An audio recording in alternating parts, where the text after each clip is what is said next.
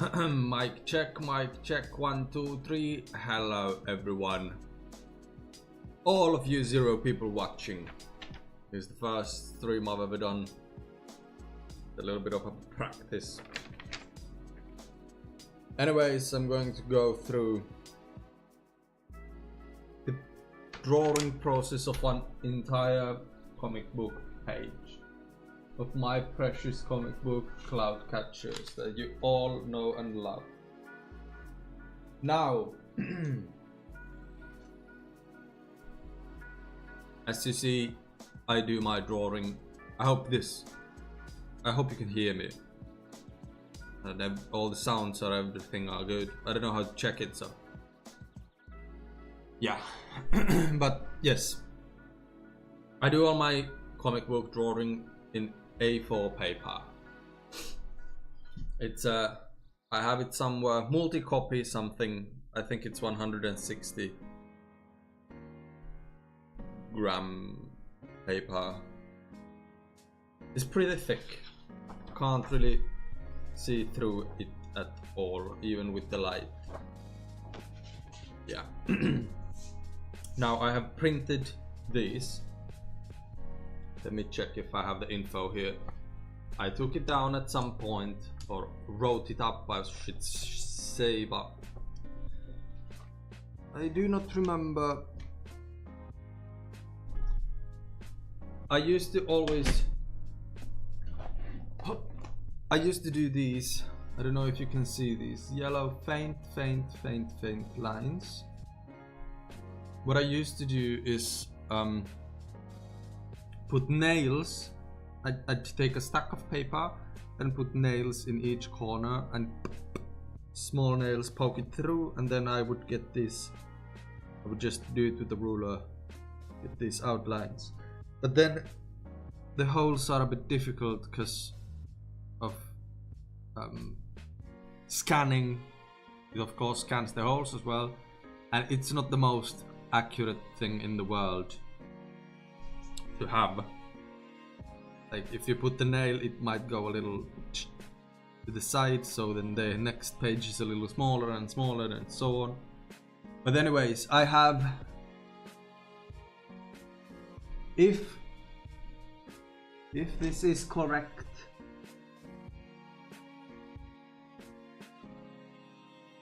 I think these measurements are correct. So this would be 20 millimeters, 38.5 millimeters, and then 14 millimeters and 30 millimeters. So that's how I make the measurements of the margins. These are just so I know which one is the draw space. From here I do my panels. This is everything that is visible on the final product, and this is the, like, how would you say, offset. So this is where the page would be cut on these outer lines. So if I want to make a full spread or something that goes all the way to the edges, I have to draw it at least here, preferably a little longer because it may vary a little bit. But yes, you will see this in professional manga papers as well, like deleter manga papers that they sell, but I'm a poor little man, so I can't afford any of those, and the printer required for it, so I do it on A4 paper. Simple solution. But yes, I used to do it by hand. Nowadays I created a template with the dimensions on Clip Studio, and then I just printed that on a bunch of papers, and I use this. I used very faint yellow so that it's not visible at all on the scans. It doesn't come up. Then I'll show you today's program. My children is a page that I have the thumbnail right. here. I will show you, but I will have to hide some of it because I don't want any spoilers for other pages. This is the page we are doing today. This is how I do my page blueprints, thumbnails, the name of the manga, so to speak. So it's just how I do it. Other people do it differently. But here I draw the page, small, tiny thumbnails, just so I can get a little bit of a picture on the layout of the page. And up under it, as you see these little dots here, I go in order. This is the first line and first line.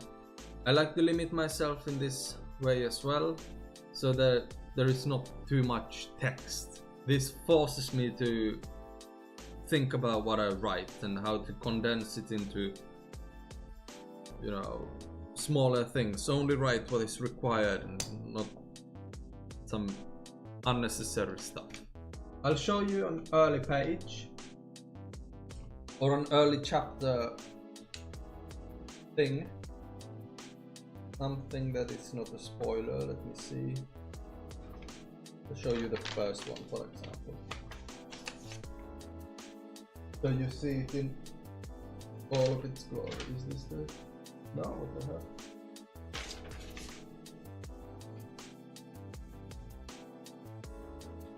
Where is it? Where is it?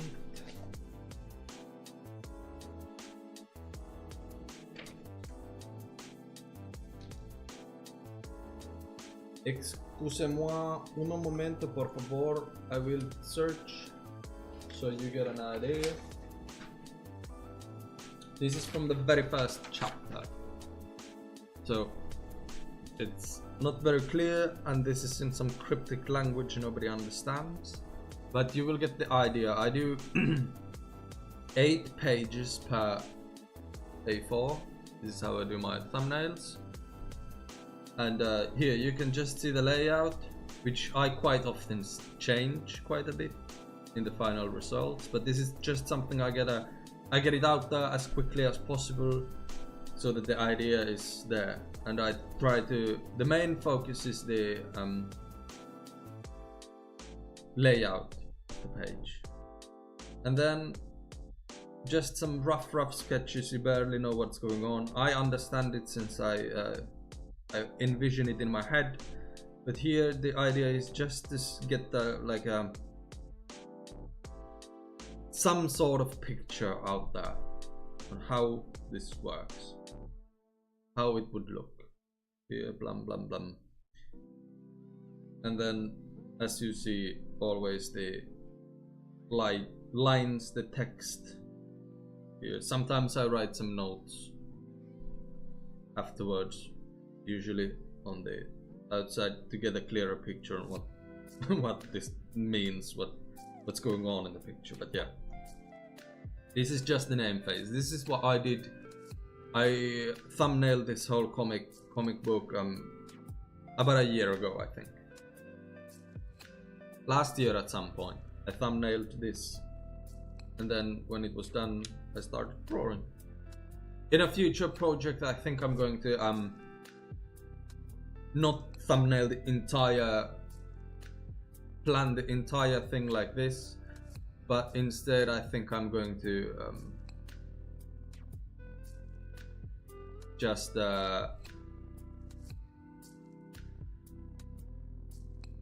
do parts, like a chapter at a time.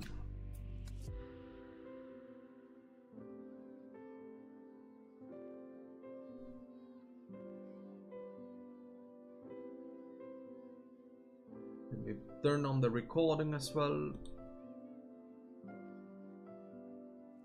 Yes, very good. So here you can see it. I'll show these once more for the recording, so that I can make a full-on video about this.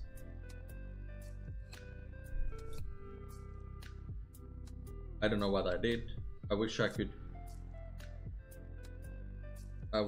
do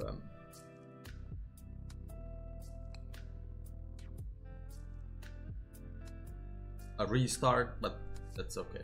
It's my first time streaming, so yes. The name phase. Then here I explained everything about the paper.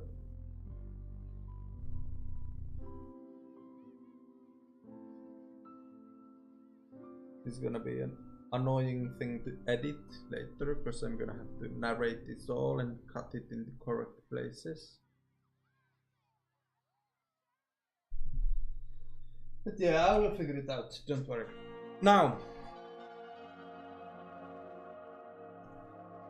back on track. What I showed you earlier, this is the page we're going to do. So,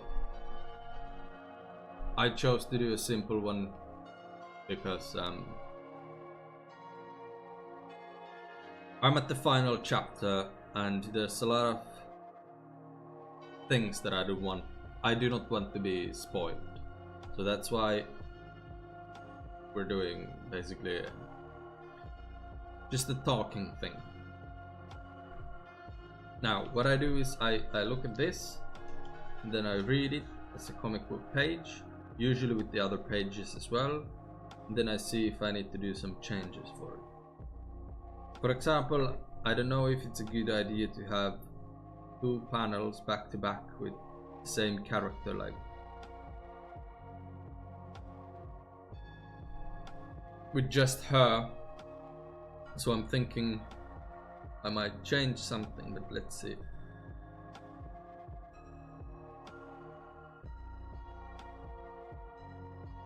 So basically what it says is, you have doomed humanity, and then he says, you have doomed humanity, and then she says, you barbarian, or something like that. And that's the sort of cruelty that destroys humanity. And then he's saying, you don't get it. That's the page.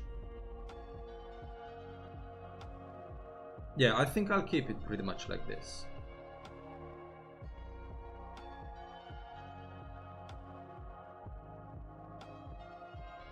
Yes. I shall unfold it.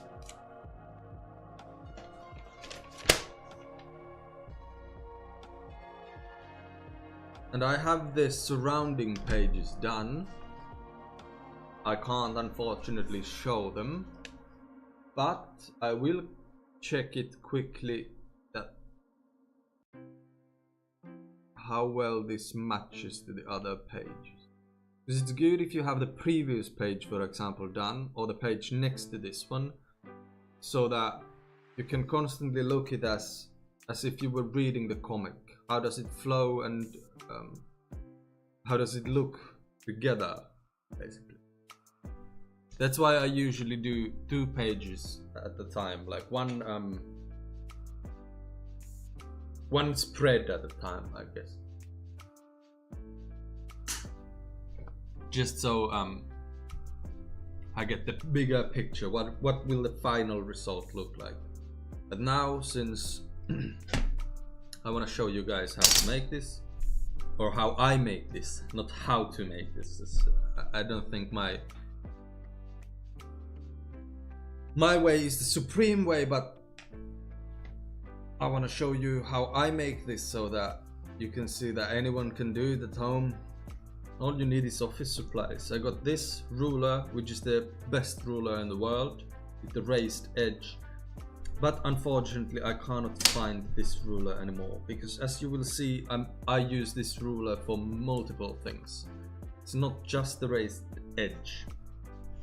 But yes, what I do is, since this page does not have any overflowing panels, what I mean is like things that go beyond the edges, which I think I'm going to do in future comic books. But for this comic book, I want to keep it in a traditional paneling way, sort of. I have some spreads and some things that go over the borders and stuff, but mostly I keep it as very traditional paneling. I feel like that's a good basis for my, like, how would I say it, comic book career. Start with the basics, and then as you advance, you incorporate more advanced stuff. Yes, margins done. Then I mark the page just so it's easier for me to catalog. This is not the actual page number of the final product, but this is the page number that I use for the creation process. So 161 is this page. And then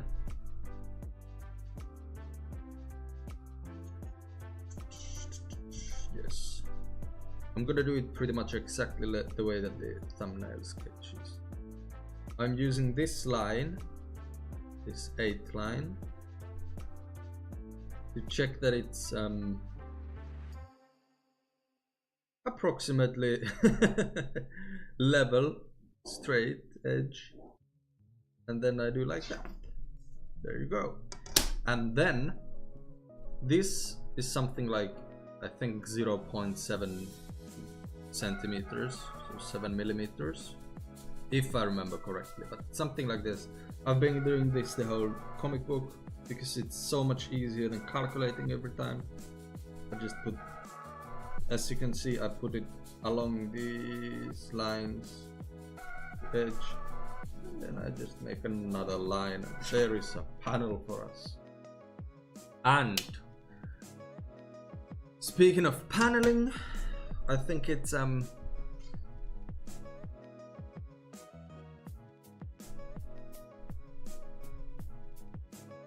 I think the most important thing every comic book artist knows about this, of course, is the flow of the panel.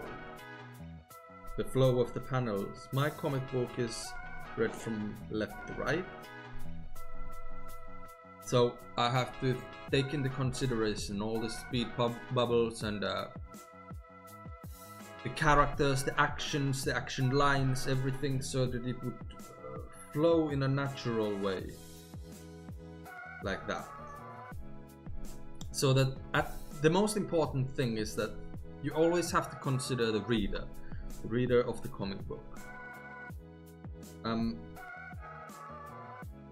You have to make the reading as effortless as possible. If the reader gets confused, that is very, very bad. And then, because all the traditional comic books have it, I do thick lines horizontally and vertical lines are thinner. Because of the way it's read, this clears it up a lot.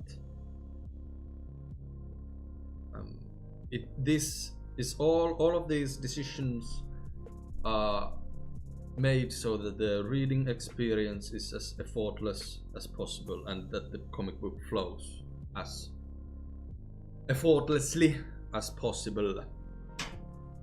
Yes. Now let's get the drawing. I have it's just the same paper as I use for drawing, just folded, nothing on it. I use it for my hand, so that it slides, but the main thing is that my hand doesn't get dirty and I do not smudge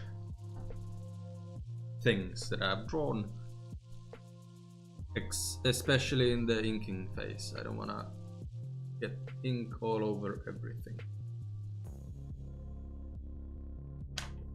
So now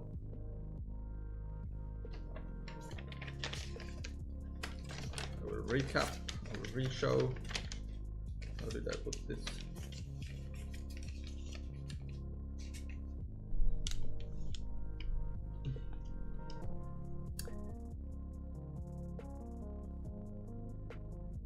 The first panel is Circumflex, that's his name, and Ate, her name, facing each other. Circumflex yelling, "You have doomed humanity." Since it's him yelling, I think I'm gonna do it like...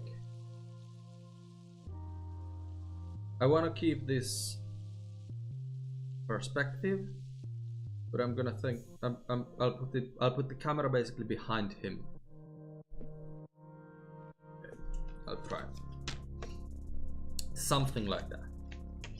And if it turns out differently, then it turns out differently. So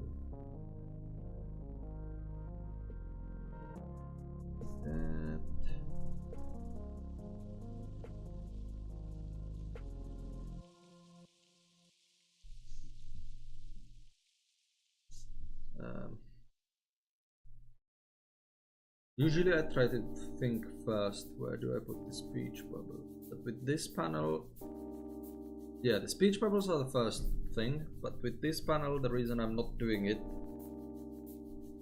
is because I don't know. Where would it be good? It'd be good here.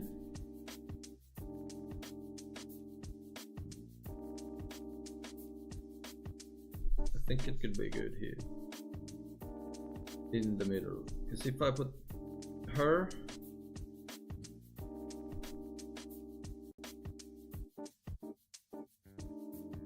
here, and then him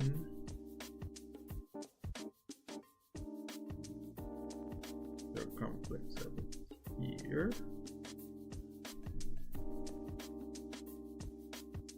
Panel is just them yelling at, or this whole page is just them yelling at each other.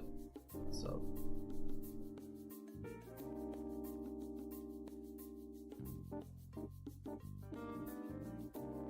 put him doing like a little mamma mia.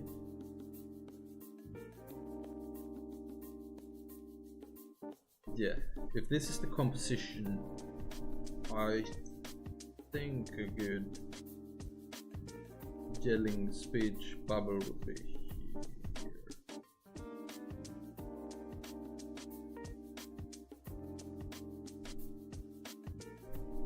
It's a little clunky. I can't lie, I don't like putting speech bubbles in the middle of the page. I think it it cuts the page in a way that I do not really like, but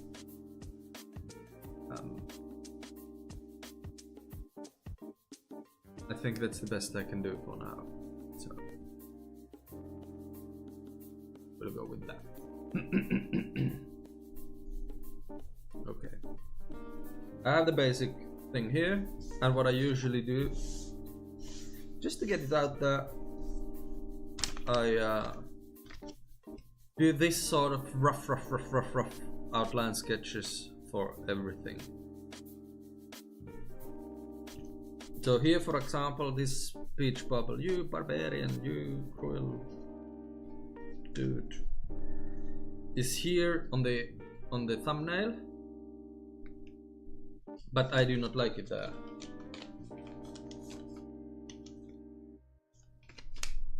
I don't like it. It's above the mouth, like she's yelling, but somehow this bubble comes first before her mouth, before her yelling. So you have to think about the time as well. So I'd like to show first her disgruntled face and then the speech bubble, so that it's clearly indicated, okay, this panel is about her, and then there is a speech bubble. Okay, it's clearly her that is yelling.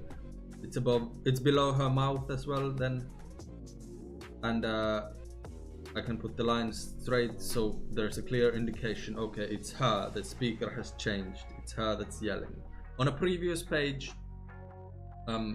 he has been speaking the whole time, so it's easily like conducted that he will be the one continuing to speak, whereas this, the speaker changes, so I want to showcase that. I want to show her face somewhere here, and then the speech bubble would be somewhere here, or the yell bubble. I make these pointy yell bubbles, usually shaped like some sort of a diamond. For yelling, for now at least, and then regular ovals or circles or however you spell it, yeah, for speaking. I think her face should be somewhere here so that the flow would, and then it would go somewhere here.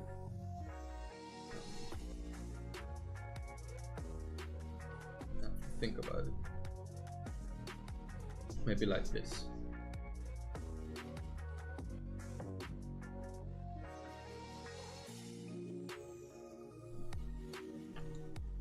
I think I think my worst quality, like a general quality in making comic books, is what I struggle the most with, let's put it that way, is usually the speech bubbles. I just have no idea how to make them aesthetic, so to speak.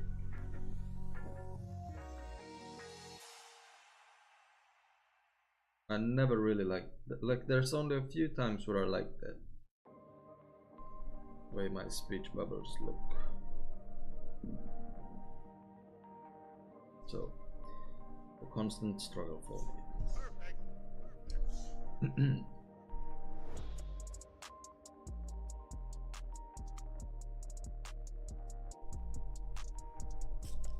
And then the last one, speaker changes. So now the flow would go, okay, yeah, the flow would go like,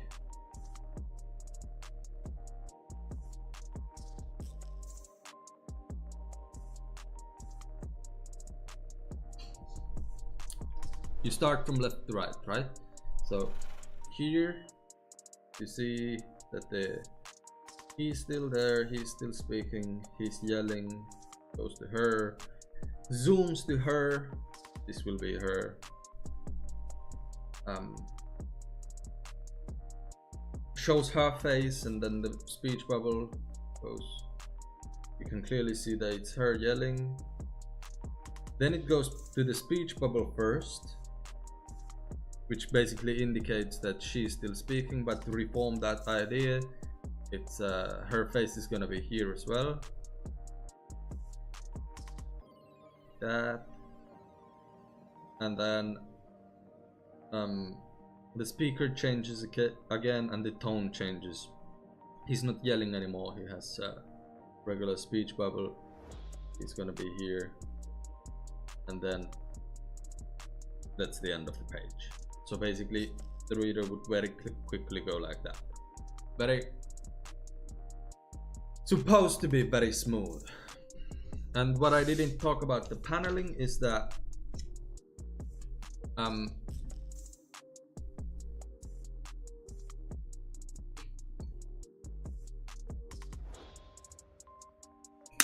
very traditionally,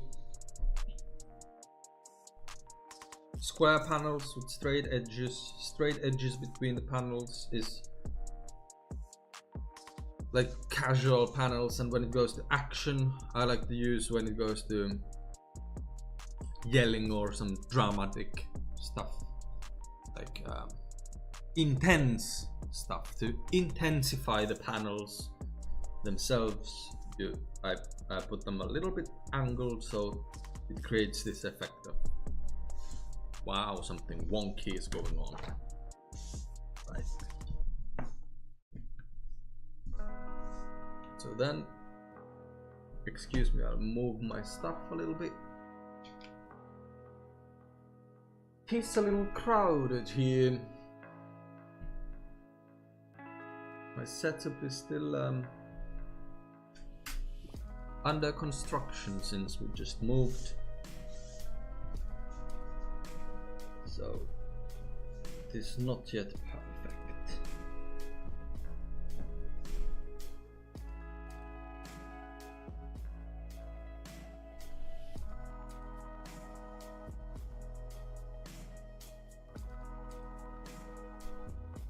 Then I just start drawing.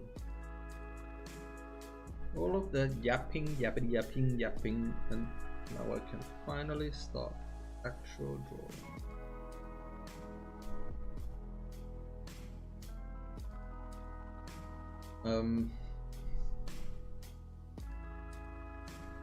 For this comic book, I don't, at least anymore, I don't really,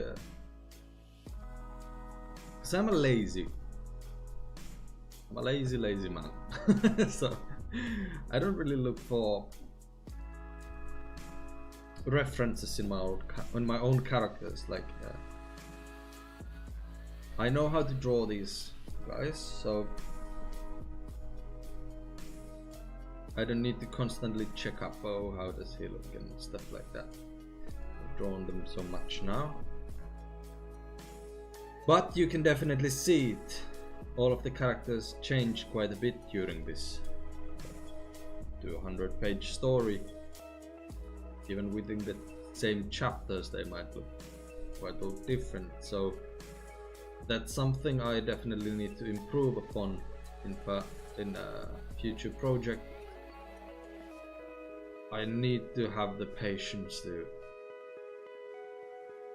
look for reference in when drawing my characters. I think it takes the reader a little bit out of it if the characters are constantly changing like that.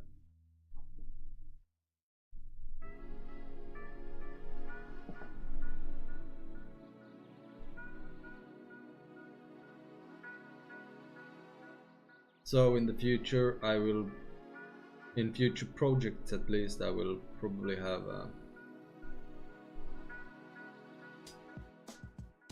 like a picture on the wall of hopefully all of the characters I have drawn, like a turnaround type of thing, so that I know how they look.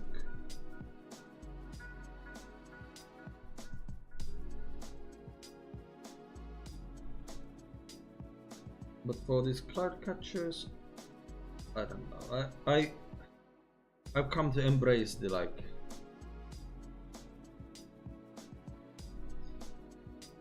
how would I say, the imperfections of it.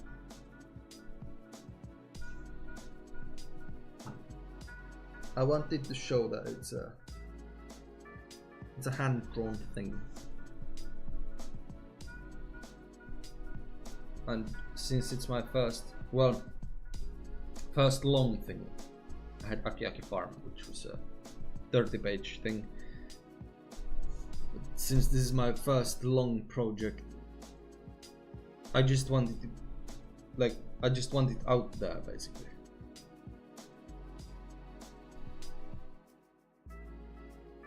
And I don't think that's a good thing necessarily.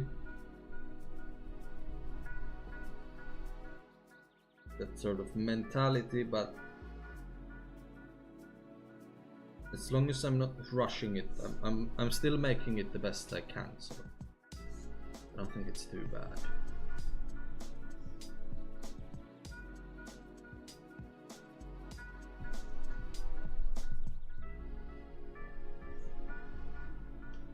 I want him pointing at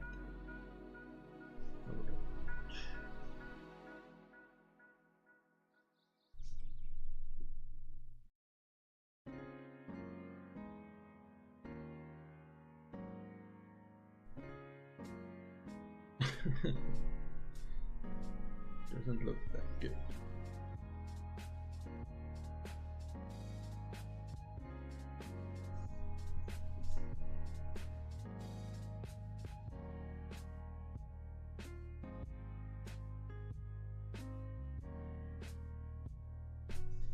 You have doomed humanity.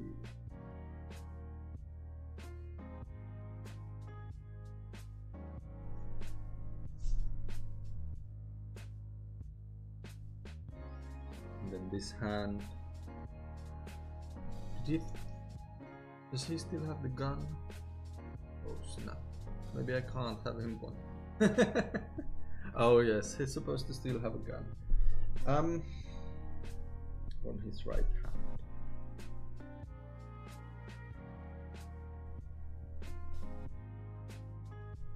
So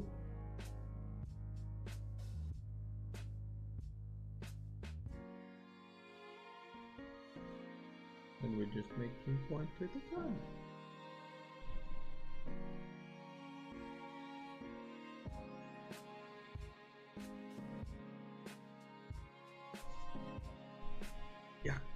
You see, this is what happens every time if I put the speech bubble in the middle. I can't, like, I don't know how to draw around it.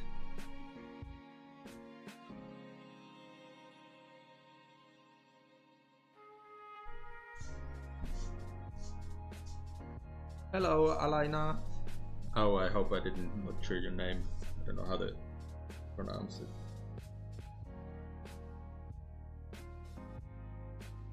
Welcome to the first live stream.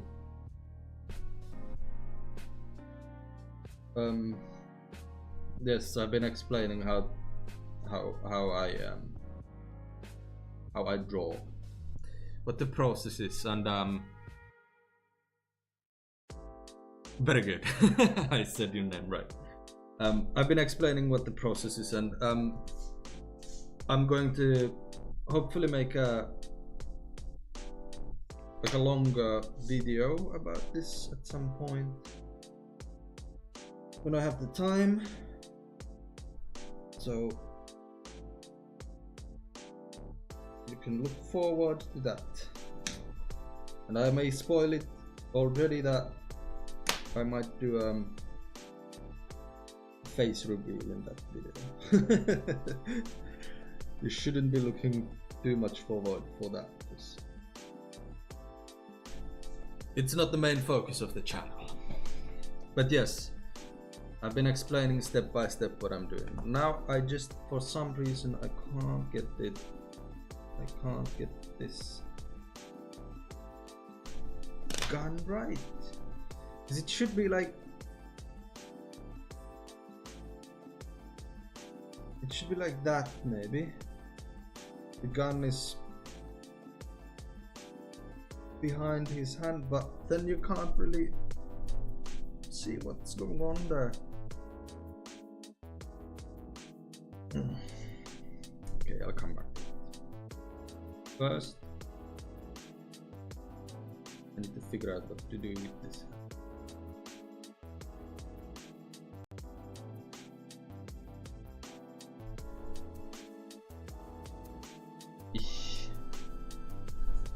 I wanted to show his emotions somehow, like he's very angry, he's yelling, pointing a gun at her, of course.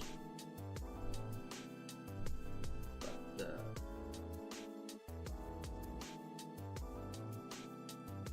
I don't know how to show it with just this. You see, this angle is not the best to show his emotion.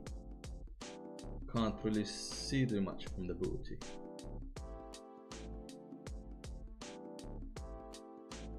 Her.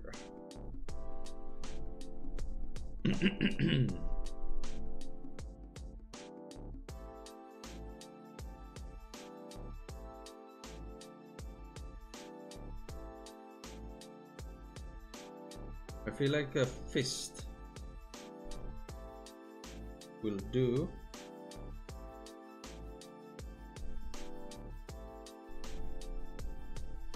Because of course fist is the clenching a fist is the universal sign of anger, right? Yes, emotions are key to show emotions. I agree, I have to be angry to draw this. Now I'll channel my inner tiger. Yuck.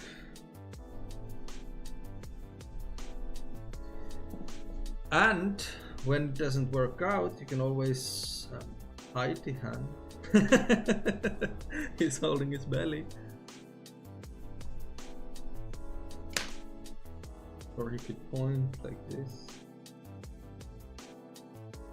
With his other hand. Okay, I'll move on. See, this is a trick that I use and I feel like everyone should use is if you can't figure out, you move on. Otherwise, you will just get frustrated and probably rush it.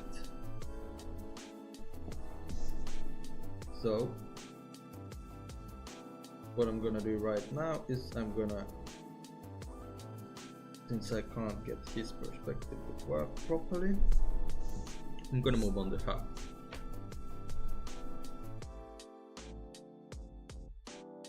Square. It's so far away, so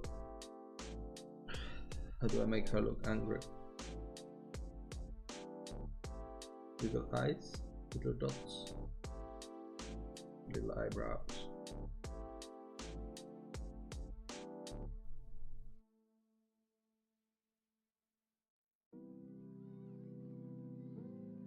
I once heard some, I think it was Naoki Urasawa's Manben series, which is a series that showcases mangakas drawing their manga pages, which is a very inspiring series for me. But I think some of them once said that the true skill of a mangaka is shown not on how much detail and how big a piece they can draw, but instead how small they can draw.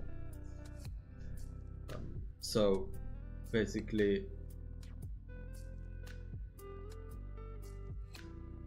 if you can make something really tiny and far away look good and look recognizable, then that's very good. How is my day? My day is very good. Well, it's only been the start of my day here in Finland. 1:45. So lunchtime soon, but I'll probably eat lunch later. Right now I'm in the middle of something.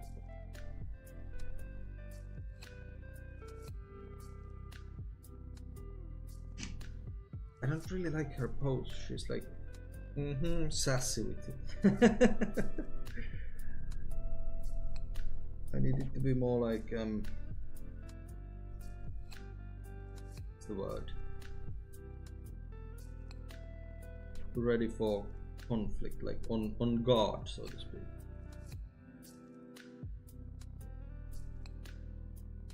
So this.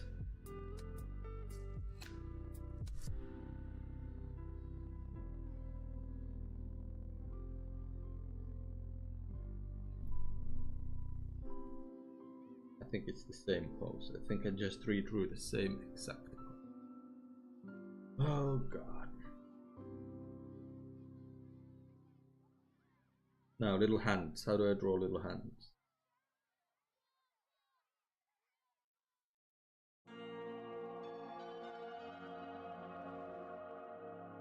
Like that.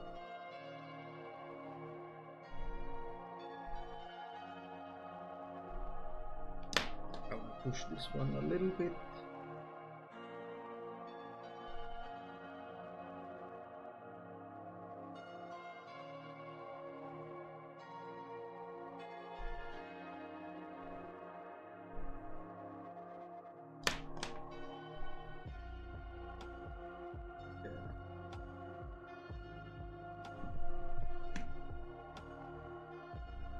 feel like her legs are a little...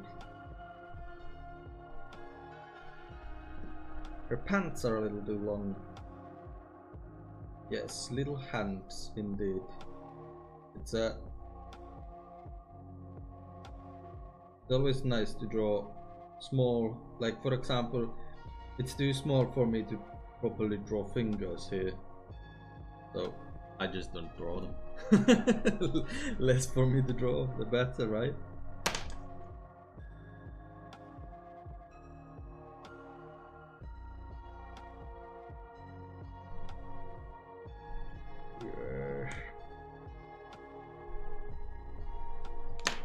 This is looking better. Now all I need to do is make her look angryish or on guard. I don't know what the emotion is, but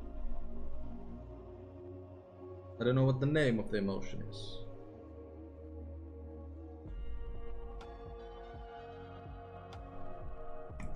Ew, not like that.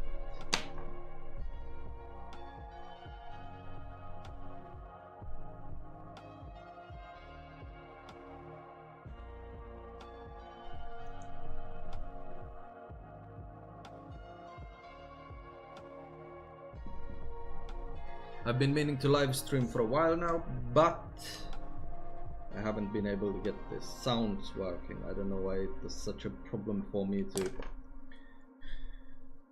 figure out background music, like how to get it to work.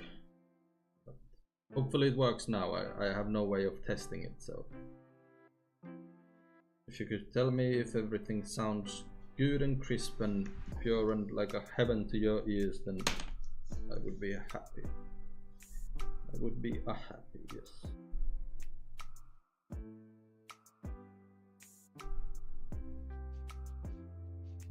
Yeah, I kind of like this position, like with the leg bent a little bit. It's a little off, I should say, but I think it's still good. It's a pass. Now I'll draw this panel next, her being angry.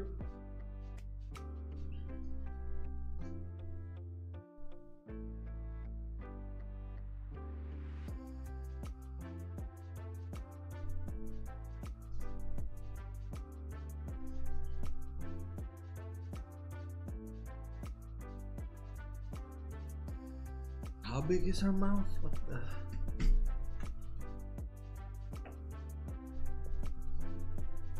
I should make her eyes a little bigger.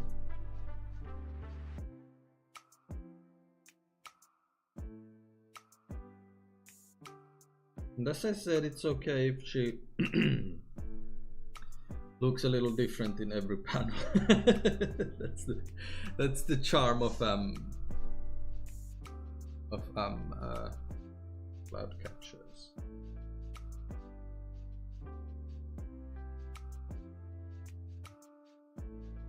He's a tiny bit wonky.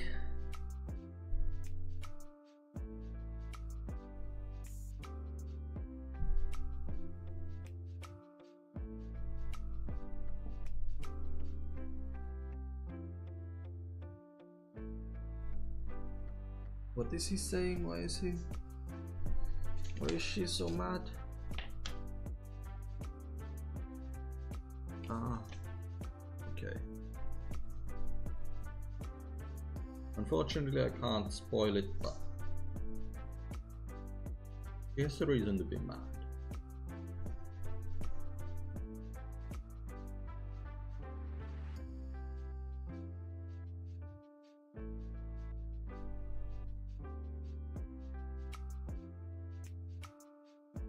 Usually I do not draw her eyes like this, don't worry. I draw it the other way, but I noticed their eyes are a little too big, so the eyeball turned into an eyelid.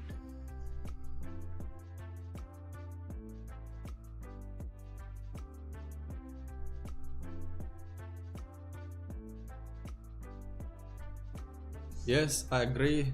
it's charming to be a little wonky. Exactly. I feel like especially nowadays in the world of AI and all of that nonsense, when you see the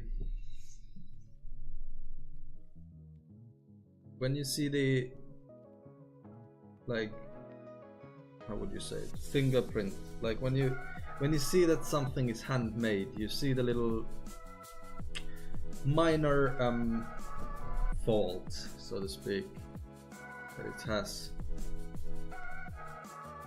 I just love it. You know that there is a real human behind it, and especially if it's a comic book. I don't know, you just see like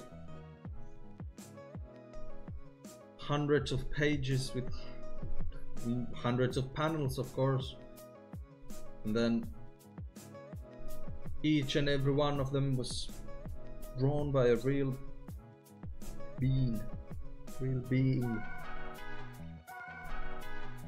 and the fact that you can see it is amazing.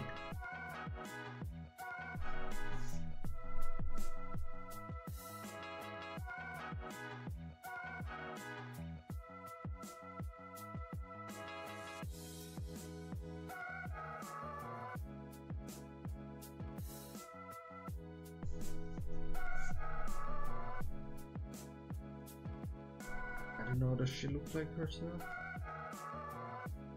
She doesn't need to look perfect, but she does need to look like herself.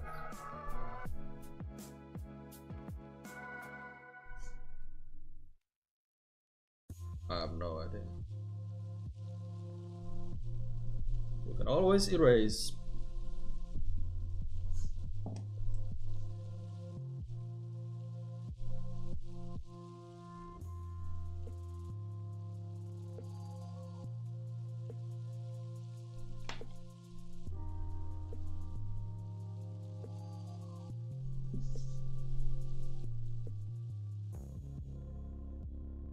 And what happens when you erase is that the previous one looked so much better. Then you will regret all your life decisions.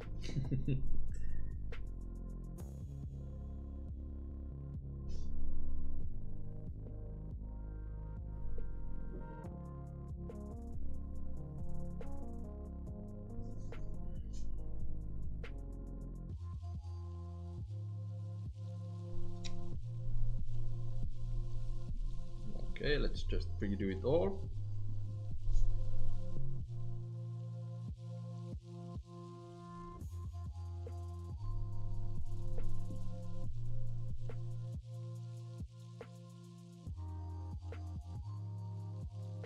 Without the eyebrow she looks so like scared. I feel like this eye is way too close to the other, but let's see.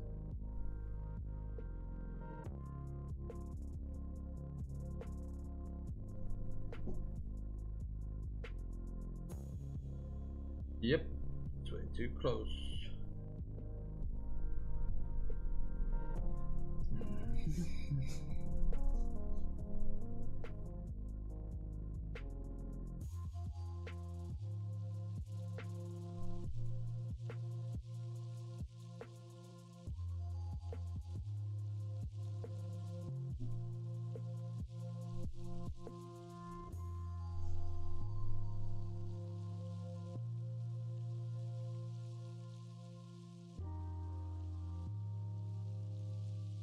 Sorry if I'm not yapping, it's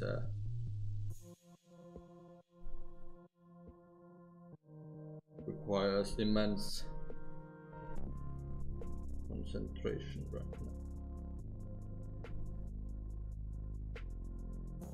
Such pressure making it right.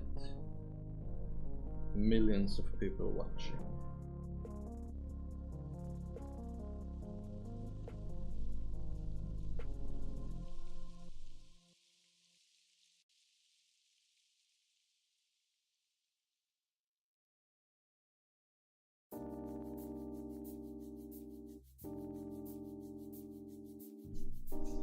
Yeah, I think that's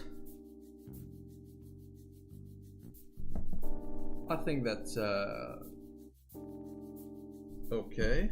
Maybe I'll see, these are the things. I need to move this mouth, it was off-centered now. If I was doing this digitally, I could just snip snap, that's it. Now I need to change the whole thing, and since I'm changing it already, I might as well like try a new thing. Completely different shape.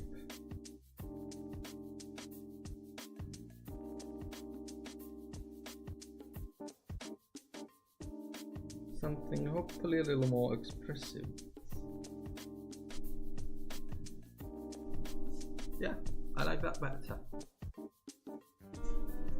Then with her, I draw this straight line somewhere here, around the halfway of the cheek. This is a tutorial on how to draw her. Then just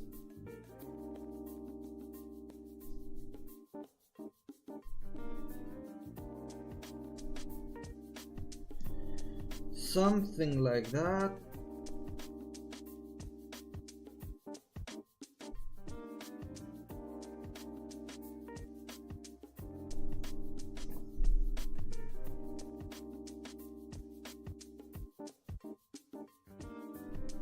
Sometimes I make it more angular. For this line I make it more straight. Sometimes I make it more curved. All depends on how I'm feeling.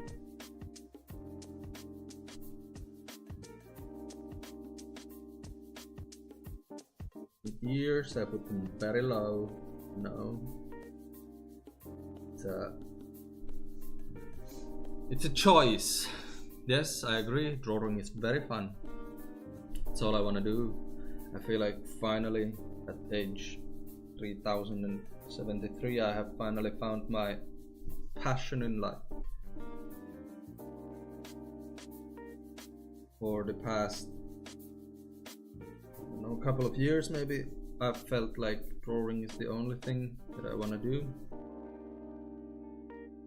And I think that feeling is really nice. Even if it's not the only thing I can do, I still have to do other stuff.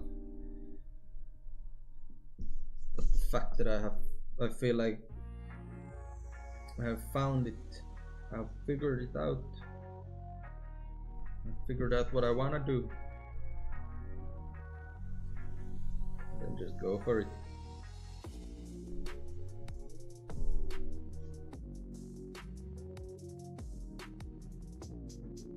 I wish everyone would have the same thing.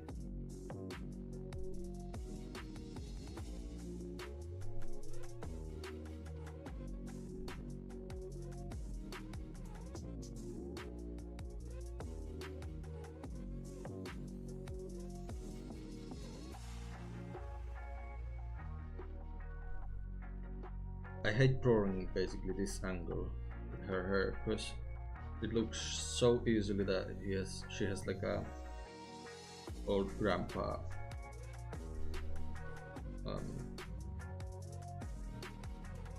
hair, like with her being bald and only having the sides. So. Yeah.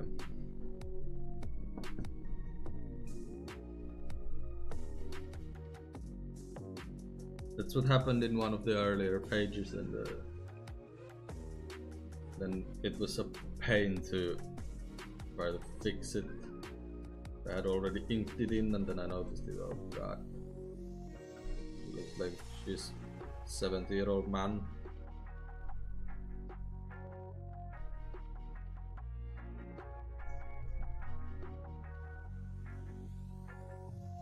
I don't like this area.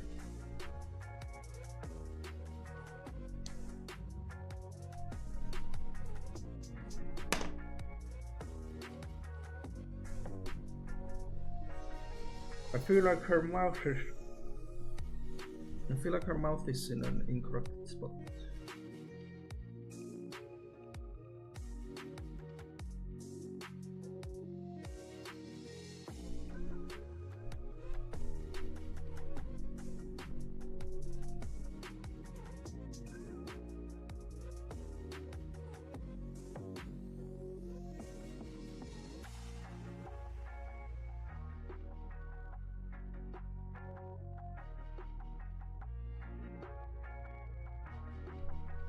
Look, this jaw is so wide for some reason.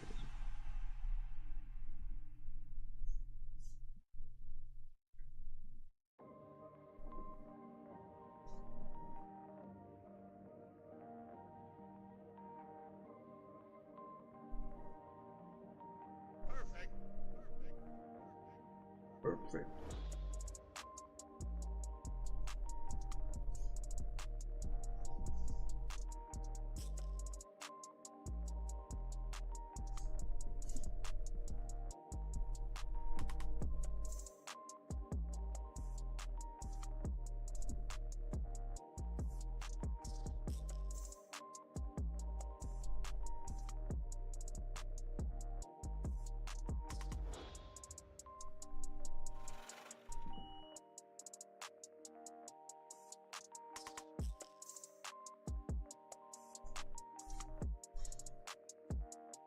Yes, see you later. Thank you for always being a supporter.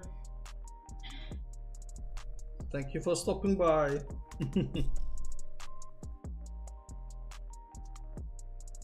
I'll have to go to the little boy's room as well, so if you will excuse me, I will return in a minute.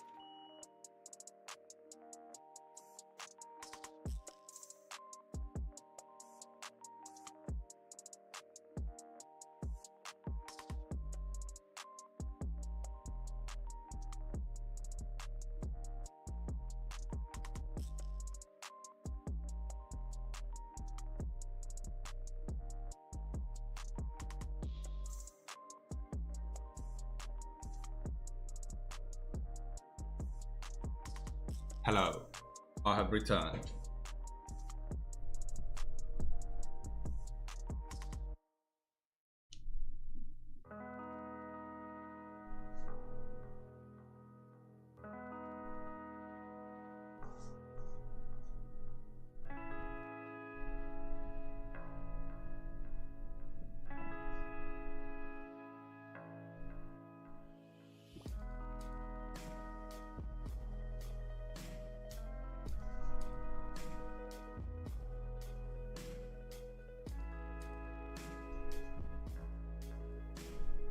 I don't know why I'm struggling so much with her. Usually she's very easy to draw. I feel like it must be the pressure of everything being filmed and archived. People will use this against me. Maybe I should do the fist here. Did I somehow do that?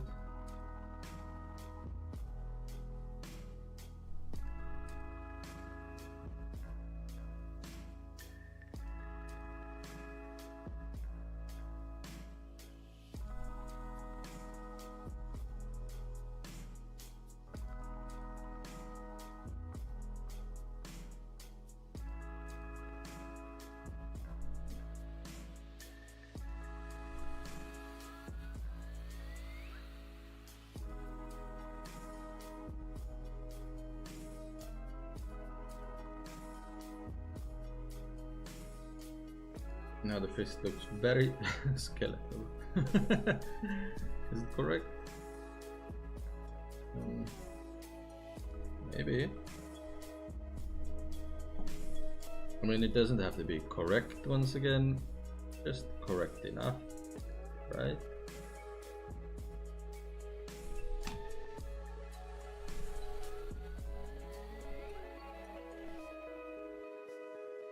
I don't like it. How would you have a fist like that, like there? It doesn't really make sense anatomically speaking, I think. So the fist should be, let's see.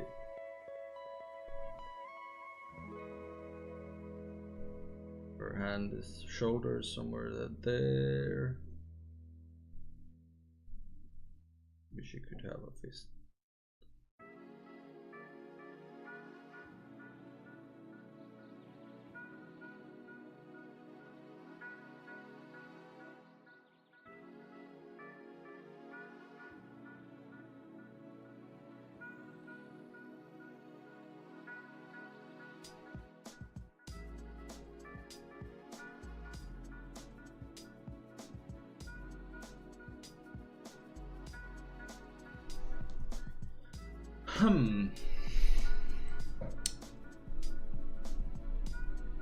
Very interesting.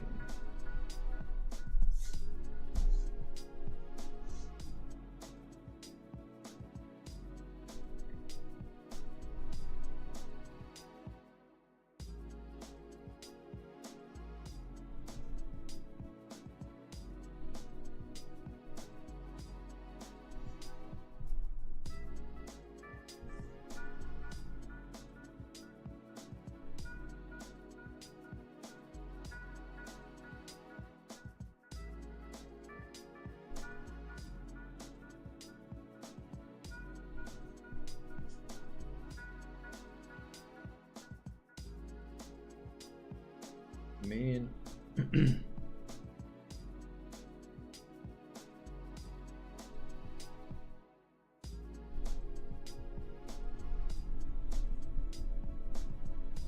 Okay, let's figure it out later.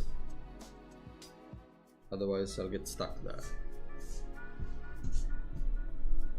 See, you need to be able to go with the flow. So can't get stuck. One thing. You need to refresh. Come in with a fresh brain.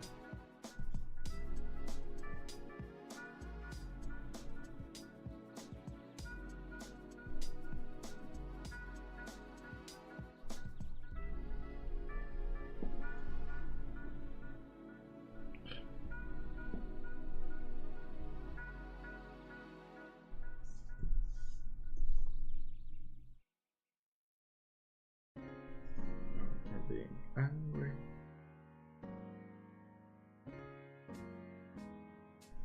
Yelling. Let's see if I can do.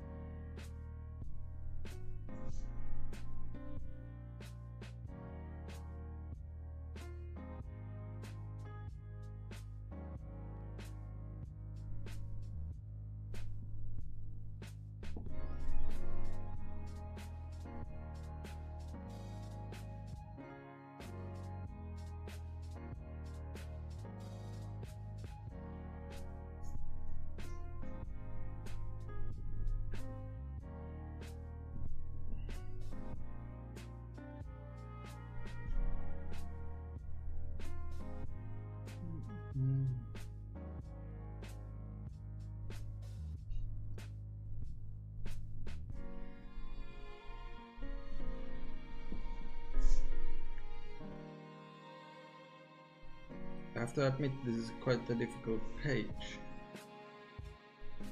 because it has such strong emotions which can be easy to draw. You don't have to be so subtle with it.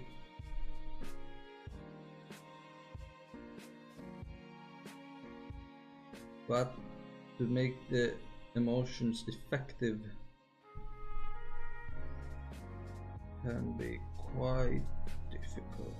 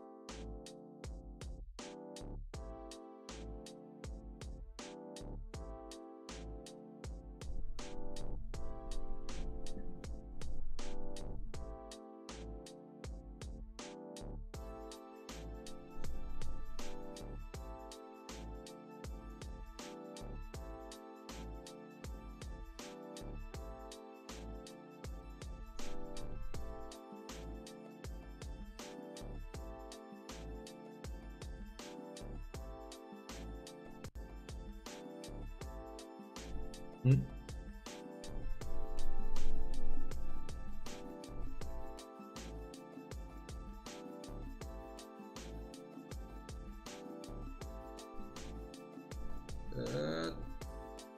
Not how a hat works.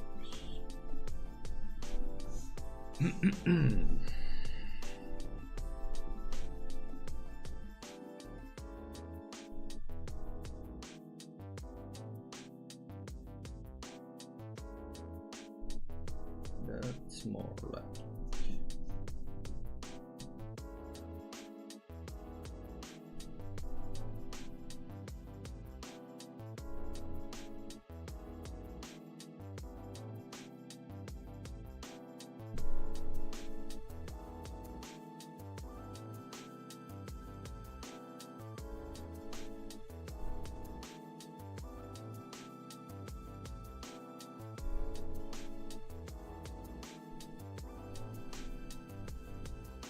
there's quite a lot of similar panels in this chapter, which worries me a little. I don't want it being too repetitive, but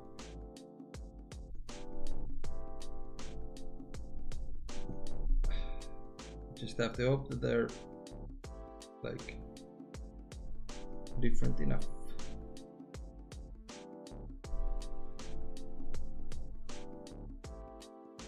So I don't really know what else to do. It's just the way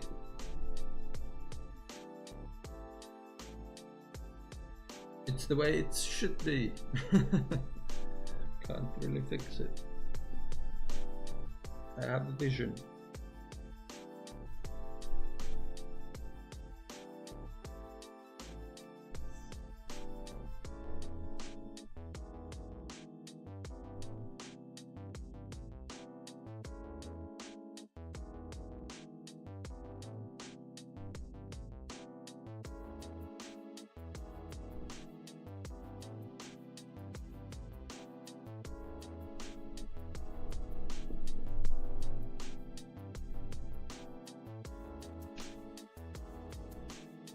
She looks a little bit disgusted. That's not the intention.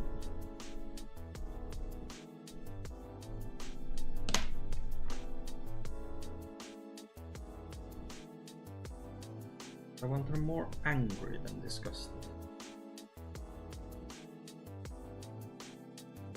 How would I make her angry?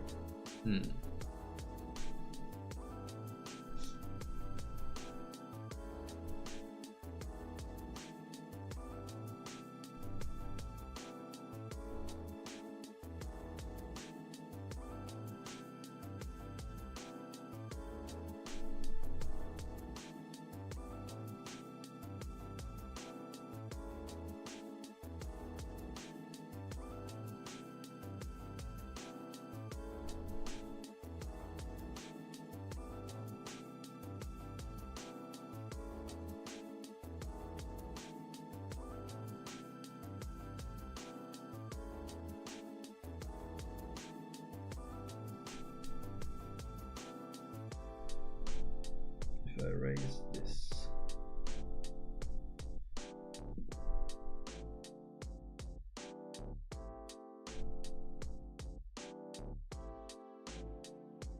Yeah.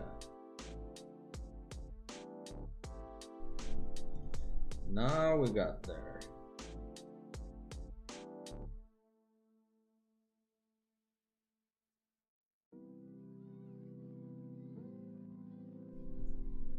This is the exact face I was looking for. Yes, very good. Then we put at the end we shall put a billion speed lines, all of them pointing there. Yes, very good.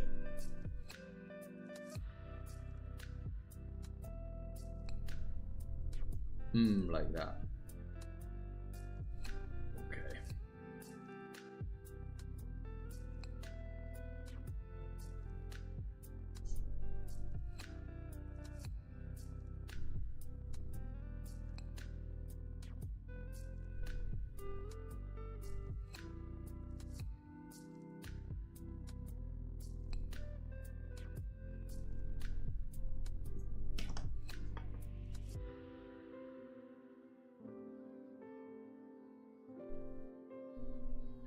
This is just my natural way of doing it. Like jumping back and forth, fixing things and here and there. And as I said at the start, usually I do it in two pages at a time. But right now,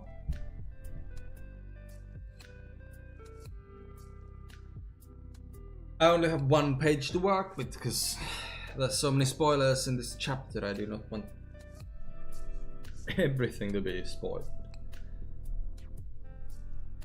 Now let's draw this guy here. I think we should draw him a little face palm. For that, actually, I am going to Google face palm and use it as a reference.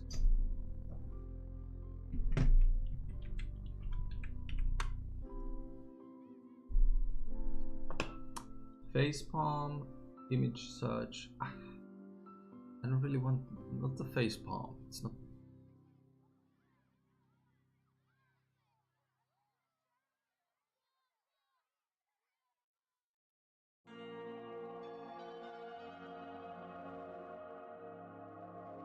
Oh, never mind. This is not exactly what I wanted, so.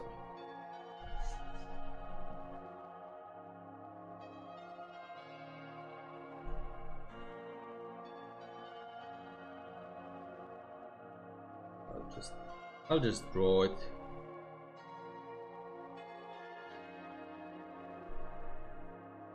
Professionals like me do not need a reference. That's a lie.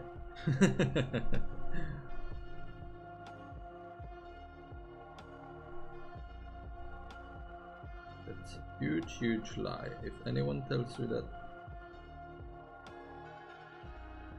I don't know.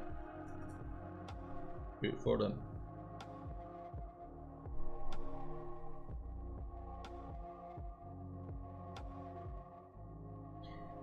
I do need a reference from time to time, but I do not need it that often, really, because I'm very bad at using references. I should use more, but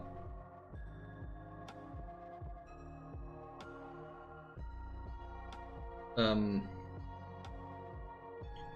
always used to drawing from imagination, so I feel like that's a good thing and a bad thing, because I don't have a habit of using them, which means I often draw things very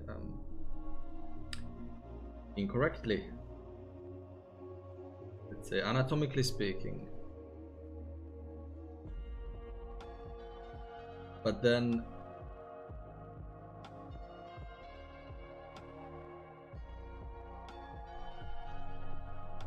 it also means that I can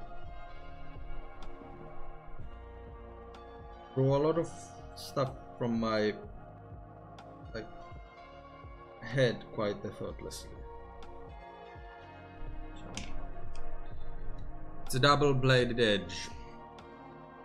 Double-edged blade, so to speak.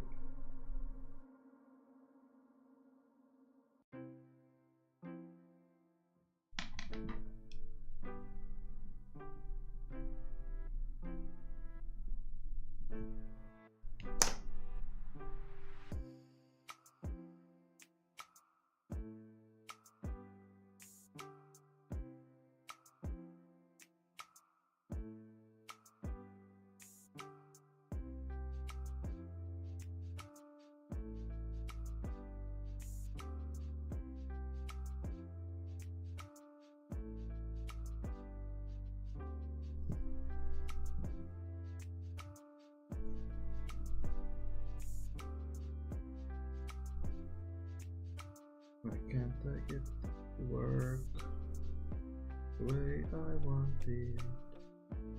Write it down.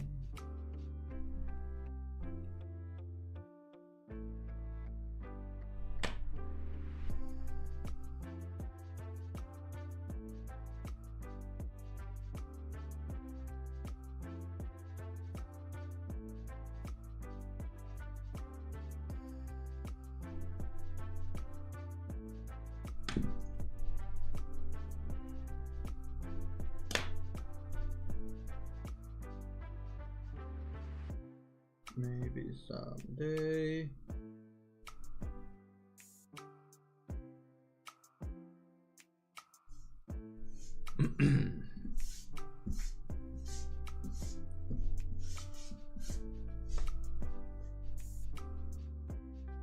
Okay, trust me, this hand looks awful right now. And maybe it will look awful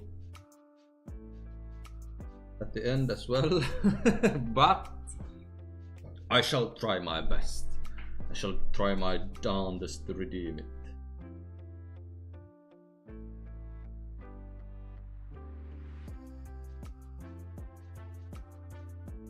So just stay with me, okay? Don't leave me.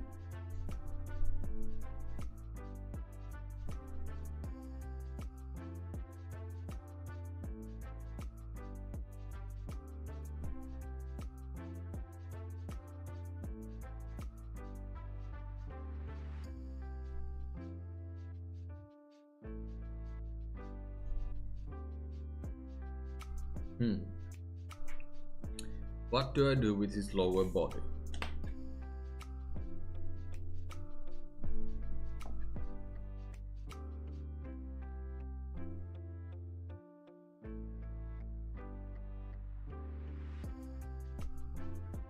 Should he be... I think his neck should be a little bit... How did I draw this? Yuck! Looks like a little worm, man.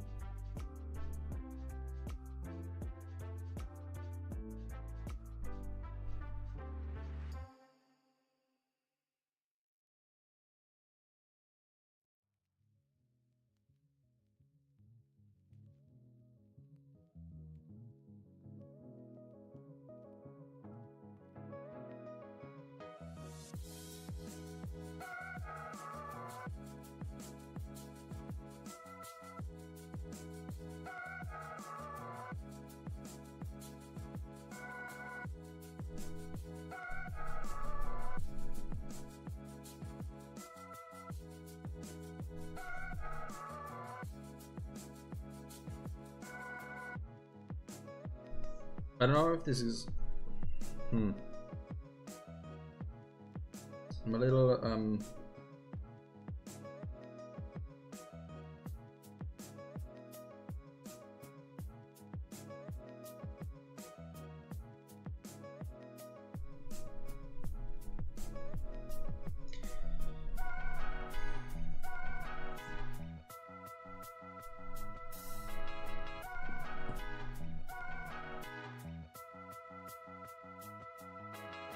not fully...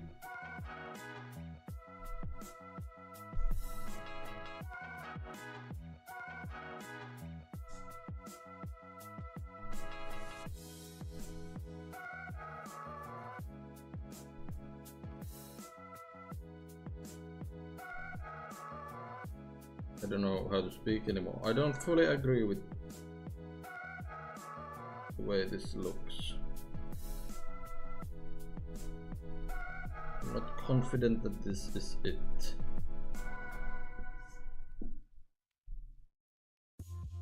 I don't know why it looks so weird today.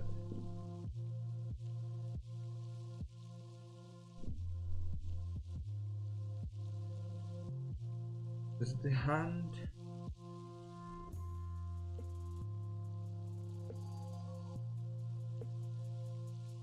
Yeah, I think the hand is in the wrong angle.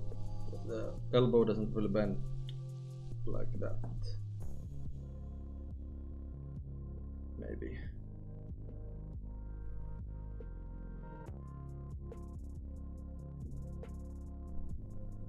So we try and fix it.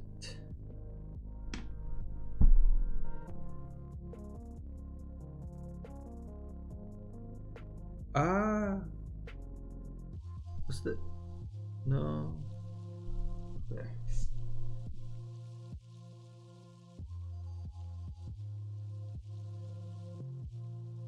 Let's put it like that. Let's put a little... Give me a second, I'll go get a mirror. I need a mirror for this one.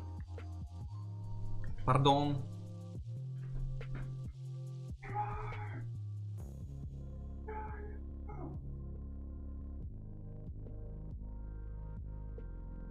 Yes, very good.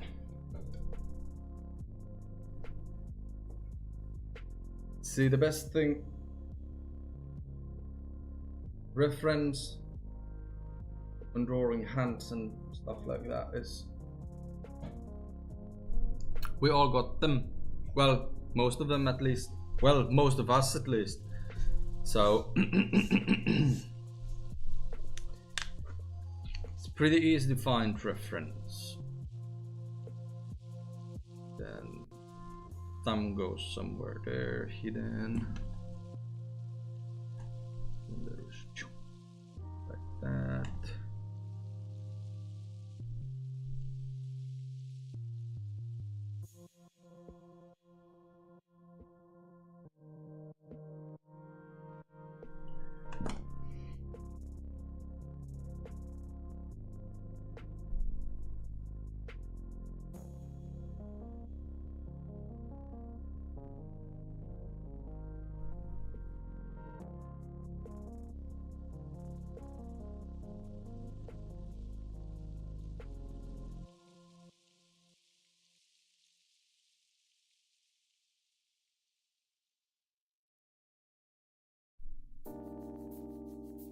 Does this work?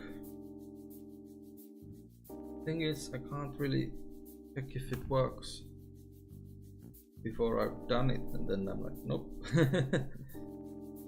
Doesn't work at all. Like here, nope. I'm having a problem drawing a hand right now.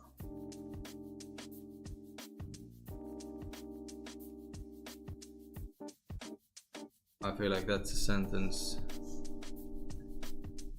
many people who draw can relate.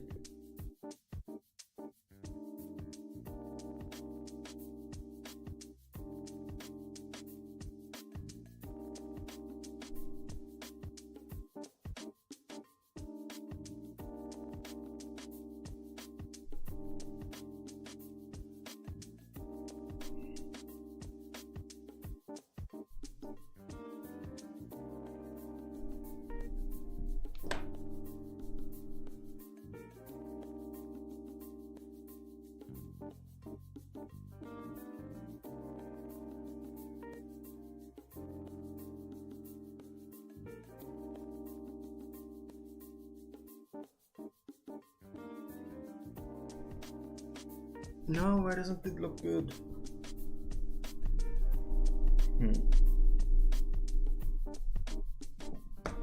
We try a new approach then.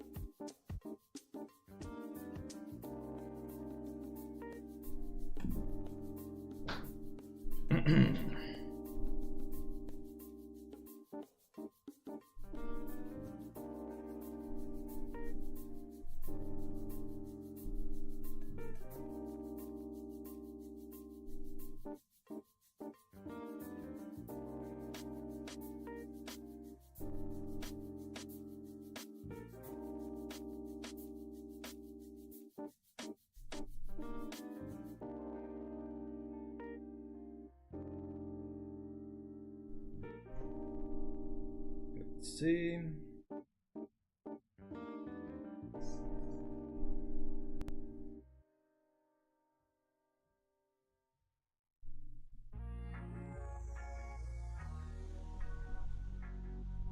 Like this finger.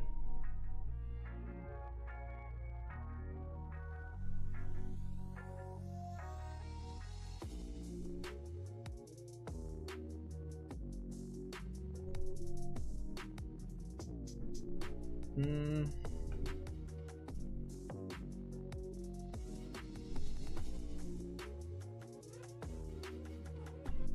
mean, this could work.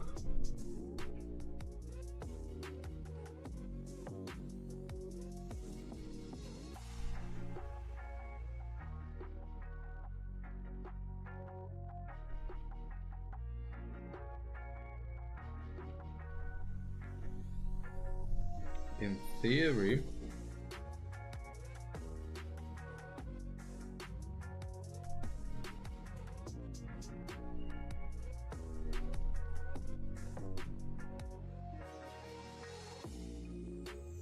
If it's fixed,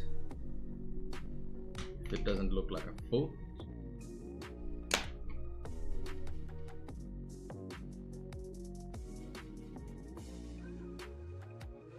Good. Then I could like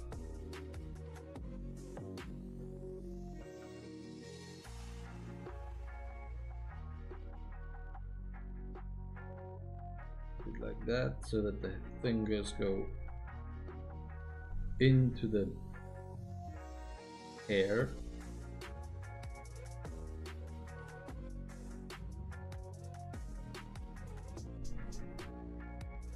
And like this eyebrow for the look that I'm going for.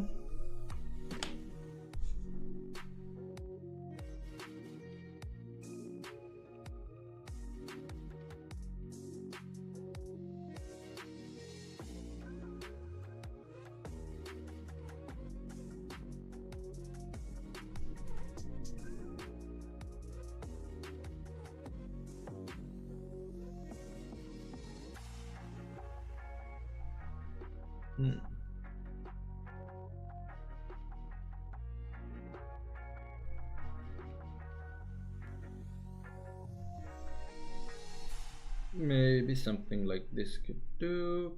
What do I do with this hand?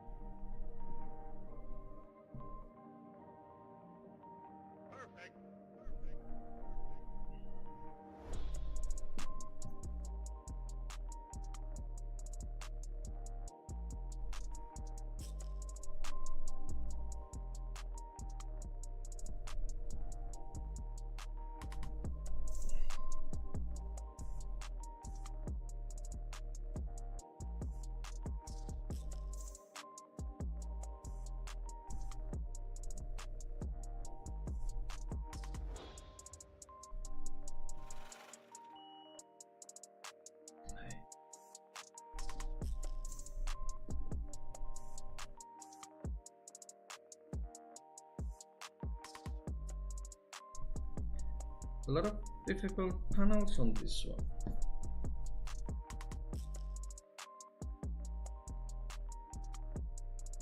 Luckily with the speech bubble I can just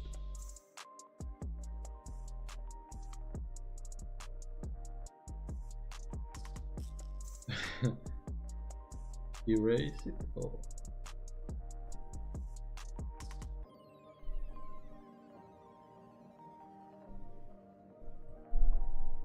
Yeah, that works, I think. Sure. Then what we should refine this.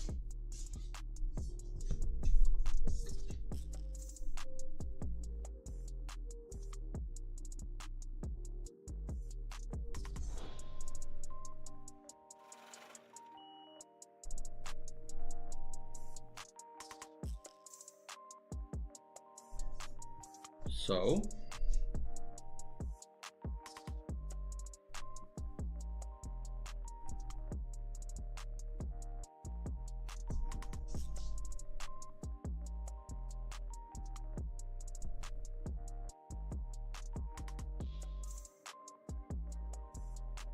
yeah, think it should be like that.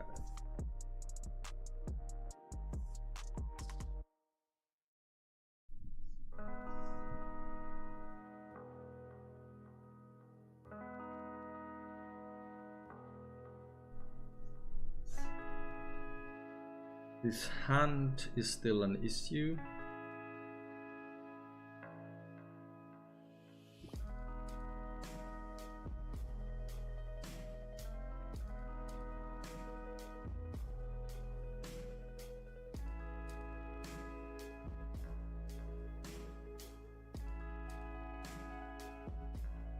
I feel like it shouldn't bend like that. But on the other hand, it looks so good. I don't know what to do.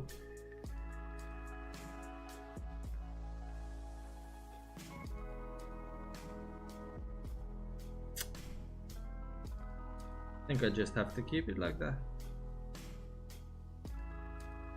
It's the law. If it looks good, it works.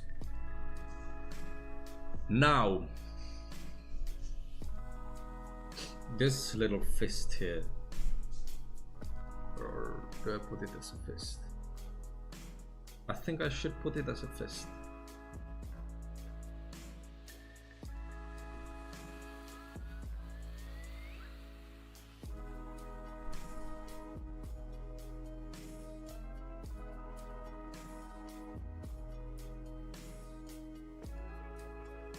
What the frick is that?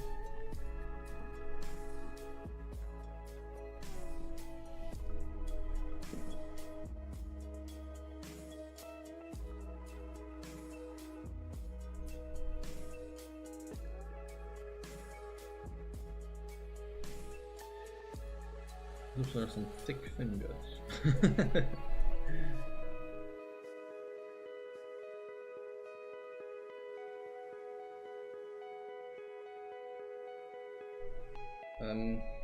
Too thick.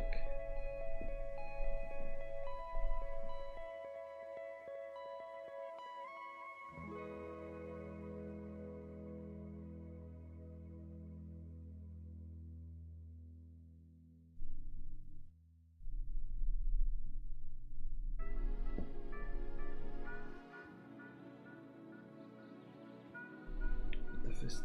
She has big hands. That's what I defined from the very beginning, so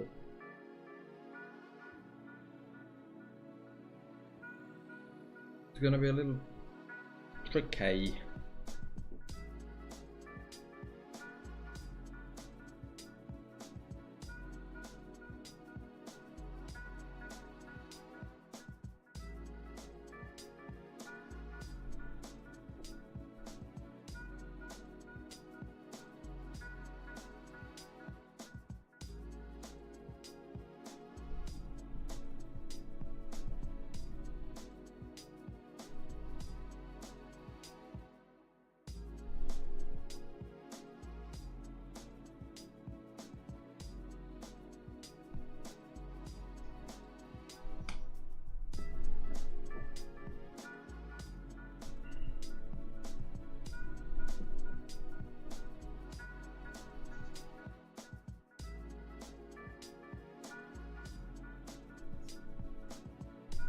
No, it's better if she's clenching her whole fist, even though that's a little more dynamic pose. Doesn't convey the feeling I want.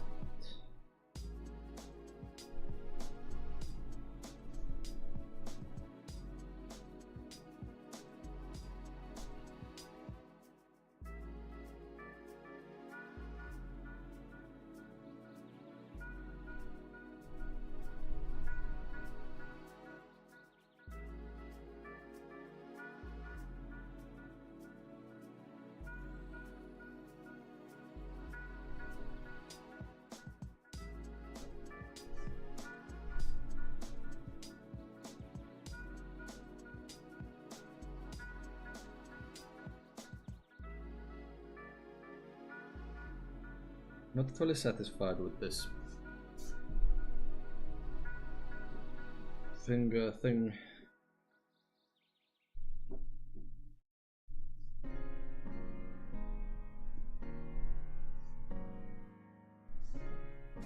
Looks a little strange.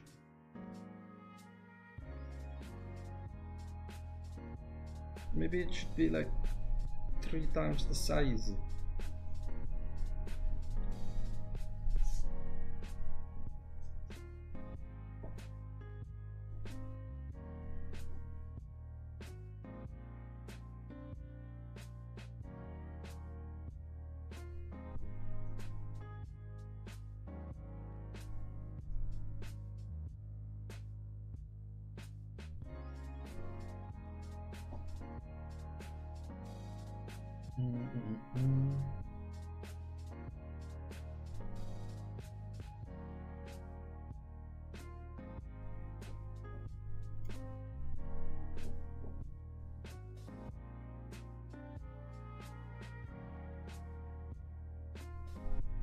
Yeah, I feel like this is looking a little better.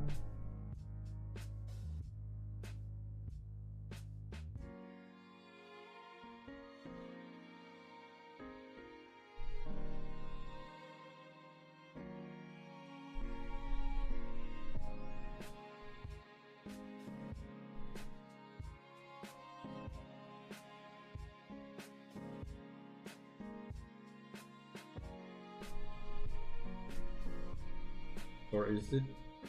It looks... What the...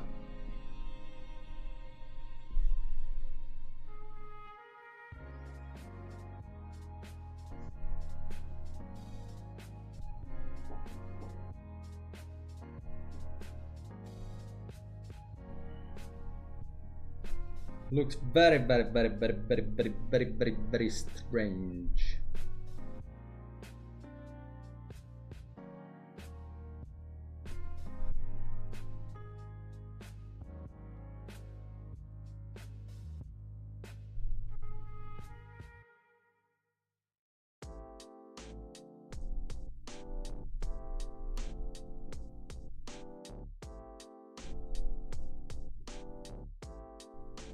I really don't know what to do with this one.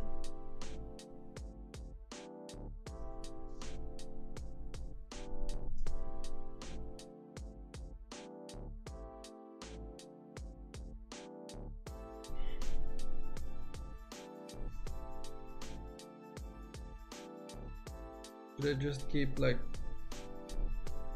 poking at it until it works?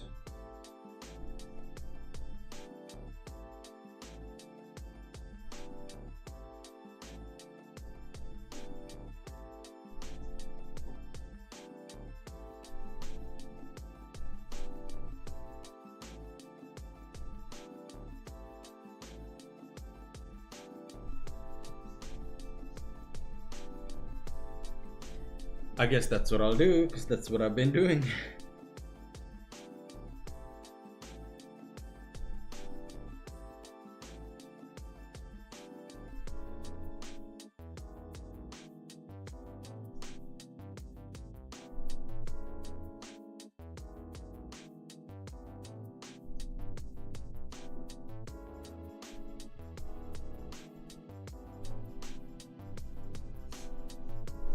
Well, I think that's good enough, because it's...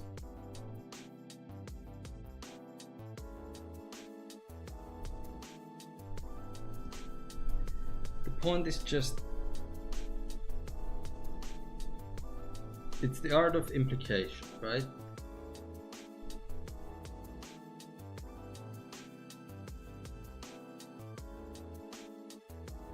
As long as you understand what's supposed to be going on, that's the most important thing, right? Right? That's what I at least tell myself.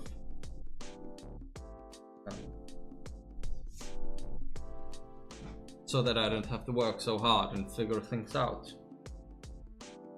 Right? Genius.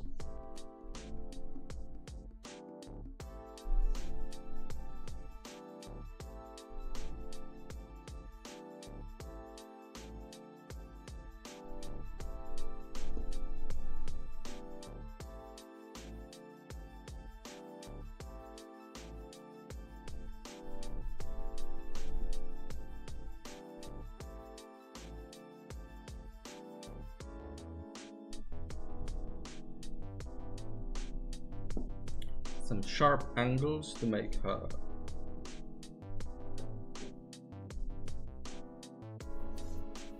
To emphasize the emotion, I mean.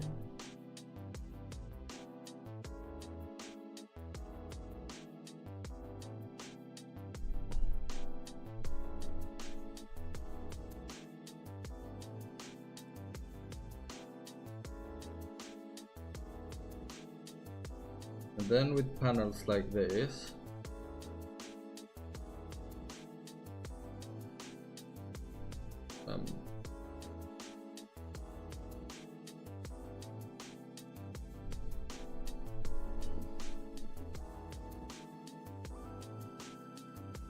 I'm going to, of course, have some effect lines, and with this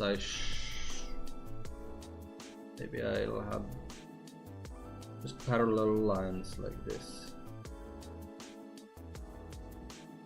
Yeah, going across.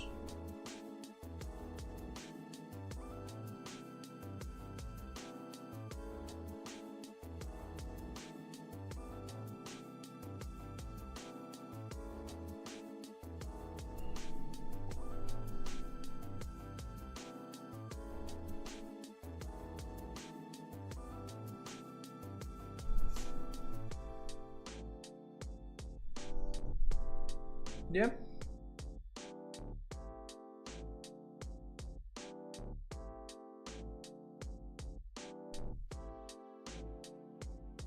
I think this looks very good.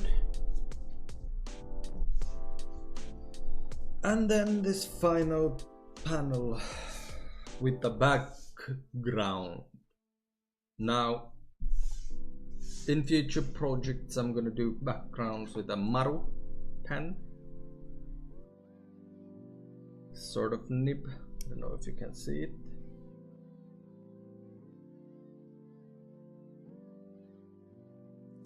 But right now I'm just doing it with the G pen, everything. Because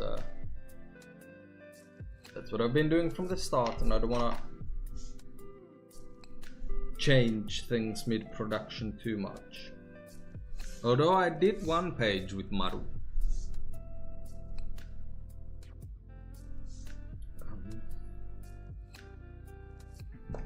I need to check some of the other pages. What does the background have on this? Are Asper and Lennis the little kid characters on the background or not? Let's find out.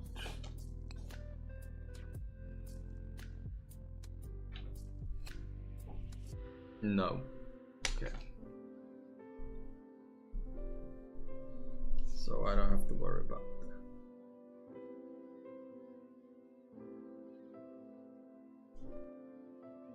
I'll just make some.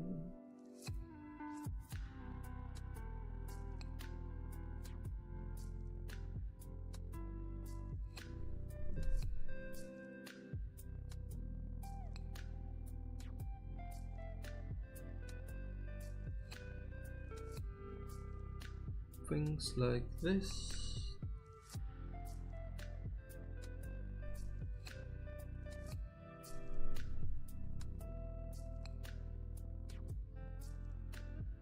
Little crystals here and there, some little crystals everywhere.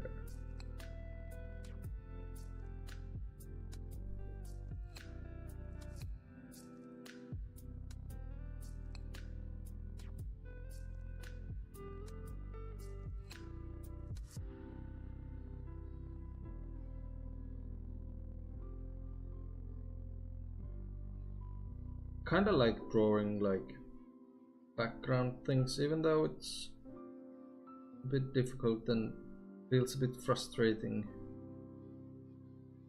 at points, because of course you want to draw the action and the characters and stuff, but drawing organic backgrounds, and I would like to emphasize the word organic, means that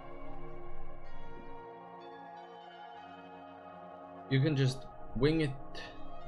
Basically, if I wanted, I could have drawn this all just like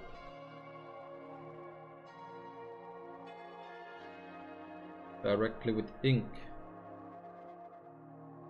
I'm not that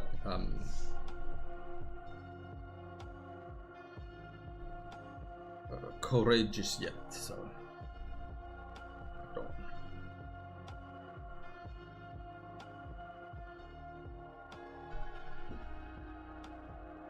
Then we have to figure out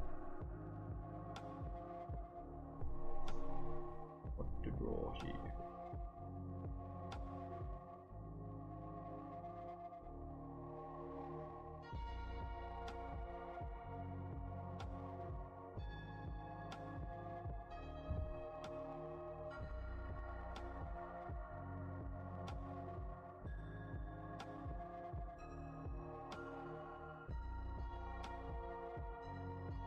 Some random like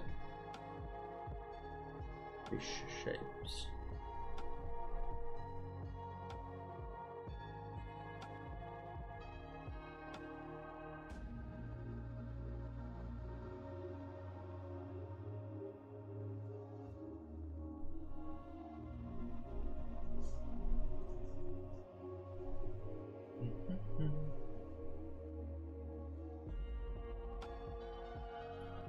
It's a good fish shape.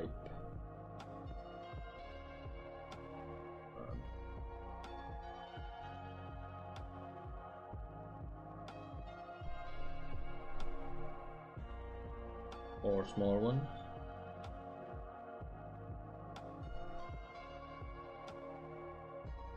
Getting chased by a big one.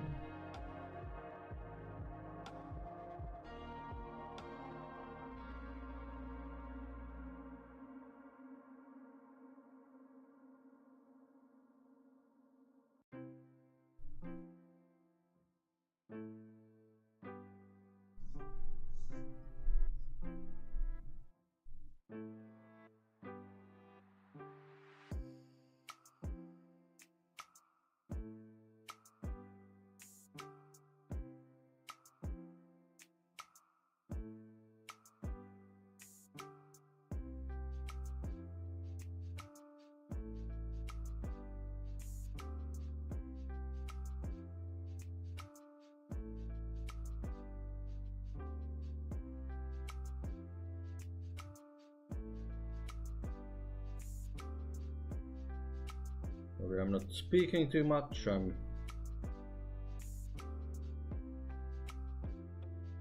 getting a little hungry. Just figuring this out.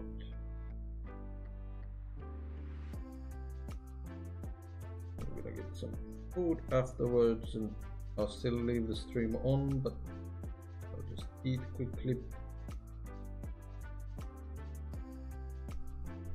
before starting the ink.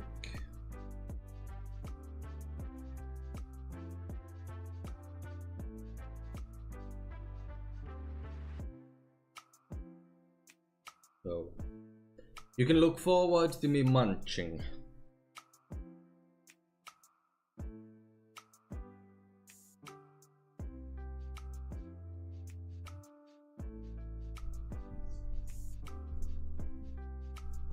Yeah.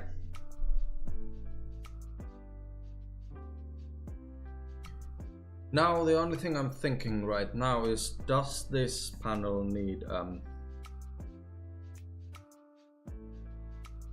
speed lines or effect lines?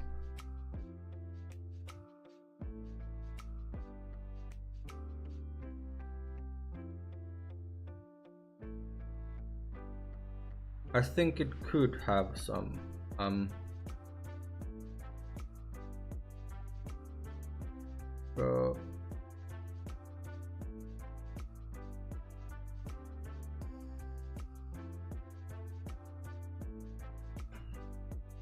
some point in the hermit,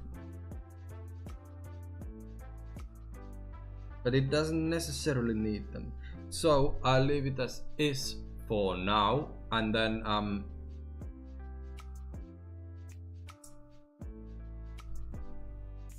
at the inking stage I will come back to it. But for now, I will leave it as is, and I'll go get myself some food. I'll be back in a second, just chit-chatting.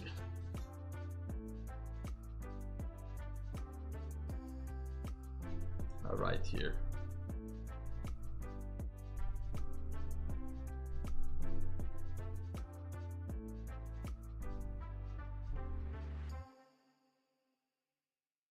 Well, I won't write there. Okay, see you in a minute. Just a second. Just a millisecond.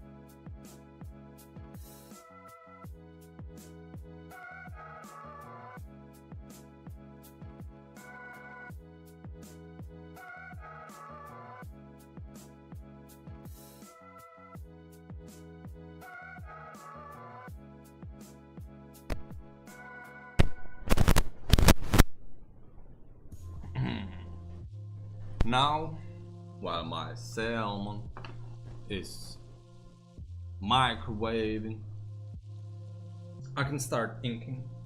So, the first thing first, boom, I have a cutting board type of thing. I like to ink on it so that, just so that doesn't bleed through by accident, which wouldn't be the biggest beefsteak, but still, I don't know. I can avoid it, so why would I do it? So I'll introduce my things that I use for inking. Pigma 0.5, I do the borders with it. Then I have Black Sumi ink, Yasutomo, I guess. It's very good, very black, lays very flat black ink. I love it, I wouldn't change it. I hope they keep producing this and I don't have to change anything. And then, as I said previously, for future projects I will do the backgrounds with the Maru pen, the mapping pen, but for this I basically only use G pen. Now I have another Micron, a smaller one. Well, I used to have, but it ran out. For like doing small fixes, I only use it for that, but as I said, I don't have it right now.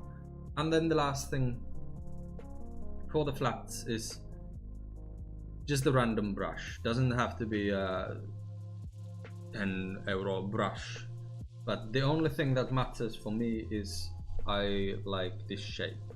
I think it's called angled brush or something like that. I have another one. I use this for watercolors, but basically I use it for everything.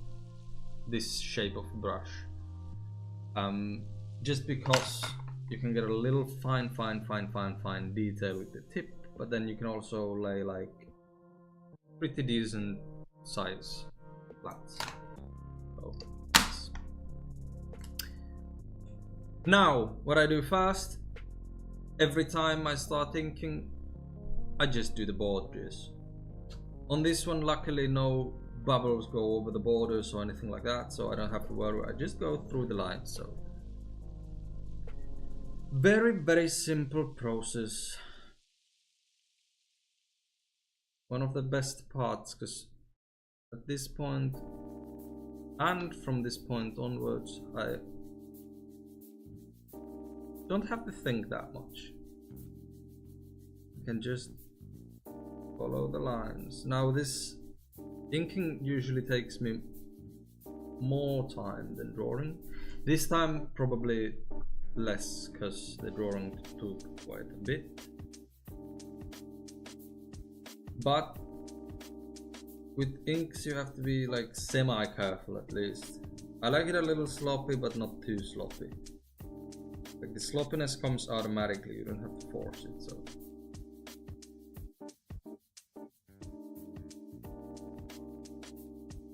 I like that you can see that it's been made by a real person, but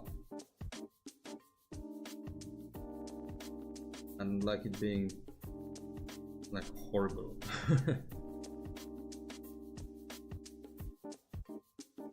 So what I was saying is with inks you have to be like careful, so that takes a lot of time, but it's not as straining, so to speak, because you don't have to invent the wheel again. You don't have to invent like make up stuff. You don't have to draw. You just follow the lines with patience, and like this. You don't want to go over like this. You want to be patient and follow them. Now, since Pigmas, they're a little, these pens that I'm using, they're a little unreliable, I would say. They don't always put out equal amounts of ink, so I always go twice per line, just to make sure that it lays thick enough. It's still not good enough. I'm not really satisfied with the borders I'm making with these, so I'm sort of passively looking for an alternative solution to making borders, but using the traditional dip thing is not, I don't really like it. The name of the manga I'm making is Cloud Catchers, and I hope to release a physical copy when it's done. I fingers crossed that it's done by the end of this year.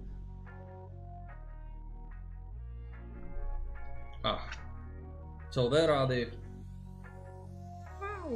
borders done. I just think this for no reason actually, but I always do it. If you have just entered the live stream, I apologize. It's I'm just about to, I heard a pling of a microwave, I'm just about to eat. I'll still be here chatting and chomping and smacking lips in the ear, but I won't be drawing for like, let's say 10 minutes, so I apologize.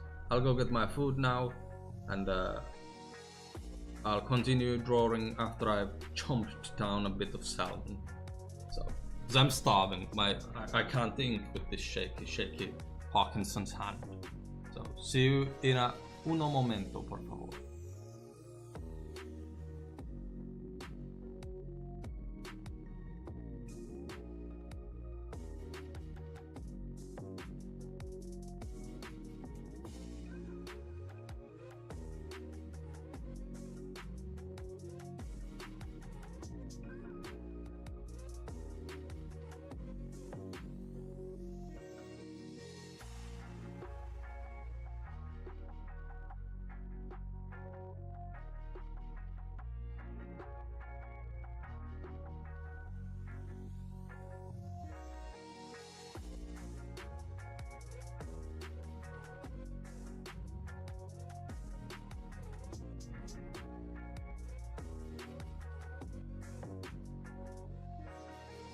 I am here, chomping.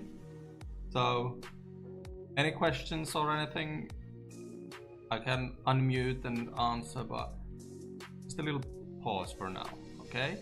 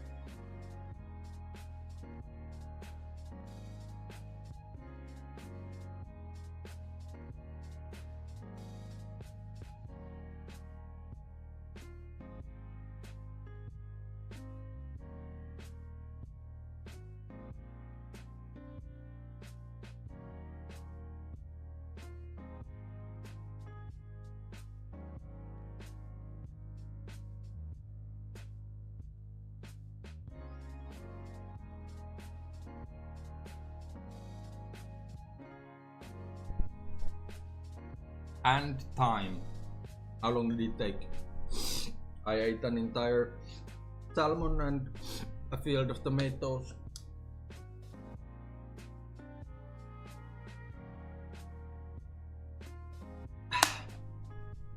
With like a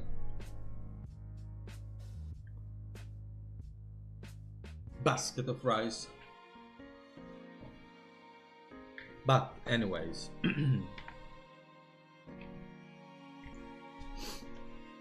Let us begin. As I said, the tool of the day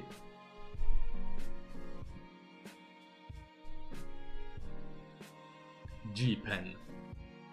I use Nikko G-Pen to be specific. Show you.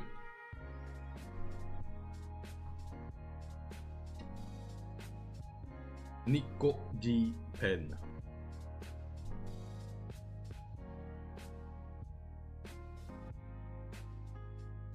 $10 pack, 10 pieces. I try to buy these if possible because I go through them quite a bit. So of course it makes sense to buy them in bulk. Yes, very good.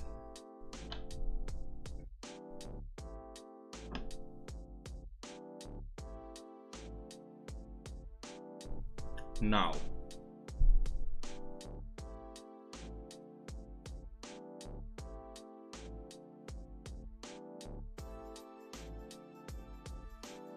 I think I dipped it a little too much.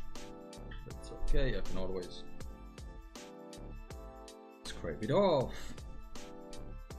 What I like to do is start with the bubbles, but since it's in the way, it's very convenient to go from left to right.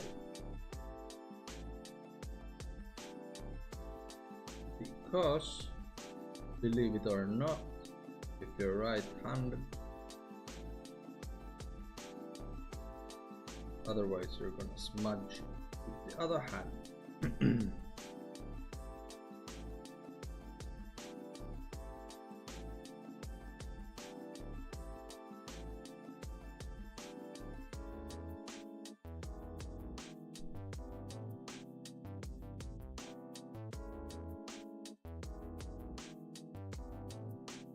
How many fingers?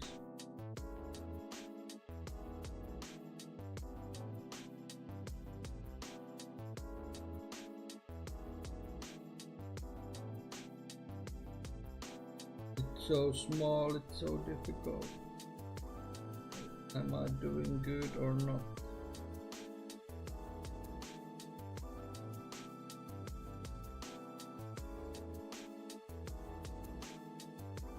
In my drawing is regularly I press quite a bit, I push quite hard. I've been trying to learn to not push that hard. With G-pens or nibs, for example, I feel like you don't have to at all. Barely touch. Still difficult for me. At least I know how to do it in theory, right?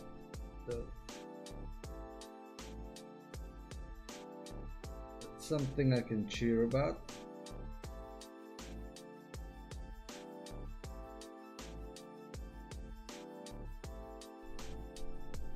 And then when we're going to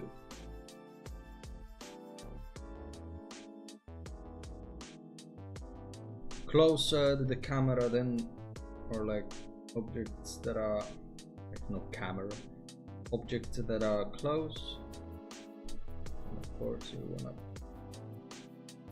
push it a little more to make the line a little bolder.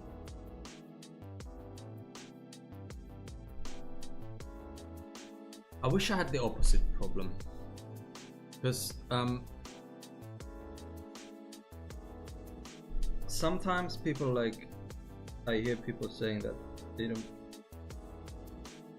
or I've heard people saying I believe I've heard people saying they don't push enough. Which would be the ideal, because you can always go back and like, right, you can always like add. It's so difficult if you lay the inks, for example, too thick. Then you have to white it out and deal with all of that frustration, because then the ink won't like lay the same on top anymore, and part of my everyday life. So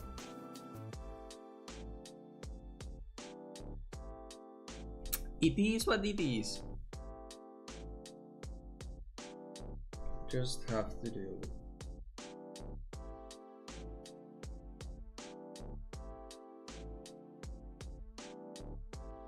Now, as I've said, I do usually the backgrounds and this sort of stuff at the end. I like to focus on the characters and such at first, but if there is something that's like this part, for example, it's a little overlapping character, or easily could overlap the character, then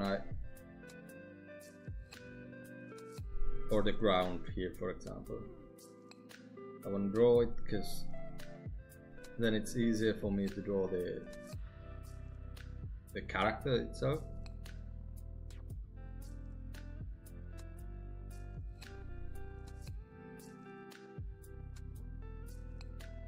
And the main thing with inking is not to be scared. It is very scary, I can't lie. Like, it's the final phase, everything that matters. So far you've created this hopefully beautiful, astonishing, world-class piece of art, and then all of a sudden you have to like make it final. It can't be sketchy, or it can, but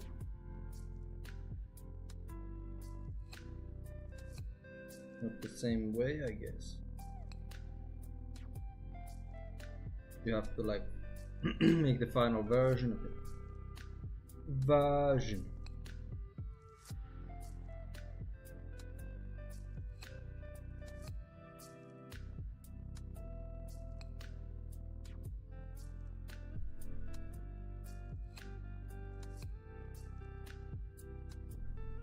Little shadings here and there.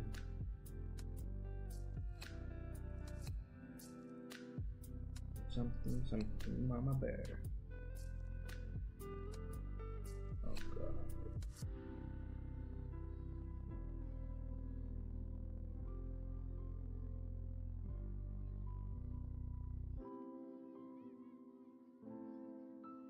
This part I put too much ink, but I am not going to fix it.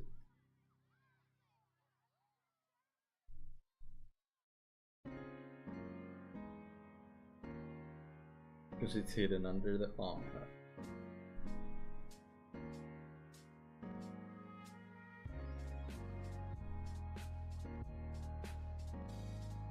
And like I saw, there is the first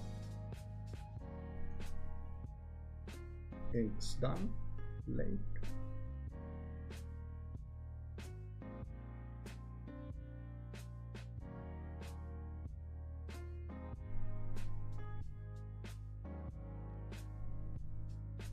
Now I notice at this point it would have been nicer if I started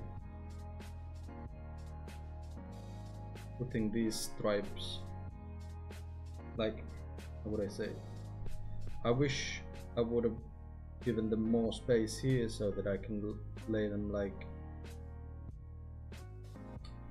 thinner here, so it would create an effect of distance.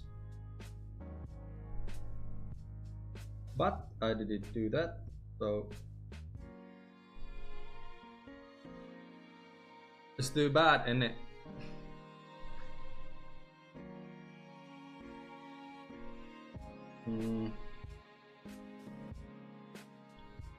I don't really know what's the angle of these. Maybe like that.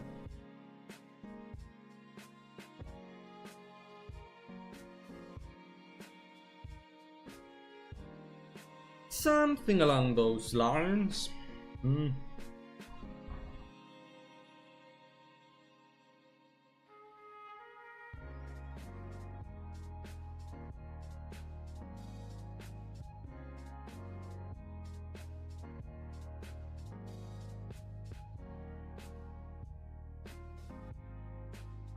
No.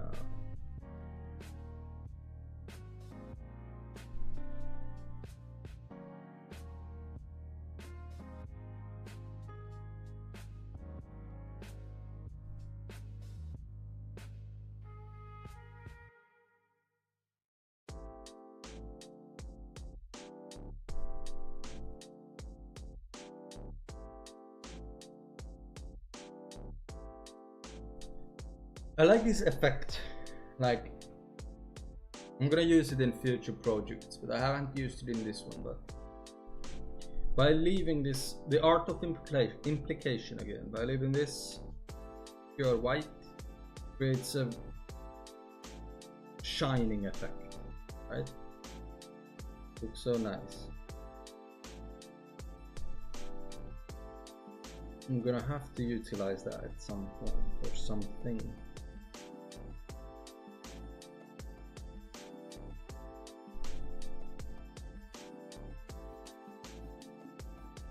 But I do not know what.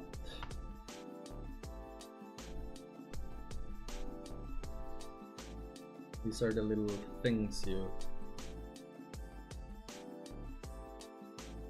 figure out when drawing. What if I did it that way? What if I did it this way? What if I did it that way?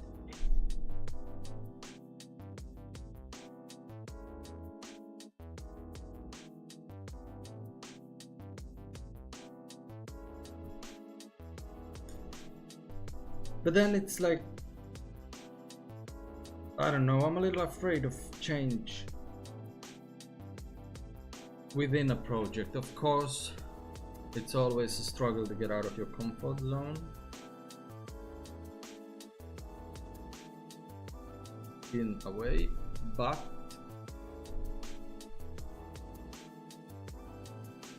especially within a project, like I have all these ideas for future projects and how I'm like, I mean technical things, how I'm gonna do them.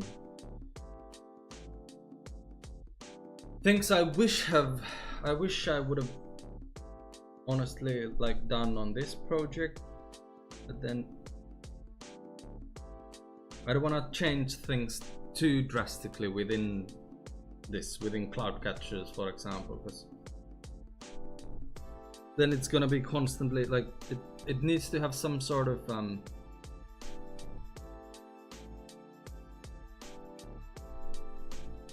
unified look.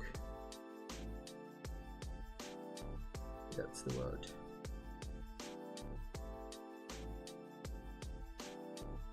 And I feel like if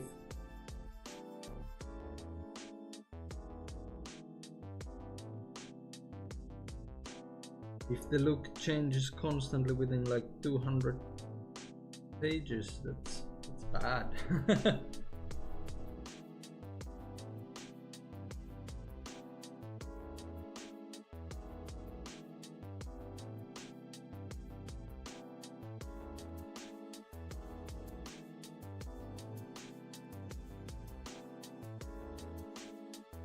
As I said,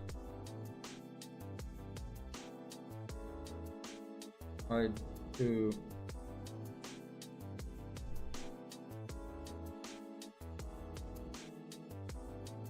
the characters first.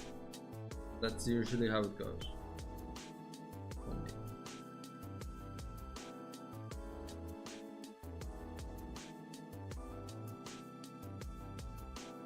I don't know why, but that's just how I like to do. I feel like the characters are the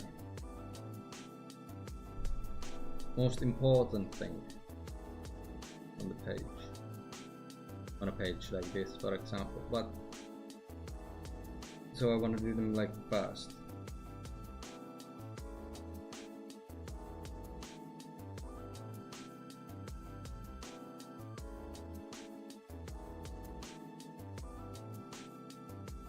So that if I ruin them, then I know that I don't have to worry about the rest of the page. Already horrible.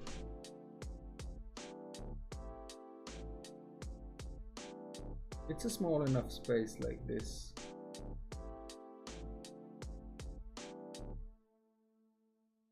Usually it might be even easier to just build the solids with the G-pad. Because with the brush, even though you can go quite like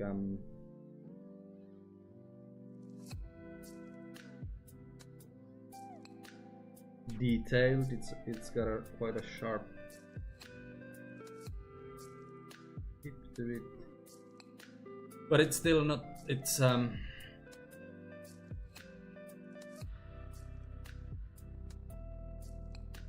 still not as stable, no?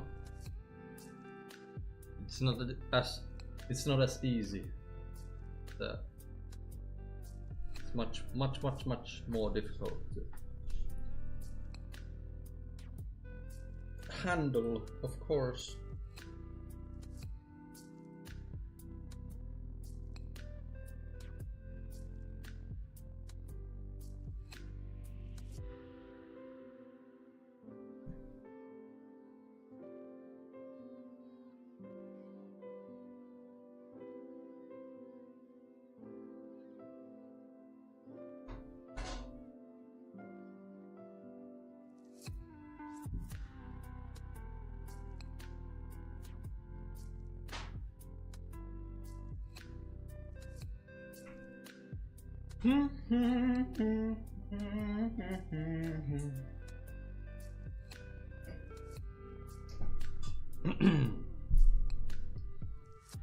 Now that I've got this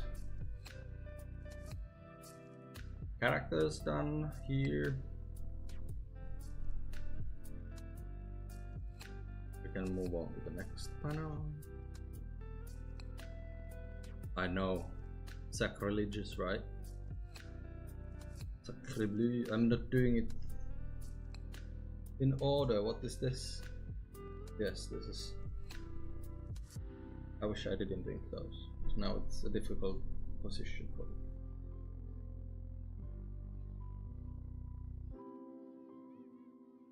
But oh well.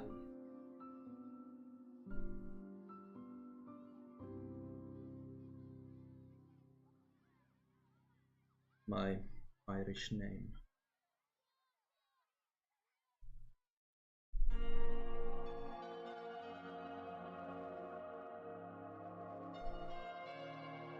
That. I want this line to be quite dark. I could actually go for like that even.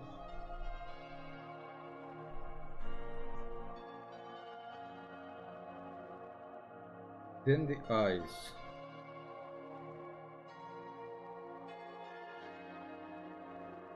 The most stressful part of the picture.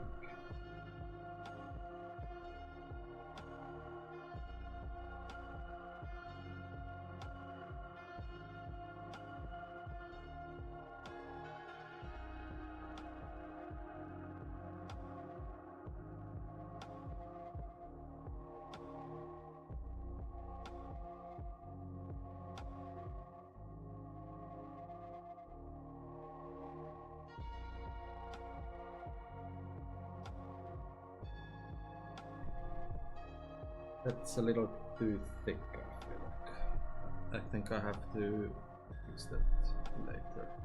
take some ink off of the very edge. The upper eyelid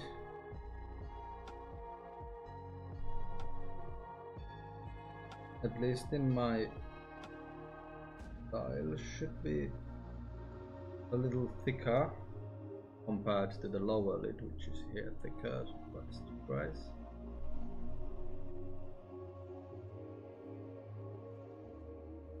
But let's do it.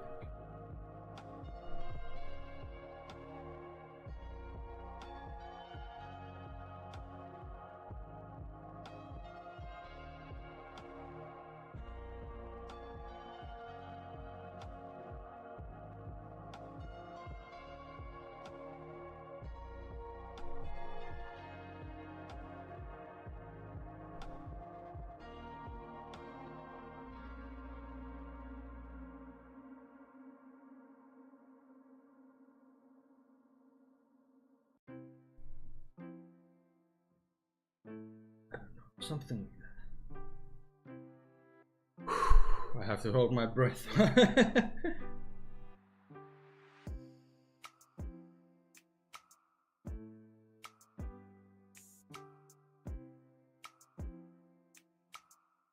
Nerve-wracking, but it's also fun, so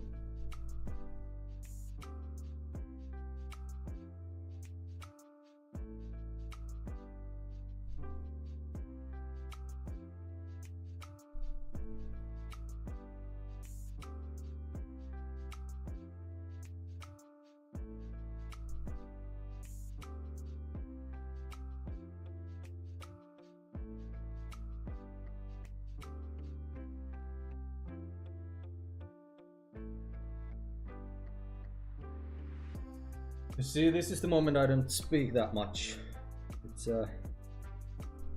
very nerve-wracking. It's I feel like I'm doing so wobbly. I wish I could. Is this dry already? Yeah. God.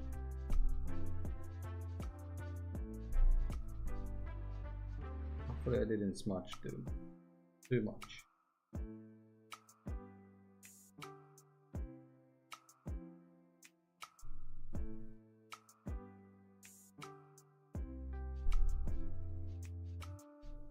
Oh, the inking.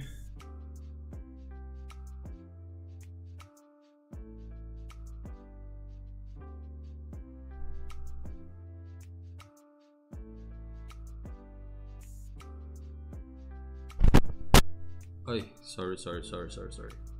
I touched the cord, sorry. I apologize.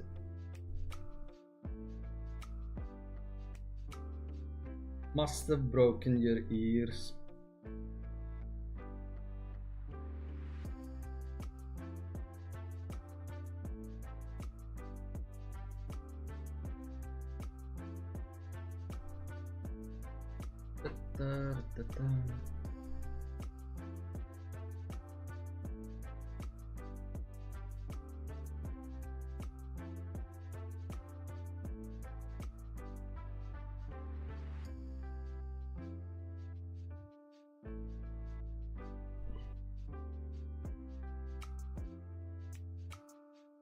As you can see, my inking is not good. No, my inking speed is not on par with my drawing speed.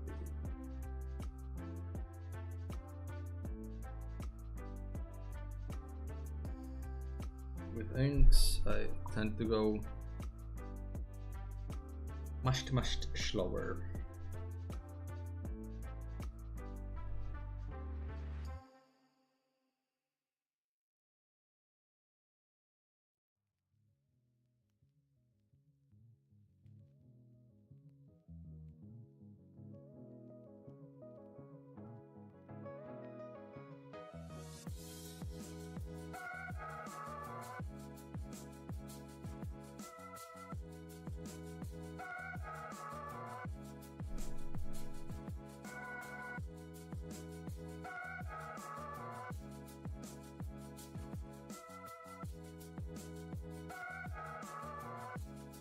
Not really a fan of that side of the head, this hair, this whole thing.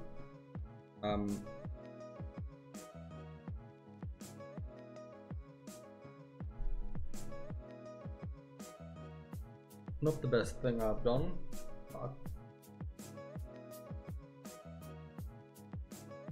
as my motto says, good enough. Well, I wouldn't call it a motto, I would say catchphrase.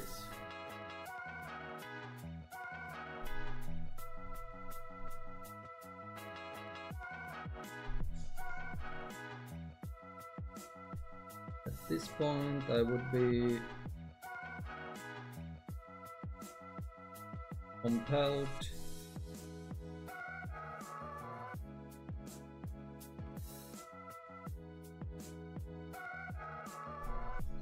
to draw the speech bubble.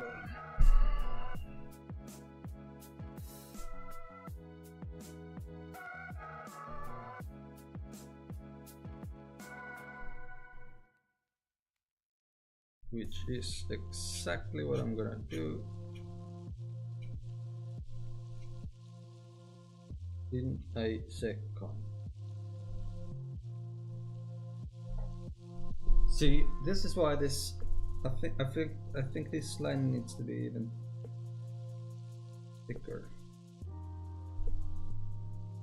There's so much going on there that it just kind of gets lost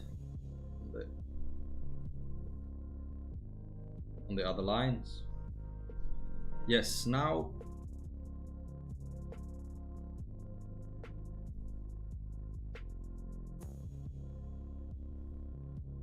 I shall draw this bubble. Yellow bubble.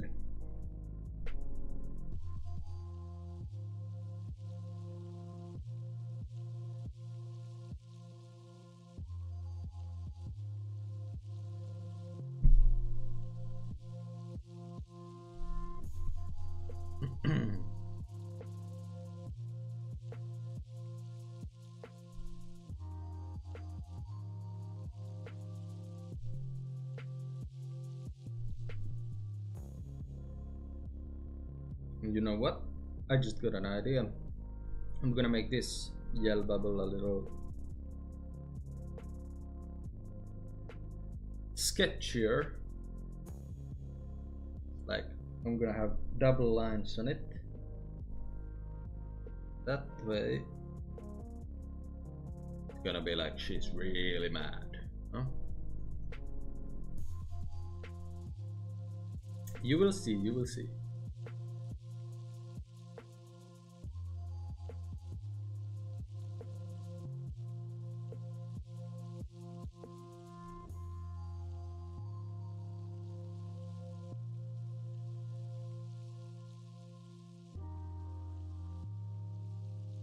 Just a long neck.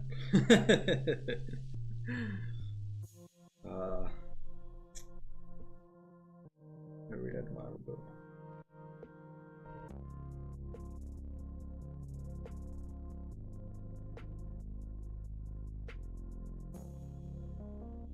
Now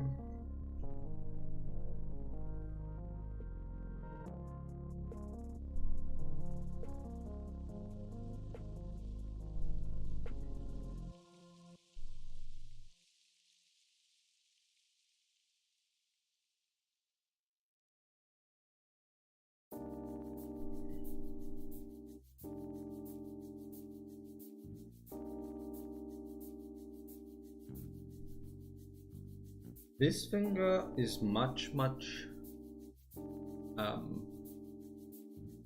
thinner, but that can be explained if she has her hand like this, right? The finger is a little lower, like. See, these are the types of things you have to tell yourself to justify these mistakes and not correct them.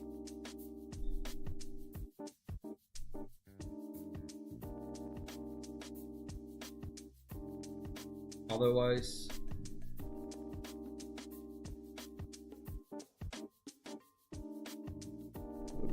same. Correcting all of this.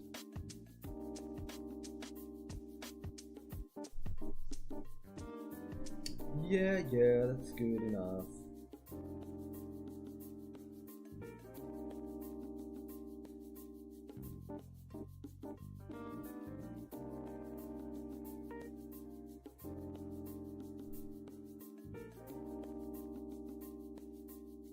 And then I need to make the outlines thicker. With my established, unique, super awesome style, it can be a little sketchy, like a little rough.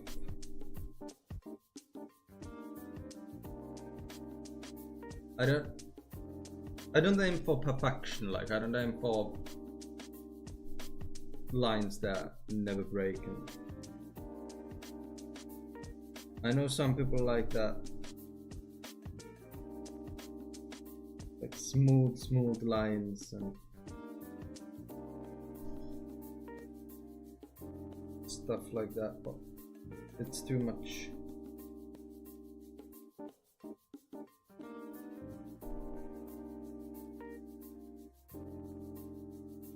I feel like, let's say,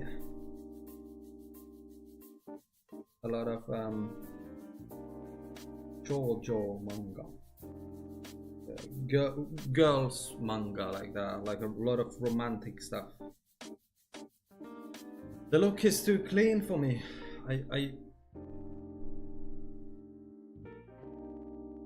It's the lines are so thin and precise, and I don't know, it sometimes lacks impact. I'm not saying that all shoujo manga art is bad. No, not at all. But it's not what I prefer. I don't like I don't know, I don't like if it's too polished.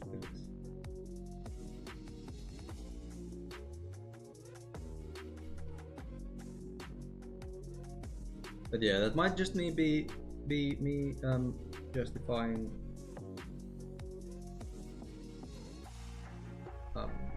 not spending an eternity on a panel and just doing it as quick as possible. I think that's to be honest, I think that's a part of it. Like, I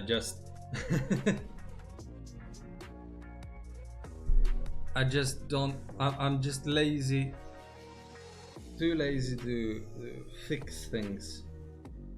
So then I've made it into my style, so to speak.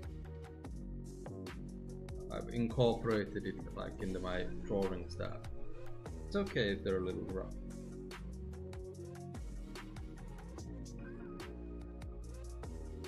We love everyone here. I wish I would draw. Could I? Some shadows here.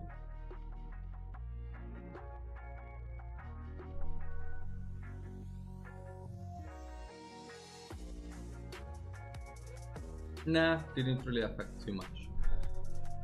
Okay, next panel then. Don't worry, I will come back to all of this, the background and this, but as I established when I started inking, I don't... His hair, yuck.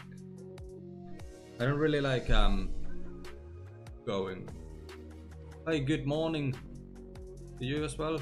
Yes, as I established, I don't really like going in a chronological order, like panel by panel and finishing it. I like to work on multiple panels at a time. Good morning, good morning, good morning. It is currently 14:54 right here. Soon the girlfriend Berry will come home. Hopefully I can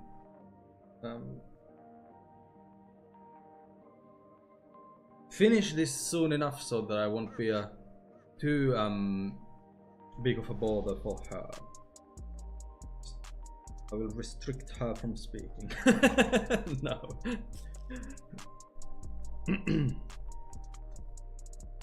No, but it's not nice if somebody's streaming and then you just want to relax after a day of work.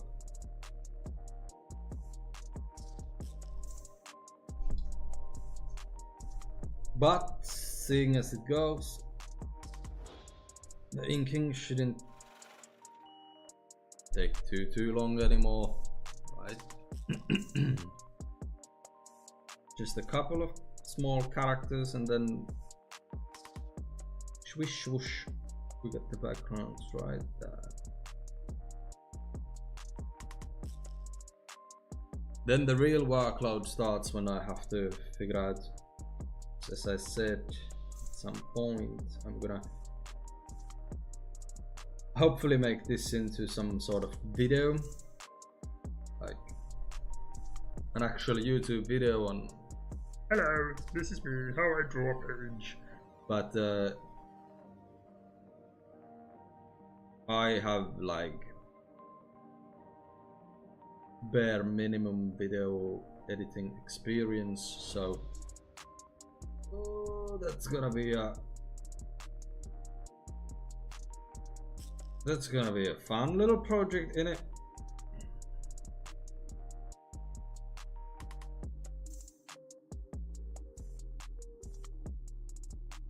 With all the voiceovers, and I have this grand vision of how I'm gonna do a video from this, but it's gonna take so much time editing, so I don't know if I have the patience for it. I might just give up. I might just quit everything. It's kind of, I get it sometimes, like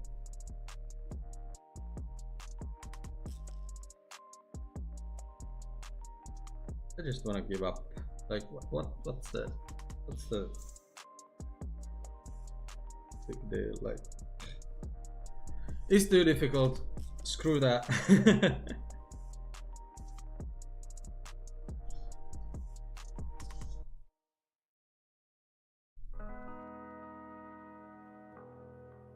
But do not worry, this is my passion, this is what I shall do.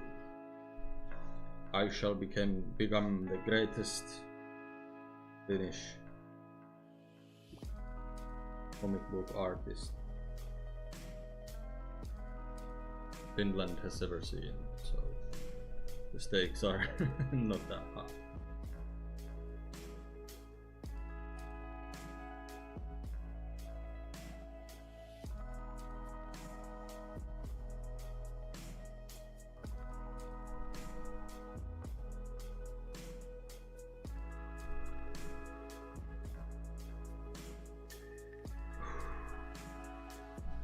I have to keep holding my breath.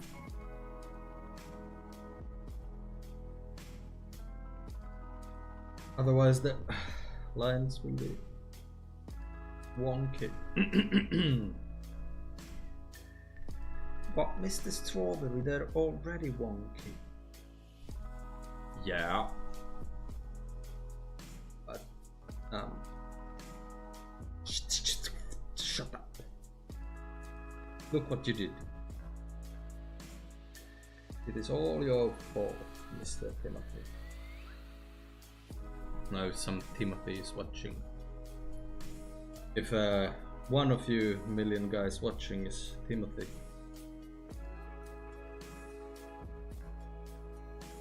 I didn't mean it personally, okay?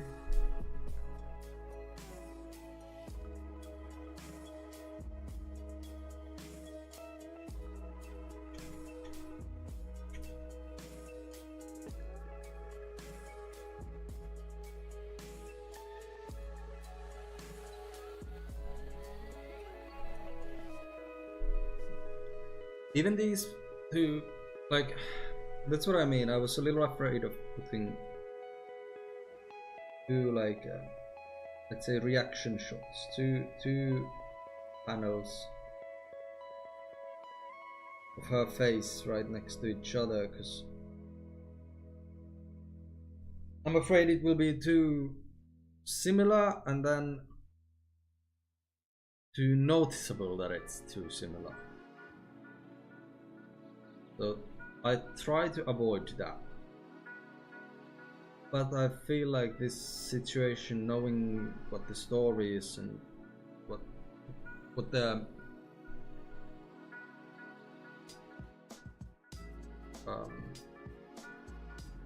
situation is in this panel, in this page, I feel like this calls for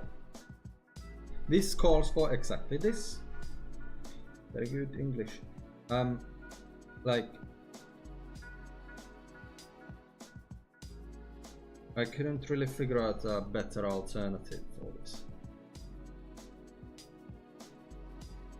I feel like this sort of increasing emotional outburst was called for. But we'll see. Maybe when I read it a year later, I'll be like, why on earth would I have done ever something like that? Or I will be like, oh wow, that's the greatest thing, I should do constantly. I should make a comic book with just one person's face.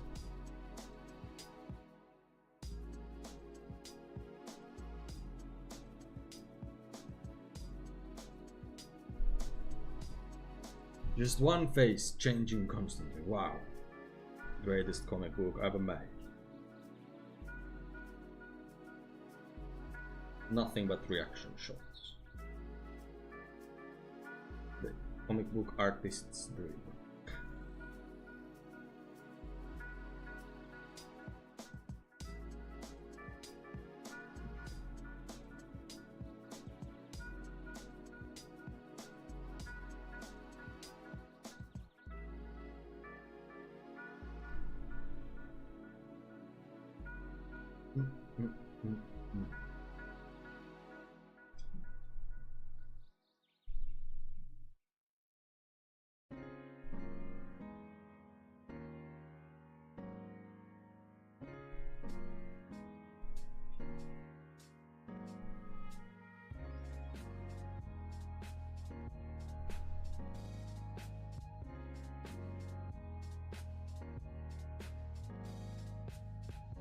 Oh god, what is this?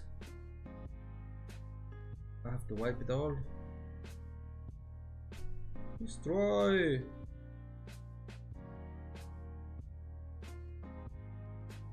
And yes, I did not forget about what I said about the speech bubble. I'm gonna correct it. I'm gonna make it pretty like this.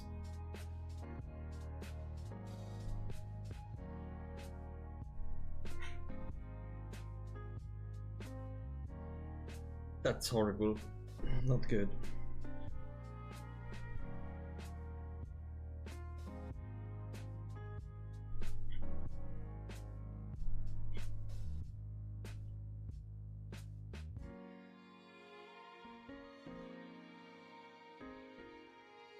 But maybe it's good enough.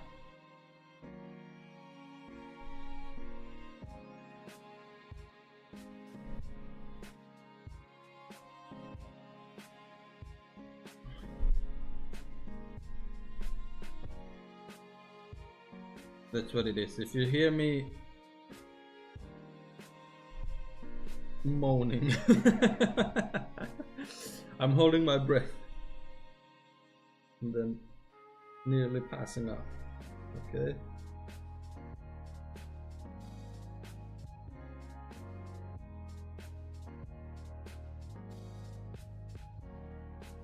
Yeah, I quite like that. What did I say? I have to fix this one. This is a little trick.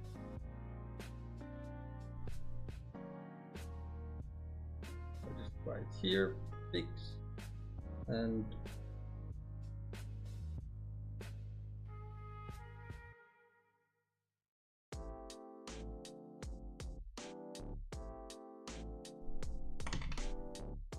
boom, perfect. I don't usually go to the such lengths, but I know that I'm gonna erase all of this before I fix it. I'm gonna fix it at the very end, so that way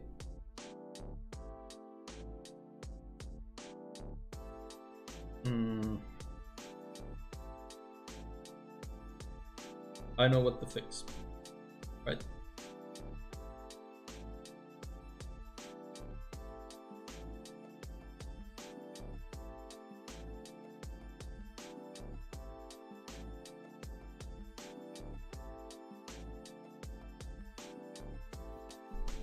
Yes, and then I wipe the G-pan. I'm trying to take it as a habit to wipe it like pretty often, because I noticed that it gets like clogged.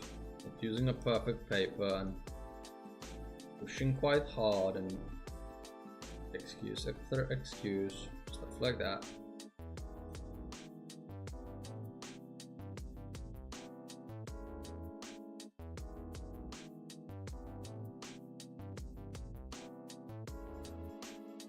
Yes, good and clean. And then at the very end I will clean it with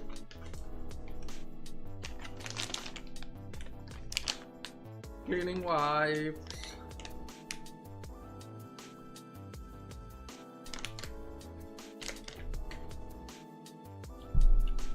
But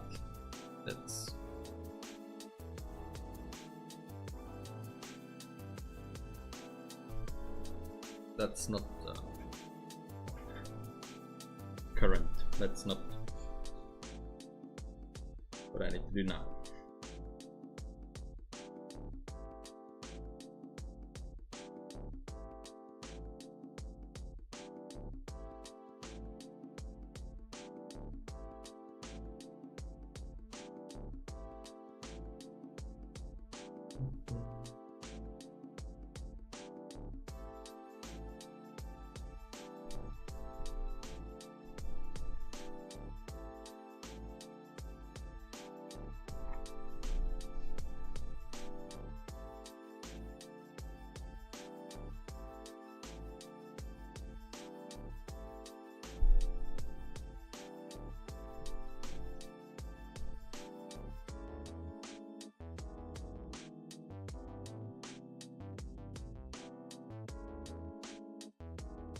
I feel like his color is a bit higher than usual, a bit bigger than usual, but it's such a small little panel, like at the page, at the turn of a page, like.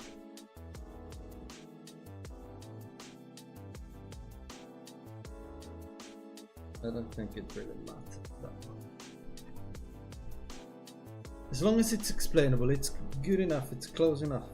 Like, you can explain it with angle. It's just a perspective trick, something like that. So, yes.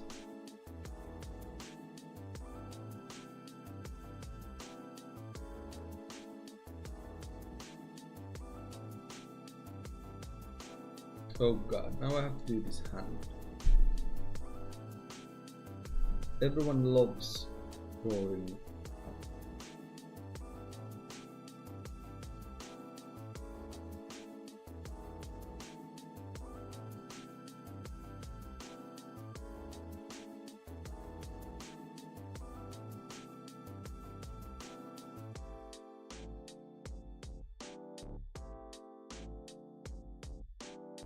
I have to concentrate, I have to be quiet.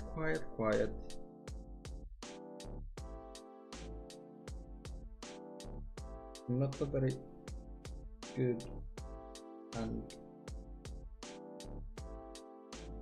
handyman.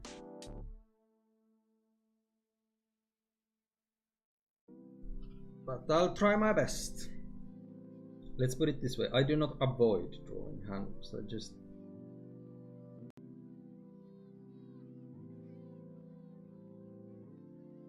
I'm not the best at it.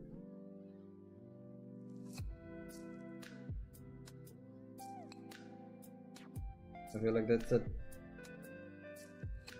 thing that many like young comic book artists are beginning. Well, not even comic book artists, but like kids who draw and stuff. Beginning drawing people.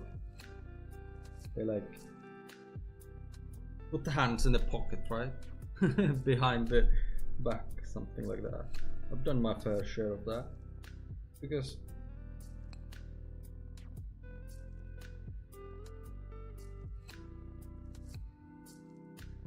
you just don't want to draw a hand. It's understandable.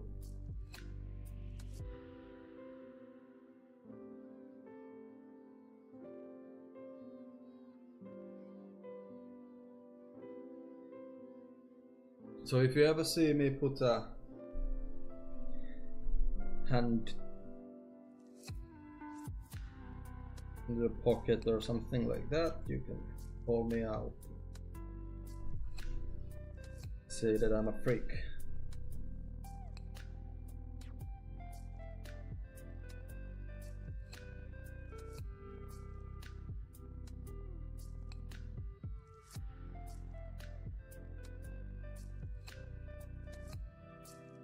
It's a perfect circle, right?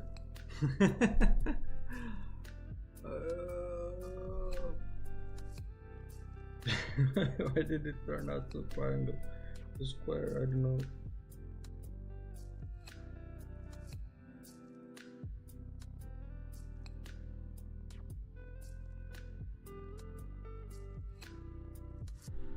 Oh well.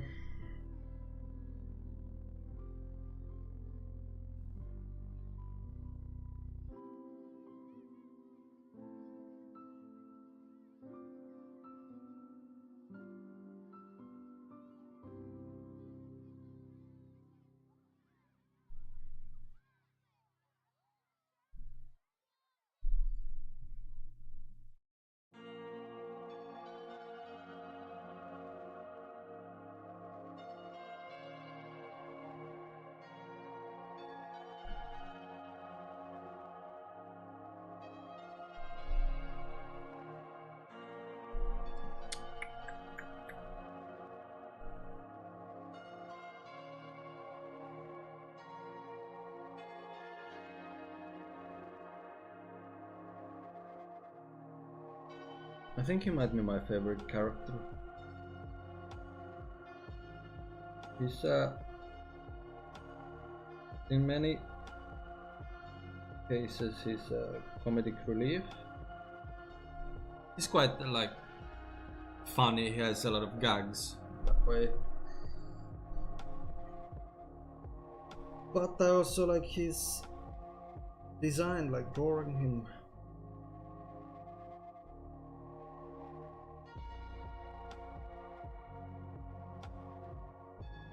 And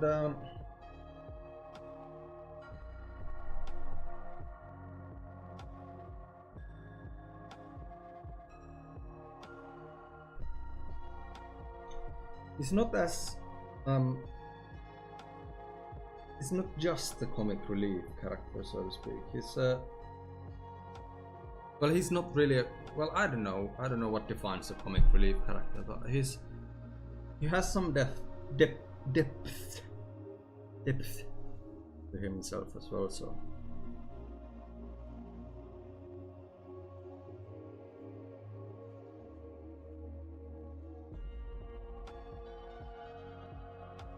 I've been thinking a lot about his backstory. I'm not going into it in this book. In Cloudcatchers, I'm not really explaining any of his backstory.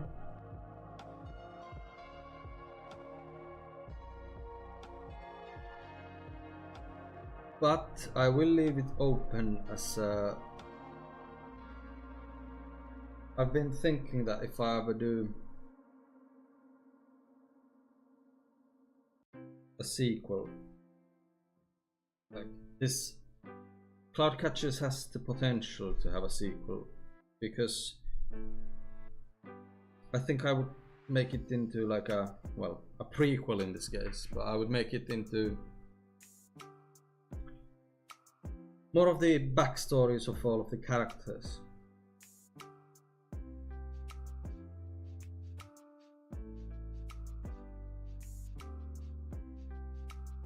That's not really something I handle too much,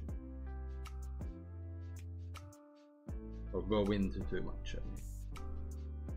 Yeah,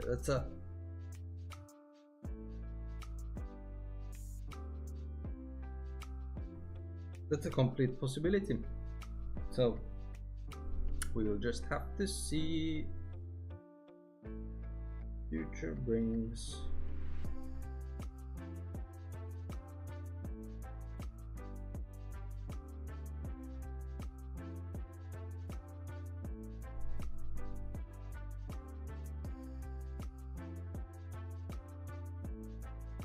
Like that.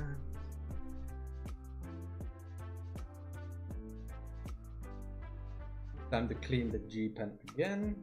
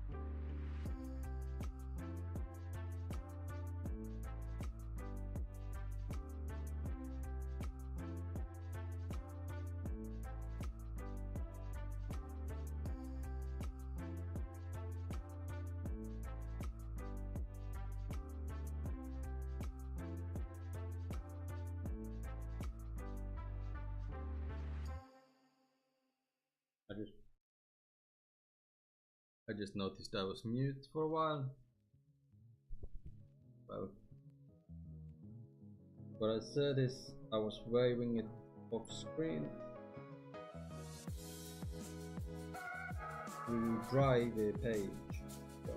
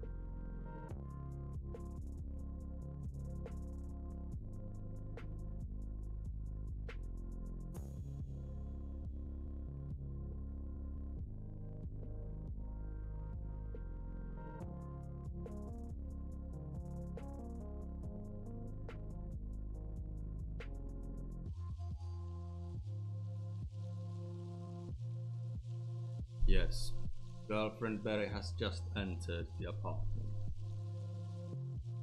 Now I have to watch what I say. But these background things,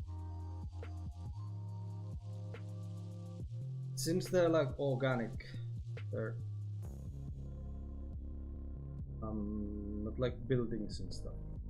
They're just some random fishes and crystals and stuff. I don't have to be too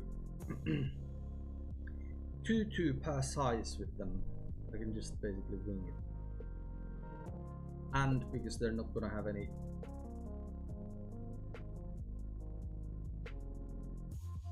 well, these fishies at least are not gonna have any detail on them. They will just be inked black, solid black. So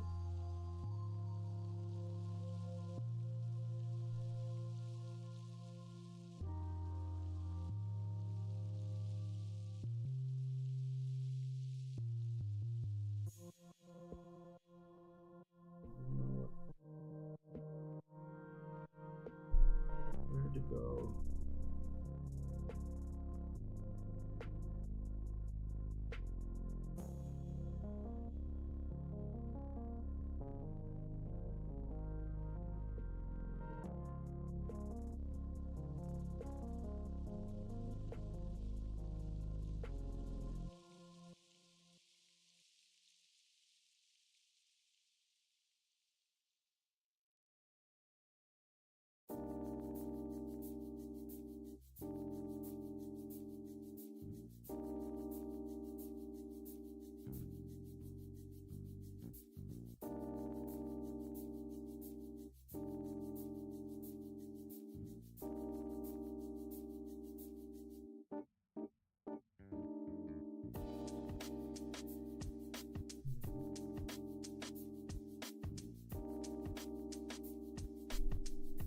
For example, these, I just drew a teeny tiny line like that, and then I just decide what sort of a shape I wanted. Meaning, I'll just very basic.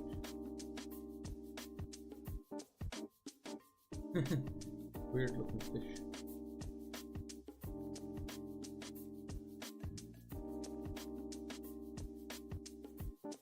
I'm not too stressed about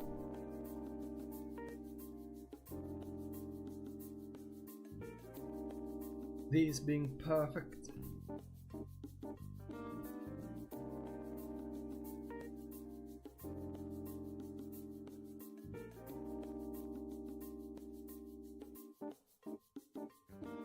Because they are perfect the way they are. And oopsies, I just noticed I never inked her other arm.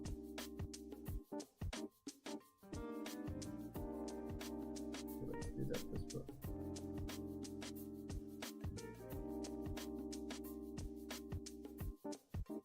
I feel like my method of going like I ink a bit of here, like the characters, and then I go here and here like that, and then I come back. It helps you see the entire picture with like fresh ice.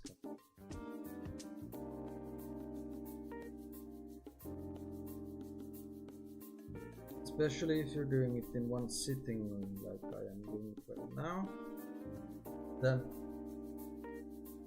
otherwise you would get like kinda burnt out, is not the right word, but you would get kinda like this blindness, can't see, then mistakes. Like hyper focused on some things, but then completely blind to others. Oh my god, that's a horrible mistake. Horrible beef steak.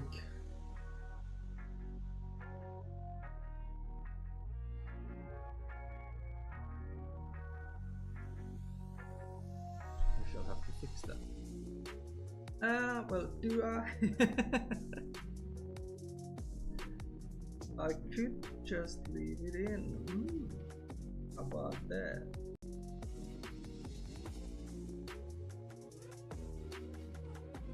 I kinda like that option a lot better.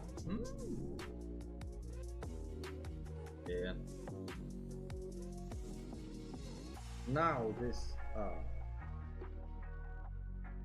Did I? Yes, let's do these lines.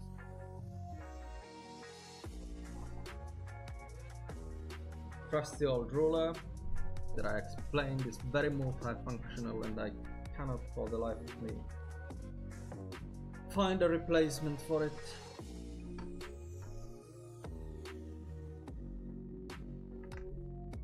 Excuse me, I shall wave the page a little bit to try the ink. I don't want to smudge it.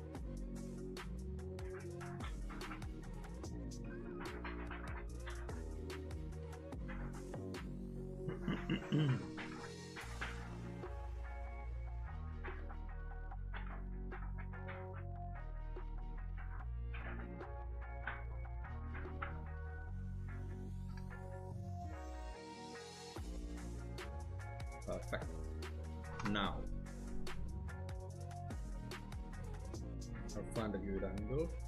I'm using this background now. A new innovation.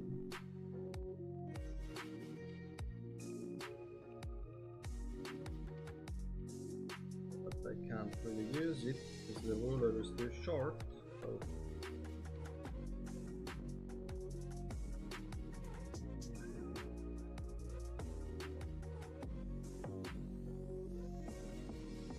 like this.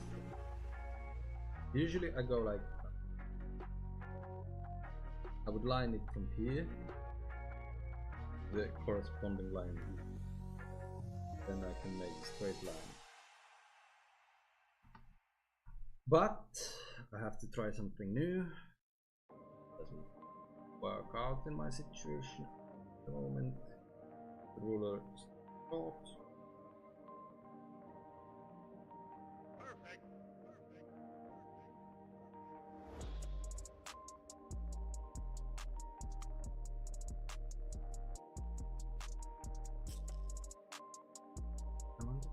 Like that.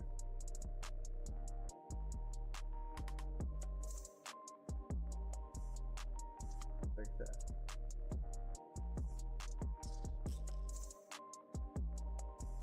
Let's go with this. This is the good one. I'll just line it up here along these lines, the ruler, and then I can make the lines here straight. It's a very, very difficult process. Requires way too much patience. I do not always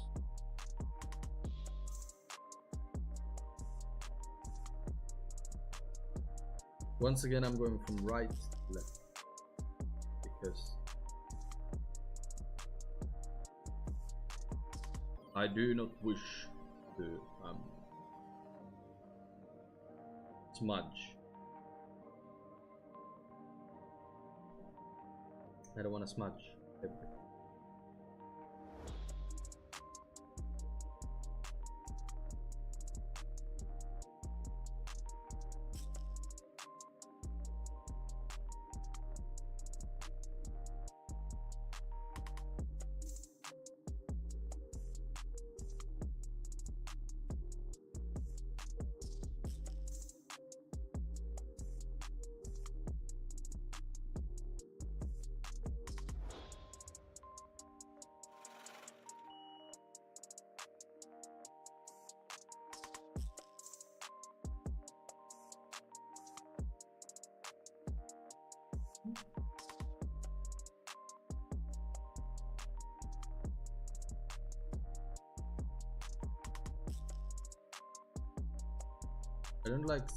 I don't like doing speedline stuff.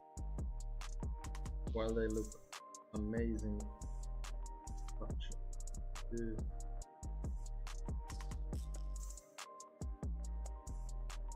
have to go like so careful.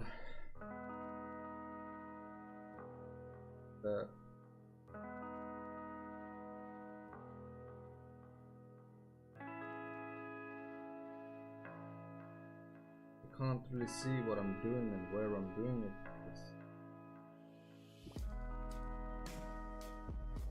Drawing itself is on the way.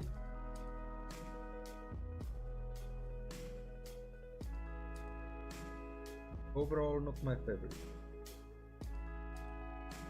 but the outcome is usually well.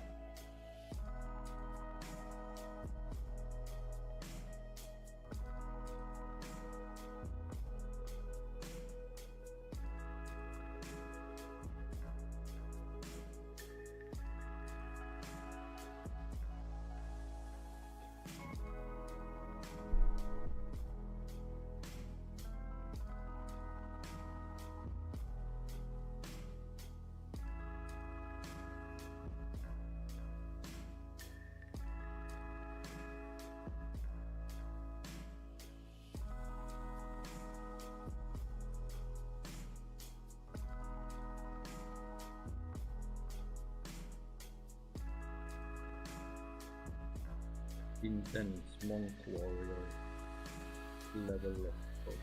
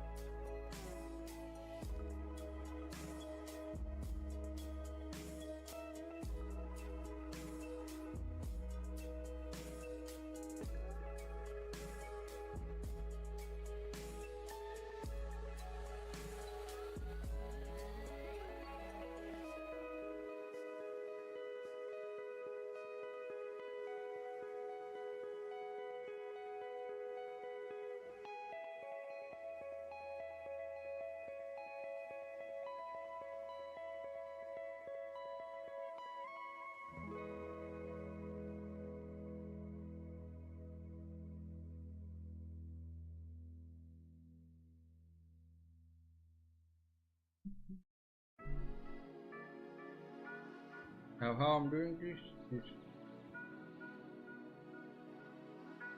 how I'm determining where to put the line is just eyeballing. I'm looking at it, eyeballing where to put it, and then I place the ruler there and make it straight. So basically, I look, okay, I like it here, then I straighten it, and then I just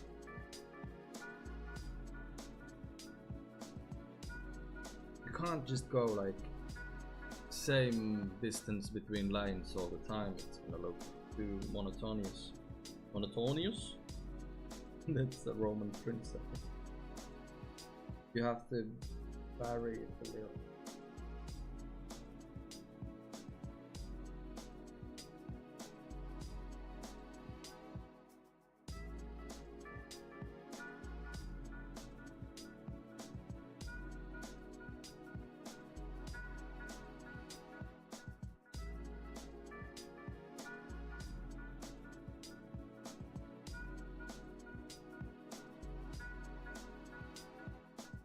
one more.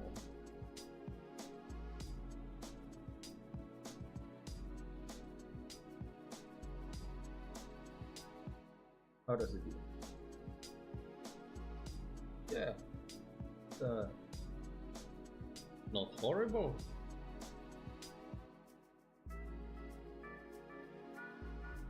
Acceptable.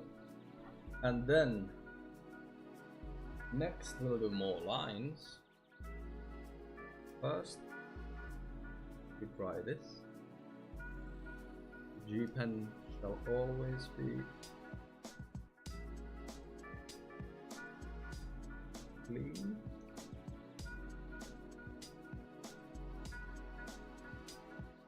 Sometimes I just try to forcefully clean it and then I break it. I twist and bend it and oopsie daisy, it's horrible. That's why you have many. But yes, I shall do this a little to dry this. Wave it around and take a sip of water while you're at it.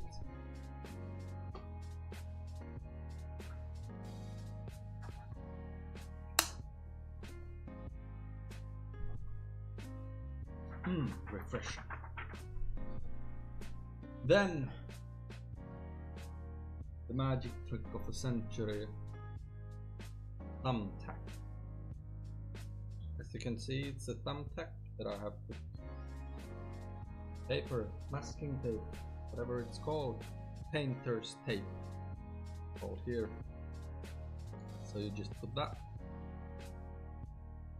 on a piece of thumbtack. You want to do a couple of these on your shirt or something so that it's not too sticky, it's not gonna rip the paper out. And then you just want to point it. I don't really know, should I put it to the mouth or the face, like the middle of the face? I don't really know what's the optimal position to get the maximum emotion out of this. Like, should the focus be in the middle of the face or the mouth or where? So I'm just used to putting it like around the nose, middle of the face, somewhere there. Plop it there. Now you might be wondering, what is he gonna do with that? Now show this upside down thumbtack. Like a nose. Perfect nose. It works as a pivot, if that's the word. Center point. I can twist the ruler against, make these beautiful, beautiful, beautiful, amazing, wonderful smooth lines, right? So let's see it in action. Let's try it. Hopefully we do not mess it up. Now here's a difficult spot because I don't want it to be parallel to this line, if parallel is the word. I don't want to get it mixed to this, so I think I'm gonna do a little bit there and then just jump over that so that I do not blend it with the line. Otherwise it's gonna be messy.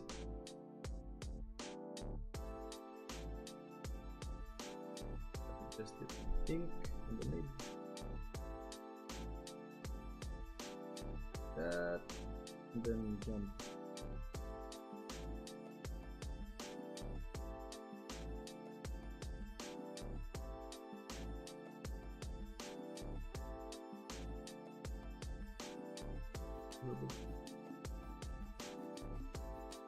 Bigger gap there.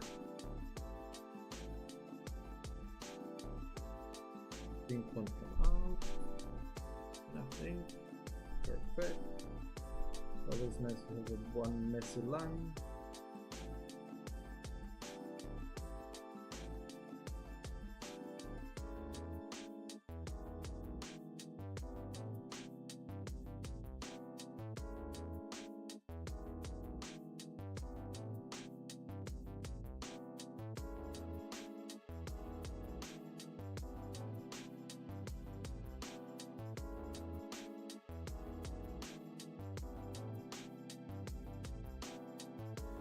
Now I could have connected these and made them go like behind her head. It's a totally valid option that I just didn't go for this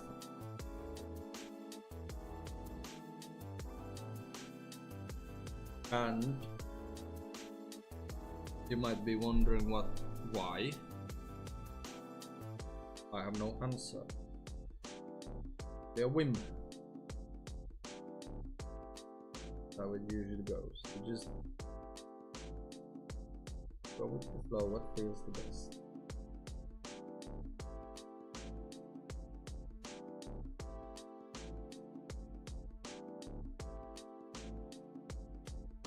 It's like about Bobrosian philosophy.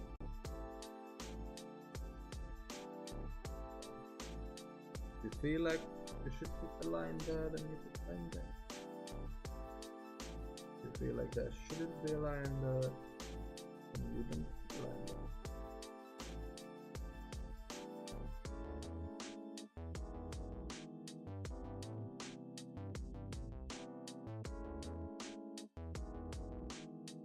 An experiment, and you can get the feel for it, and then you're like, I'm not saying I have it, but you, in theory, in my theory, you could possibly like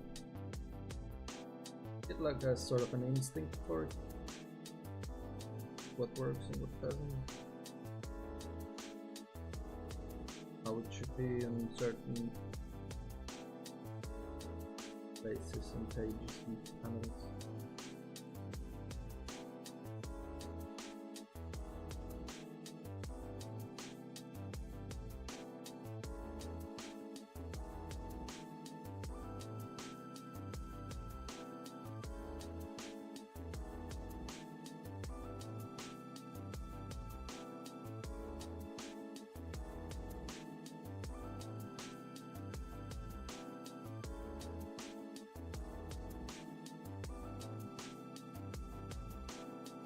How about that?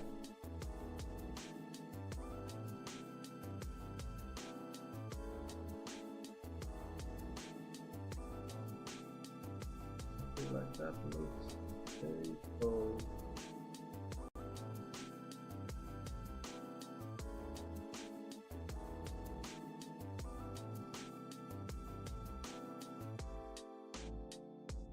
Then hopefully the last thing that we need to do with the G pattern itself, main tool of destruction.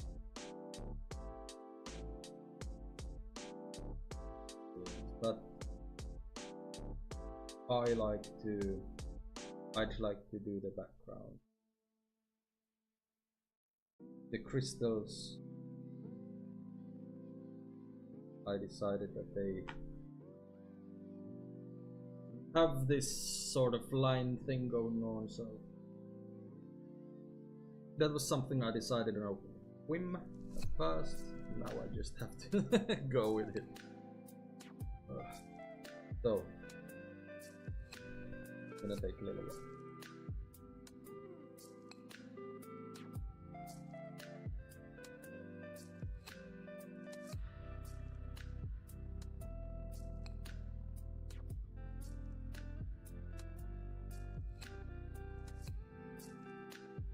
It's stuff like this that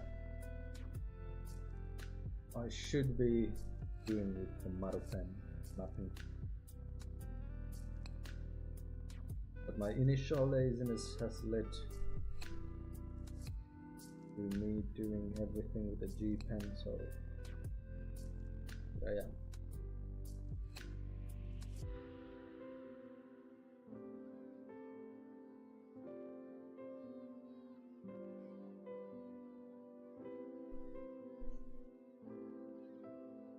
But it doesn't matter. I don't think it matters what you're working with or anything like that. The only thing that matters is how it looks in the end, and of course you wanna have fun doing it, right?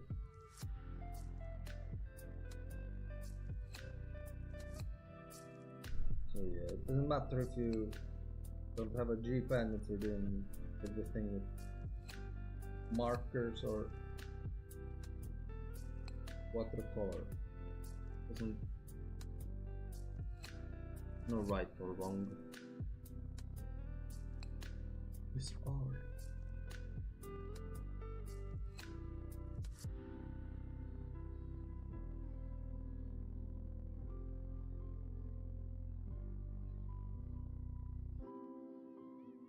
Of course, if you're going for a certain look, then you're going for that stereotypical shonen look, bold outlines and stuff like that.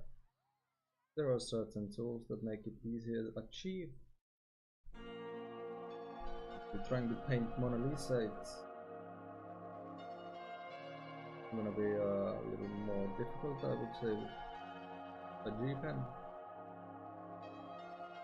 I'm not saying it's impossible. It all just depends what you want. You are the master of your art. Welcome to my philosophy lesson.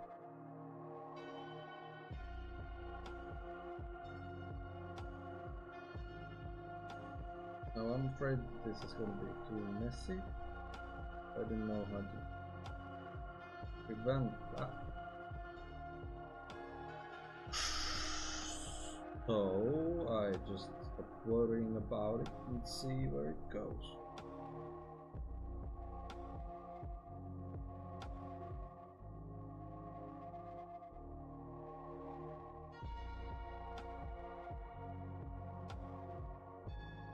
Usually when I say something is too messy, I get comments saying that, oh no, it's not messy at all, it's perfect, I love it, I love it, I love it. But it's a good thing. It's encouraging, like, very good. I didn't mess it up that bad then. But I can still see, since I'm making it, I feel like I have a different perspective on things. I see how it could be instead of just the final result. But clearer image in my head or something.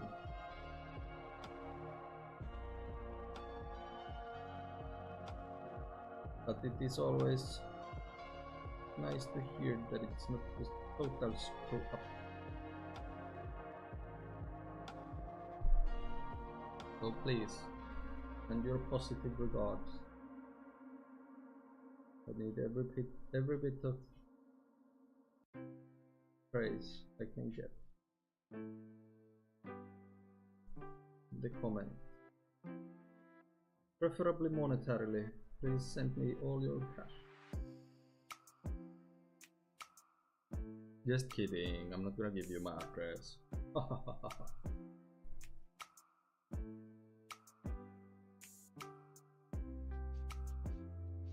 But after I publish this, Cloud Catcher's the masterpiece of the century, I don't have to beg for your cash anymore. You will voluntarily send it to me in exchange for some paper. Very nice. In it. Like this one.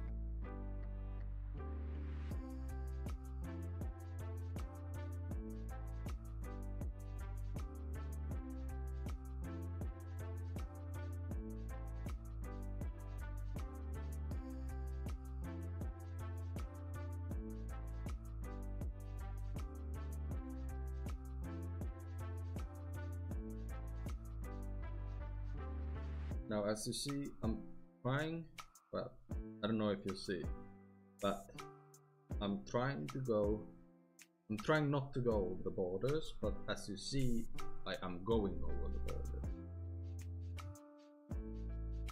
That's okay, that's not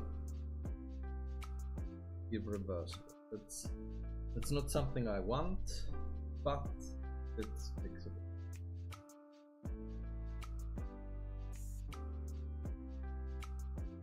I have my trusty Posca pen to deal with that sort of issues. If I was a smart boy, I would deal with it all like post-production on the computer, just snip snip. But you said I'm a smart boy.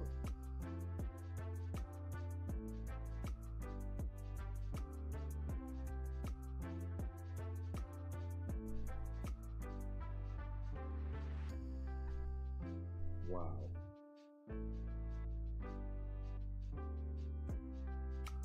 Almost as if I am there. This is what I mean, what I've been saying this whole time. Organic thing is easy to do.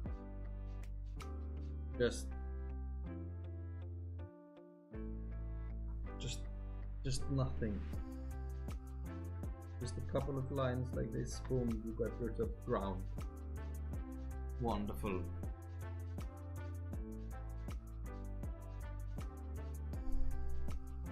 You wanna make some lines thicker so that it's...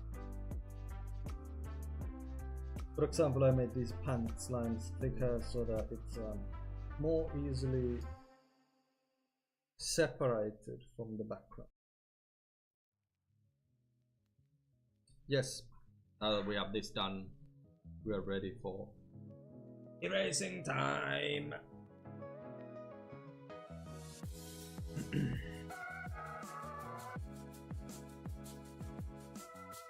Erasing time. And then all we have to do is do the solid blacks and erasing all the inks, meaning using the trustful Posca pen, white out, finishing touches, and then that's it. Fixing this, I needed to fix something here.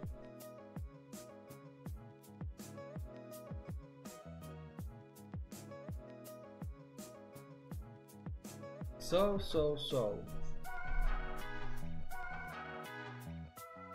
Shouldn't be too long until this whole page is done. It's only been 4 hours.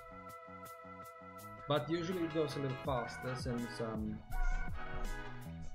I spent more time drawing and less time yapping.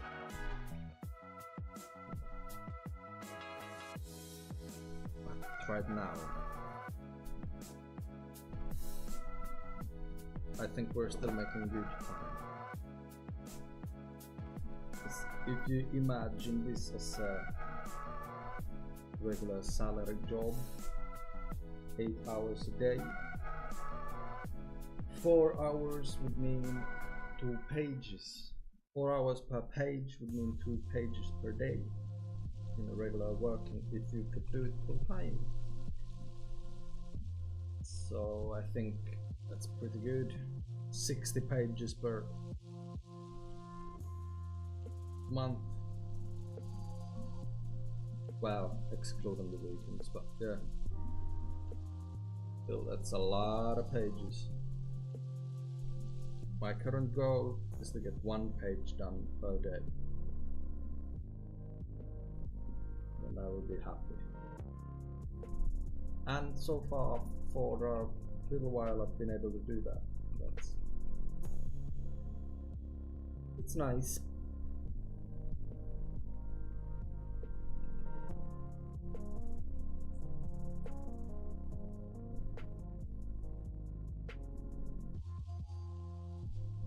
But I wish, at least at some point, at least maybe on future projects, when I'm already rich and famous with the cloud captures cash that you've been sending me, my goal is to at some point make like a little more. I would like to do something bi-weekly, for example, so that every 2 weeks I would publish a chapter being, let's say, 15 pages. So like 1.5 page per day. That would be nice, because then you have all the other stuff, of course, like planning and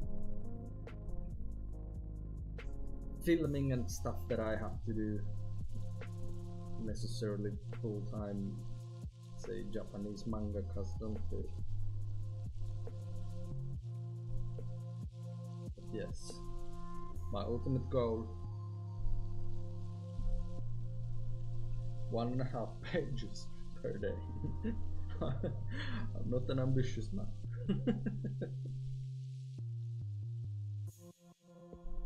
I'm keeping it realistic.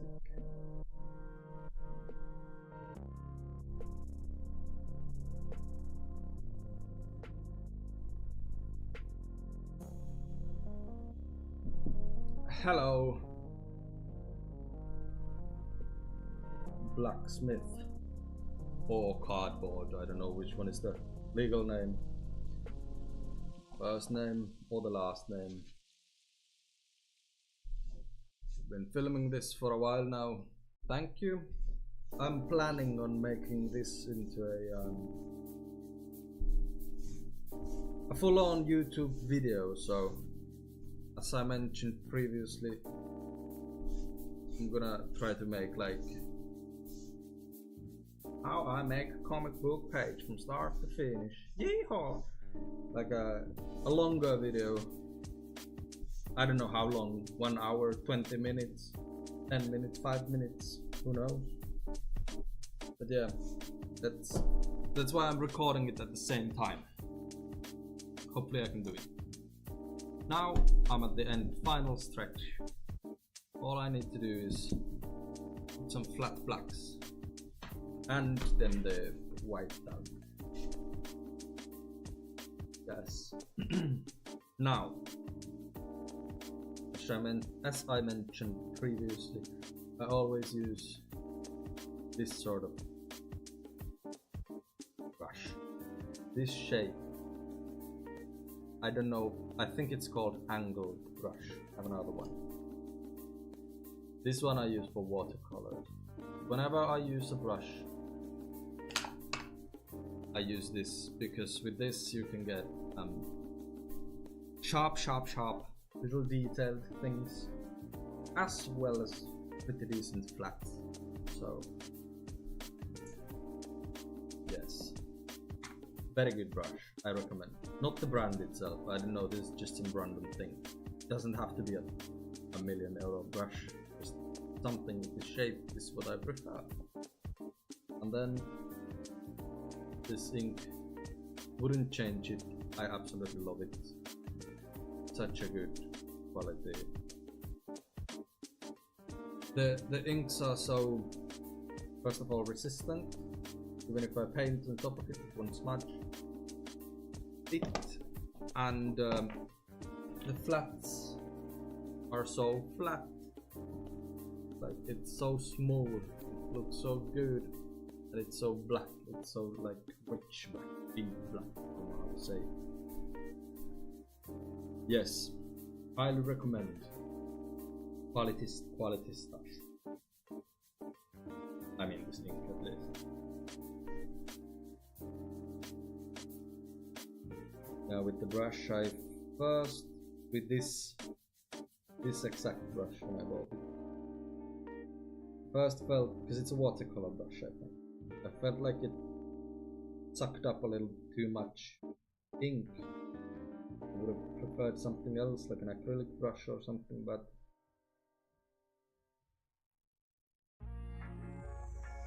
I've come to get used to it. I've gotten used to it. It's good. I like it. It's a brush. But as I said, for me, the only thing that matters is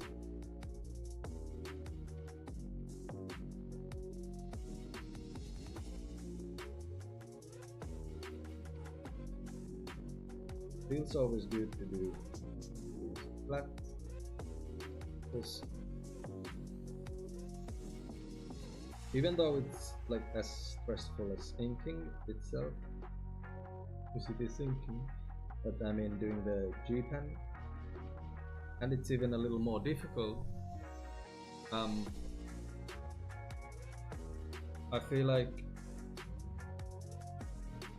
every time I do these flats, I know that I'm at the end.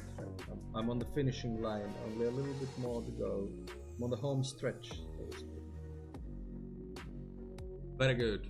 Working on your comic while watching. That's what everyone should do. Grab yourself a piece of paper and draw a comic of sort. Not saying draw a 200-page comic, I'm saying draw at least one panel. And Father Strawberry will be very happy.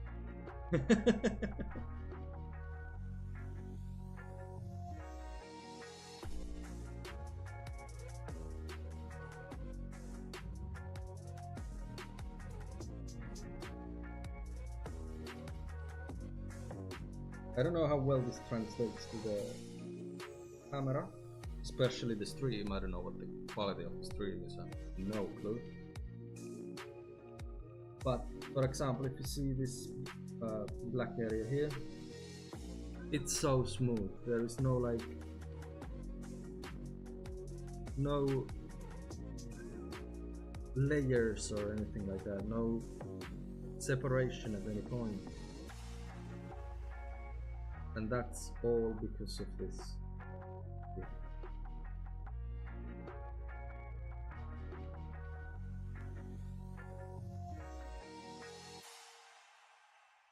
I used to have some other ink. I think it was Daler from Calligraphy Ink. And it did not work the way that this does. It did not give me the satisfaction that I strive for.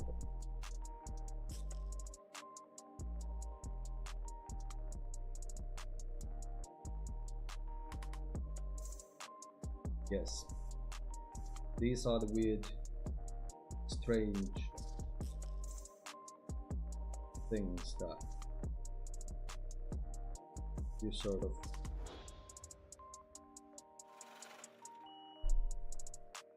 start caring about, obsessing about when you're doing a regular drawing thing. You start noticing these minute differences between the tools and materials that you're using. And then some of them grow on you, some of them you start to despise.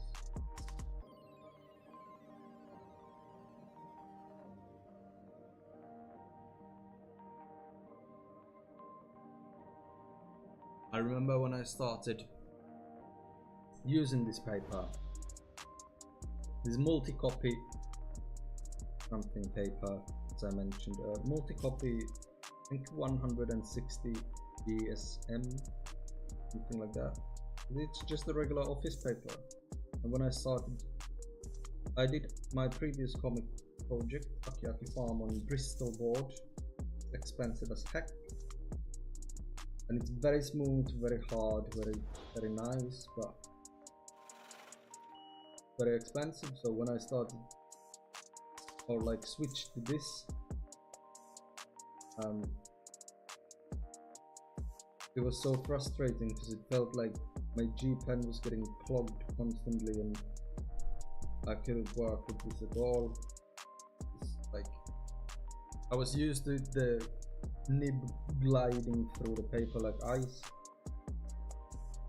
But then as I got used to this relatively quickly, actually, I really love this paper. Now, if I was a rich boy, I would get professional B4 manuscript paper and all the necessary equipment like printers and stuff, but not rich. So right now I'll work with what I have. And right now my equipment, while not perfect, they are good enough. But wrong to use them. Wrong to know how to use them. What I mean by all of this is, do not be afraid to try new things, and even if it doesn't work out immediately, might feel a little weird, strange at first. Keep going for a little bit, and you might not like it at all, like I didn't like that one ink, but you might learn to appreciate it as well, or learn to use it.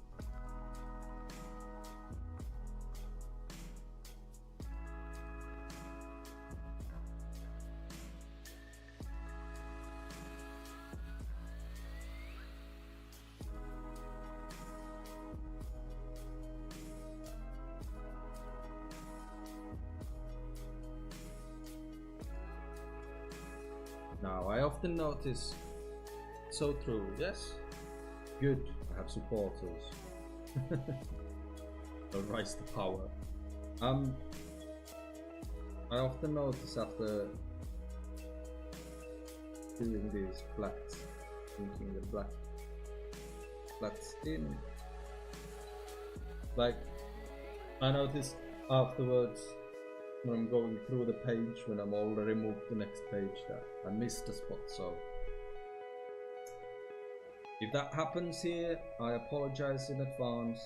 I will most likely notice it at some point and fix it, but I try to ink everything that needs to be.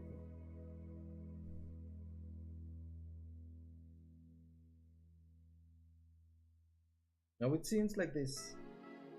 I don't know if I should put it all black or fill it with lines, with intense lines for the intensity, but for all intents and purposes I think blacks will be good enough for here. If it was an action shot, if there was like movement, actual movement involved and stuff like that, I would prefer it. I don't really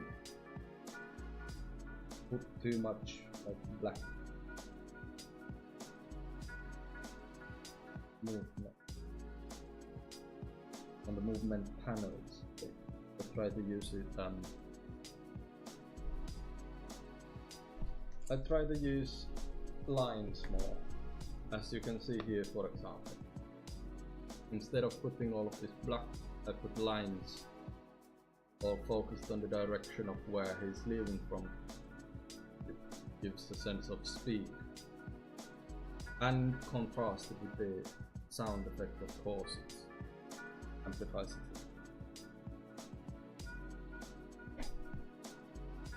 Is the series or just one long story? Cloudcatchers is just one long story, 200 pages. I have, let's put it this way, I'm keeping it as a possibility to create a, I would say, a prequel. So I'm not really going into depth on these characters' backstories, captures, so I'll keep it as a possibility that I could do like a backstory, prequel story type of thing. Possibly a collection of stories. 4 short stories in the same universe about previous events, but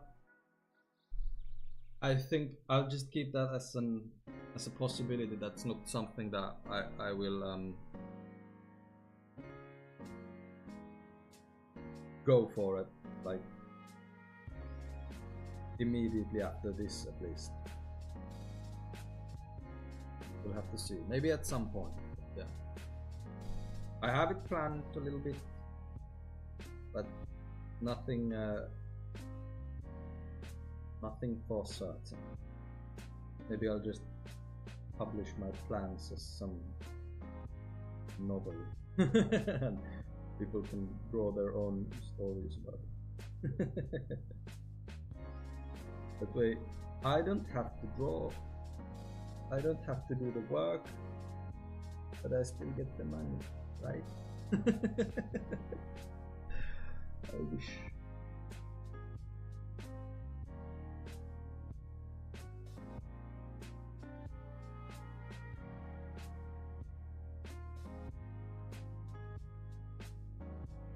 Yeah, I think that the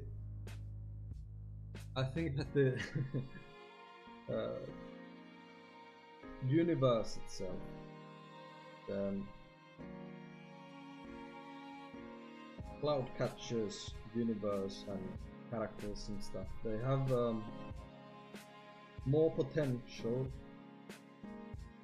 but since it's not a serialized comic book,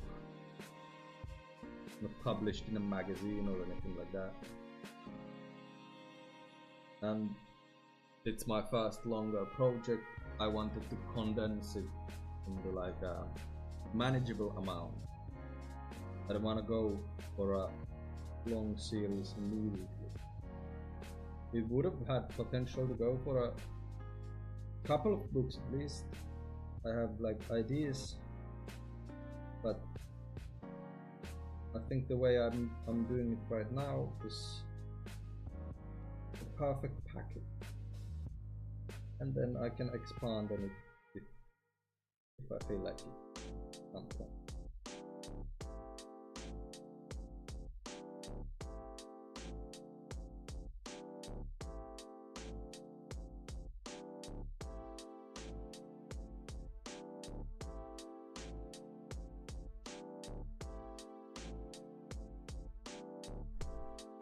Holding my breath.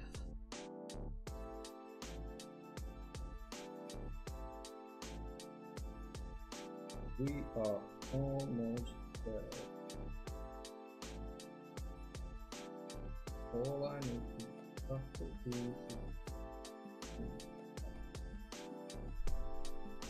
then we are done. I'm still thinking of the, if you can see the upmost up. Another one. I don't know if it should be like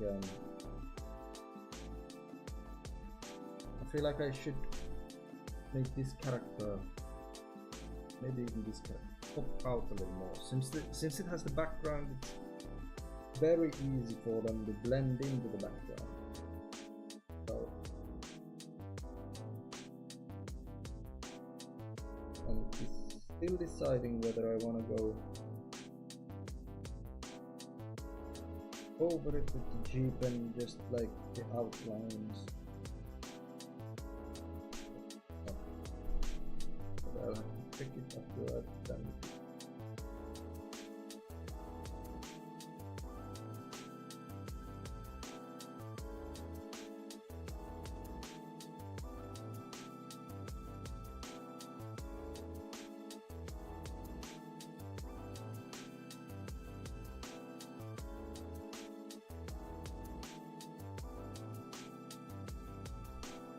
Like so.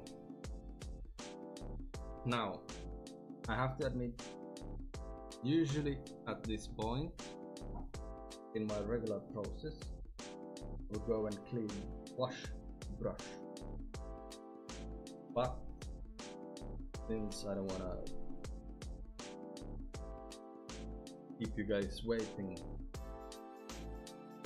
all of your thoughts, you can barely contain your excitement for the drawing process. I don't want to keep you waiting there for nothing while I go wash it, so I'll just set it aside for now and wash it after the strip.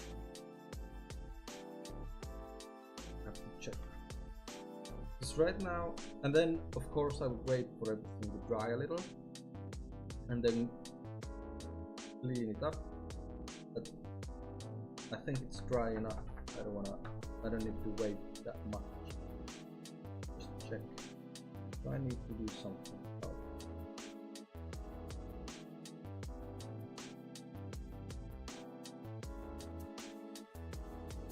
Maybe this shoulder a little. I think she's good. The lines aren't as dense here. He has the pants which mix up with the background as well. She's pretty clear here. Maybe a little bit of this. So just a touch with the G-pen, and then we will start doing the finishing touches, like cleaning it up a little. That cleaning up process I don't really show on my videos. There's not much to see, but yeah, I think that's good. And this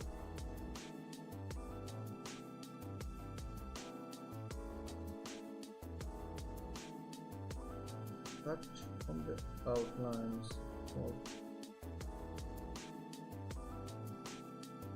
Just so it like pops out a little.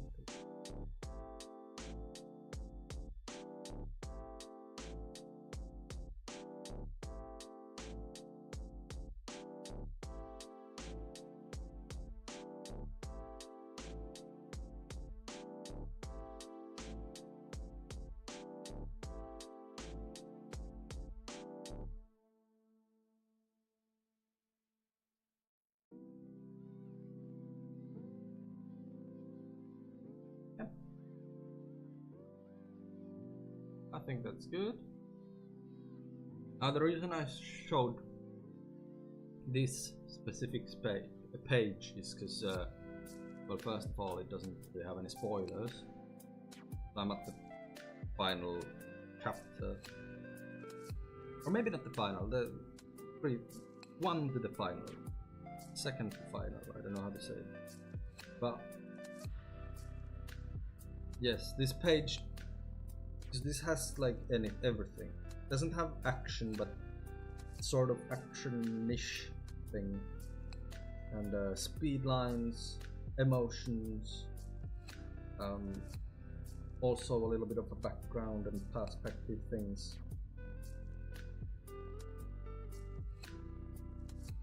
It's not the most interesting page in my opinion, but at the moment I do not want to. Like for example, yesterday I made this amazing page. I may say so myself. I really like the imagery, images on that page, but unfortunately I can't really show any of it because it's all like the big spoilers. Result.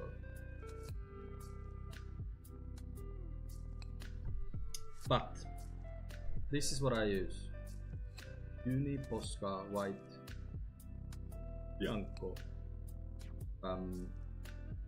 I have a white out like this, but I don't like it.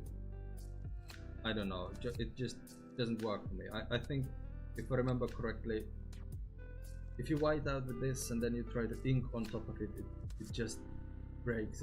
It goes everywhere. It's messy. It crumbles up. It gets the G-pen stuck on the G-pen. I don't like it. Posca, on the other hand, I think it's acrylic. Once you put it down and you let it dry completely,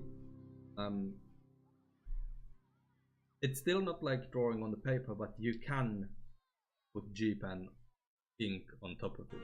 It works. Even though the G-pen is very sharp, if you're careful, you can draw on top.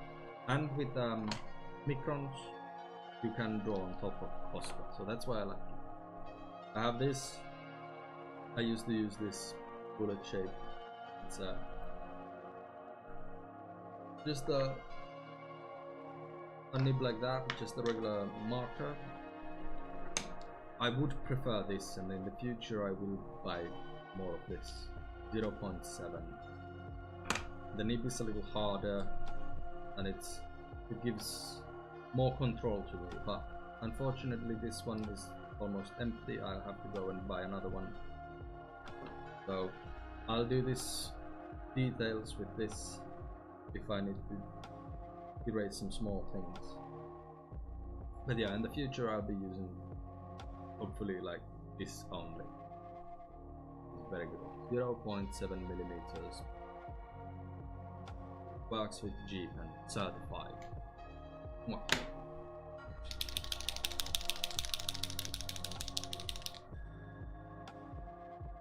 So then at the end, this is what I don't show in the videos. Go around cleaning very carefully. Do not wanna go over the pan. Because if I go over the panel, then I have to fix it again. I usually do those sort of small fixes with micron markers.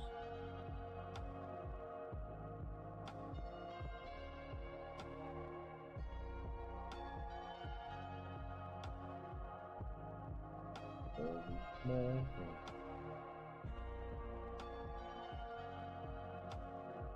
This as well, you want the ink to be completely dry.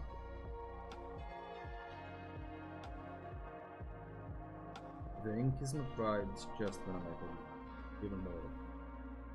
And the same with after you've corrected something, if you need to erase a deep part, and then you're inking on top of this Posca, you want the Posca to be entirely dry, because otherwise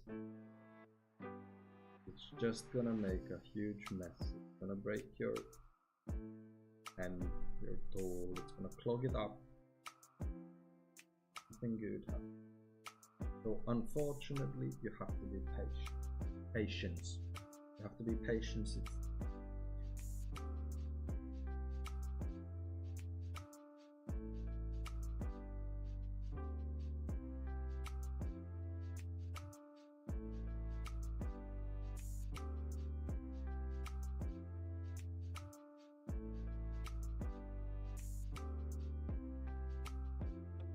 And yes, as I said previously,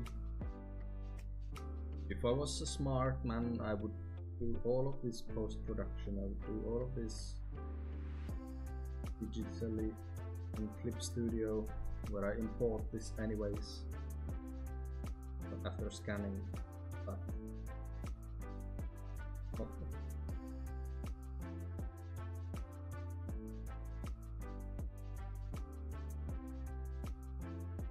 I could never come up with an idea so.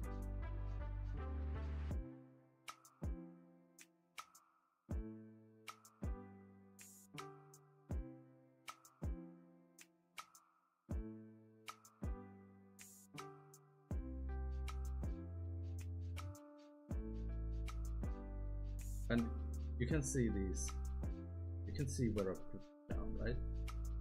Leaves a white thing. That's okay, because as I said, we're gonna scan it anyways. I'm gonna go to Clip Studio where I do my letterings and all that arrangement of the pages, and when I scan this, I'm gonna turn it into black and white picture, and none of this is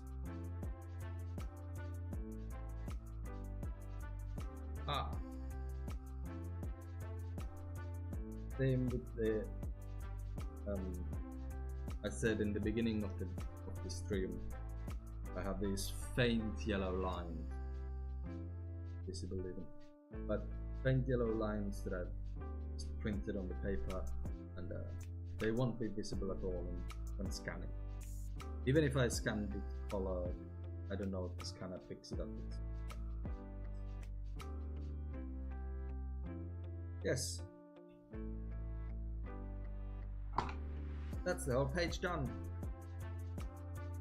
Now the only thing, there is 2 things, price things left to do. I will write the text on the bubbles.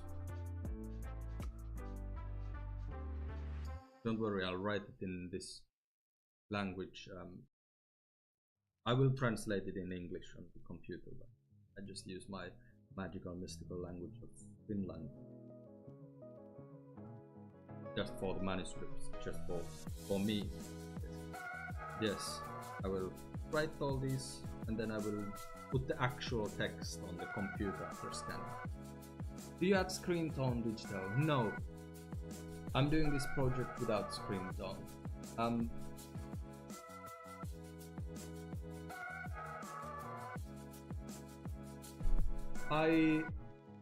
I wish I could do screen tone, but it doesn't sit. I don't know how. I can't find any screen tone anywhere in Finland. I can't really find it even in freaking Europe, so that I could get it here. Screen tone just doesn't exist, so I would love to do it physically. I refuse to do it digitally. I do not like the look of digital screen tone. It's too robotic for me. Now I know ways of like fine-tuning it a little bit to make it look more natural, but I just decided from the beginning, since I can't get my hands on actual screen tone, I will do this project without screen tone. Maybe in the future, maybe when I become the super rich man, I will hopefully get some screen tone and work with that, but right now it's only black and white. Only manual drawing. And that's why, for example, if I need to do some shading with screen tone, some mid-tones, so to speak, I will just do it with hatching or find some sort of way to like get the same effect as screen tone, but without having screen tone. Yes, doing it for real would I would much prefer it.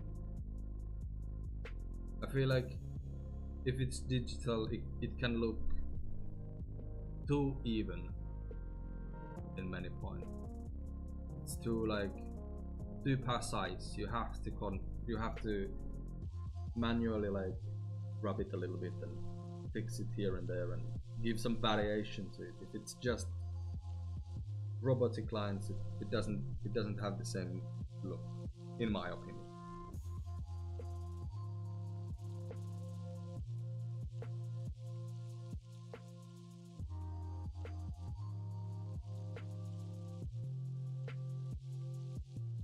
These texts that I'm putting down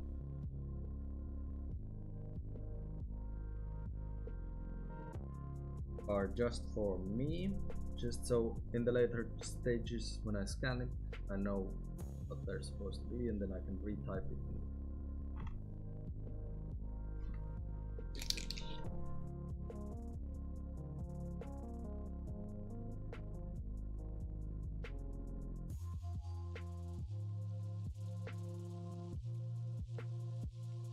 Yes, much more balanced.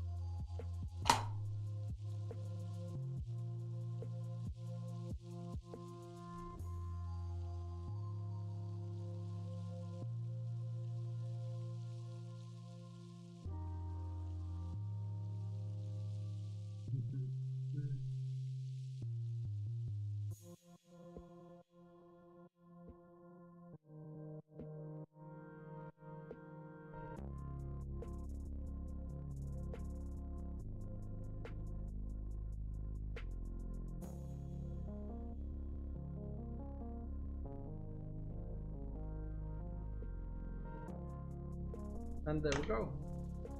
That's the whole page done. Completely done from start to finish. I shall try and make some sort of video from this condensed video main points. That's it. The next step I would do is scan it, convert it to black and white,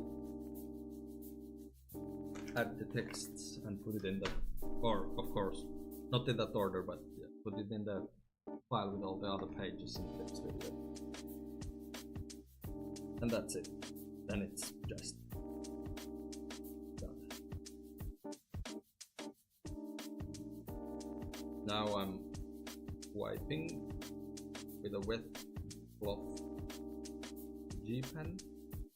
Very important, you want to do it every time. Wet wipe in the G pen,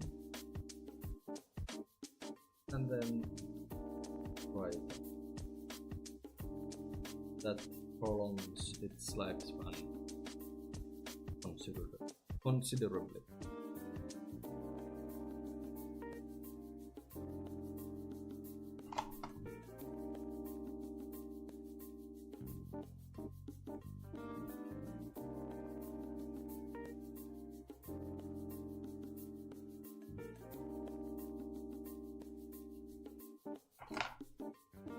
Yes, now all that's left to do is to wash my brush. That's it. Page done. Time 4 hours 30 minutes. Probably 3 hours of yapping, 1.5 minutes, 1.5 hour of efficient talk. That's it. I thank you all who have joined me here on my live stream. It was a great pleasure for me. I have nothing else to say, so I will see you on the next one. I will be doing more live streams, hopefully. More pages with no spoilers. Maybe even a future comic book project. Every page done in a live stream, so I don't know. I'll keep the options open. Yes. Thank you, Cardboard Blacksmith, for staying here, and everyone else who has been here. Oi, time to end it. I don't know how to end it. Bye bye.